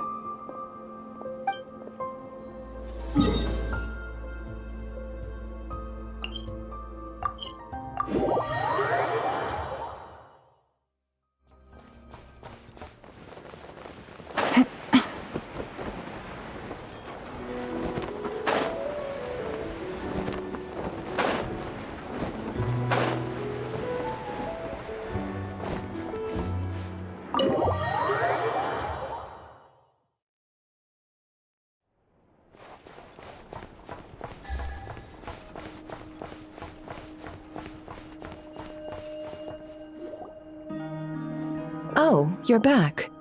I just made you all a pot of tea. Better drink it while it's hot. Boss Neff, you wouldn't believe how scary our day has been! Seriously, I am never, ever taking random jobs like that ever again! You hear me? Oh, come on now. You even faced the wild hunt and lived to tell the tale. What's left to be afraid of? Wait a sec, how did you? Oh, right.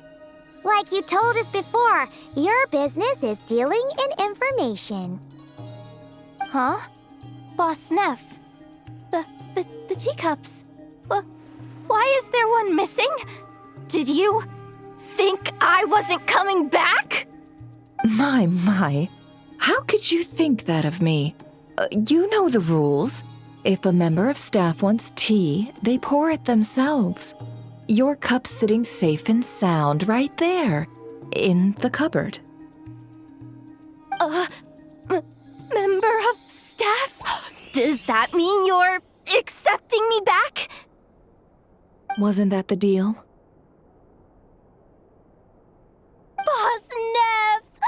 You're the best boss ever! You never change, do you? Everything turned out fine, no? You found exactly what you were looking for. Yet there you are, sulking away as usual. Nefer, that medicine we discussed before, the one for congenital Kuvaki sensitivity, I need you to get it for me. And how do you expect me to find something like that for you in the middle of the night? You'll have to wait till morning, at the very least. I need it right now. All right. I'll see what I can do. But you know urgent means extra charge, right? Thank you. You know what? You do seem a little different. In a good way? Or a bad way? Who can say? I'll take it either way, so long as you don't start making a habit of asking me for ridiculous favors.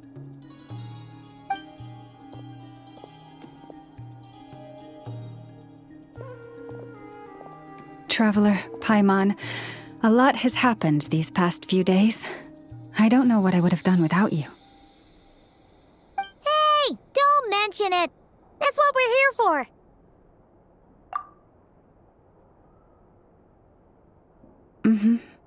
You're right. And tonight, I'm planning on telling them everything. Tonight? Isn't it a bit late already? The moon shines brightly this night. What better time for the Frost Moon Scions to usher in a new dawn for truth? Thank you for your kind words.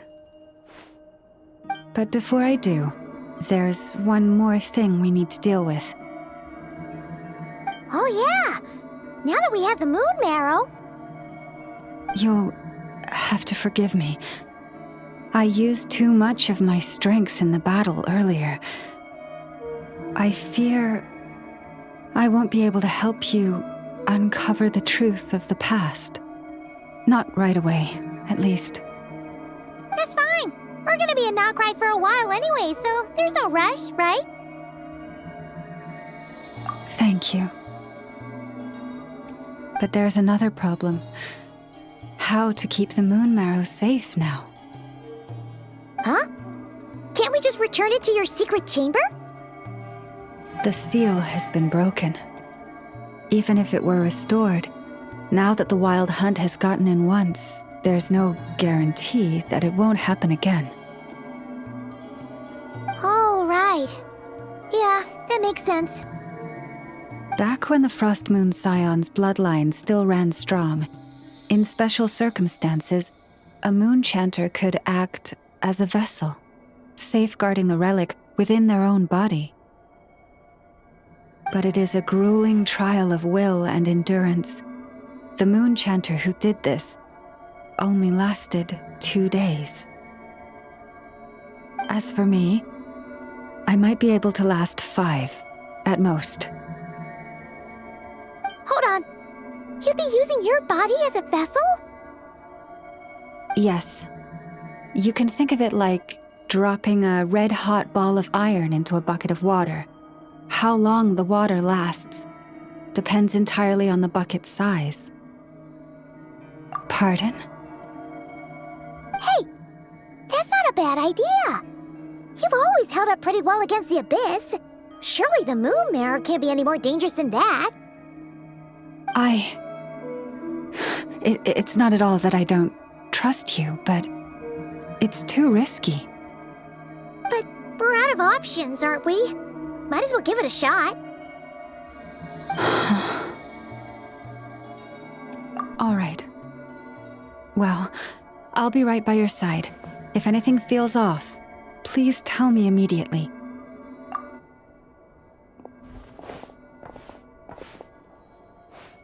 Here, hold it in your hands. Feel its power. Imagine you're a lake, a cluster of stars. Let the moon become a part of you. Whoa! It went into your body! How is that? Are you feeling any discomfort?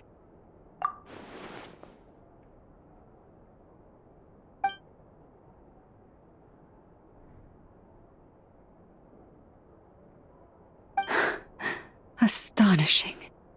Not even the slightest hint of lingering fluctuations. It's as if all that power just sank to the bottom of the ocean. Well, looks like we won't have to worry about the wild hunt catching its scent now. Phew! Paimon knew you have special abilities, but still, you never fail to amaze. Hmm? Did I miss something just now? Yes, and it was nothing short of a miracle. Not something I'd be interested in then. Anyway, here's the medicine you asked for. This is all I've got for today. I'll have someone send the rest over when we have it. Thank you, Nefer. I really appreciate everything you've done for me. Please stop being so nauseatingly friendly. It's creeping me out. So, what exactly did you all go through during that wild hunt attack? I'd prefer to hear it straight from you.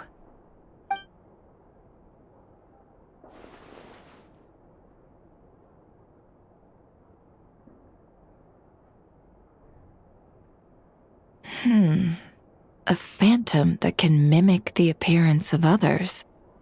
Quite different from what we've seen before. Yeah, and both times it appeared, its goal was pretty clear. It seems like it was after the moon marrow. And on both occasions, it was accompanied by the wild hunt, too. It appears there must be some close connection between the two. I must say, I don't often see you look this serious, Nefer. Too late in the day for thinking, that's all. We'll pick this up again later. You all feel free to keep chatting, though. Just don't forget to lock up when you leave. On that note, Traveler, please keep the moon marrow stored within your body for the time being. We'll take it back off your hands as soon as the wild hunt's been taken care of. Once and for all. Of course. Anyway, if the two of you will excuse me, I'm heading back to Hisi Island now. It's time I came clean with the Frost Moon Scions. Hey, we're coming with you! Though, guess we won't be able to do much more than cheer you on from the sidelines. That alone means more to me than you could ever know.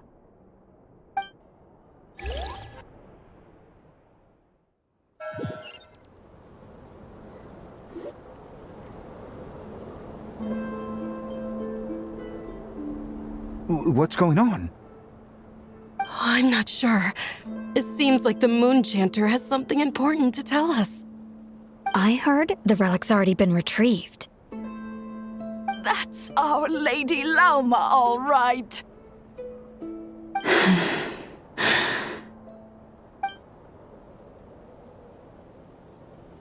Noble scions of the Frost Moon, my kin beneath the moonlight, I hereby declare the truth to you.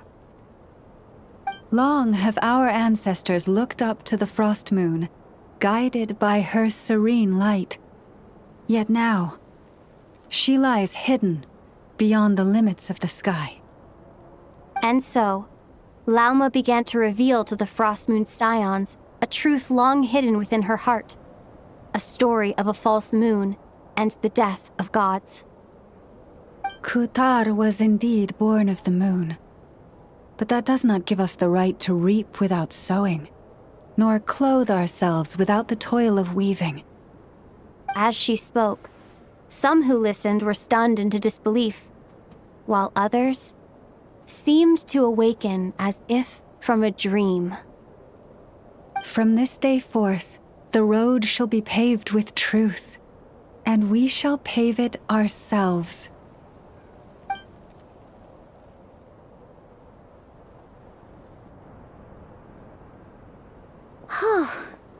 After everything Lauma said last night, Paimon wonders how everyone's adjusting. Still, judging by their reactions at the time, it didn't seem as intense as Paimon might have imagined. Says a lot about how much trust she commands, huh? Hey look! It's Lauma!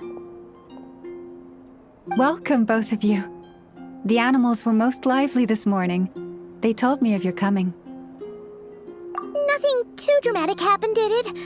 No one took it so hard that they went on a binge-eating rampage and ended up cleaning up the whole pantry?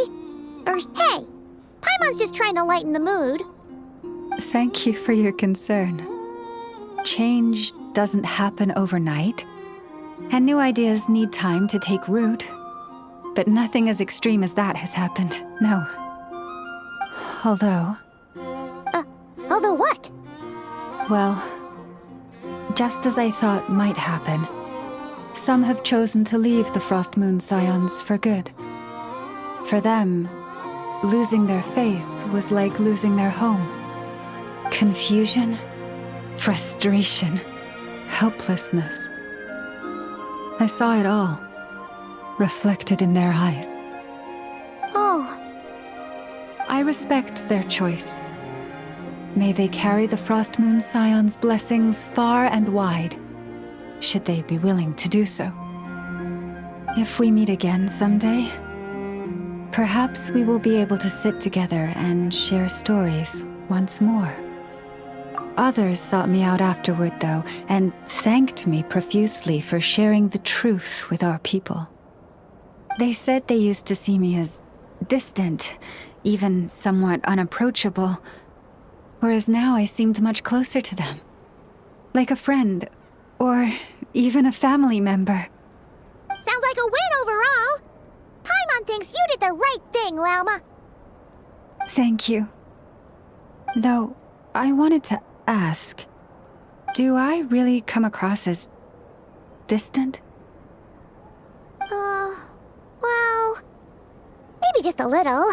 To people who don't know you, you are kind of tall, especially if you consider the antlers. I see. That's a bit of a hard one. My antlers tend to grow under the moonlight, so I can't quite help it. It brings me comfort to hear you say that. By the way, how has your body been adjusting to the moon marrow? I'm glad to hear it. I've also suggested to Nefer that we meet within the next few days. We need to figure out how to counter this new manifestation of the Wild Hunt. But for now, let's just relax. I want to enjoy this feeling a little longer, of finally living on the bright side of the moon.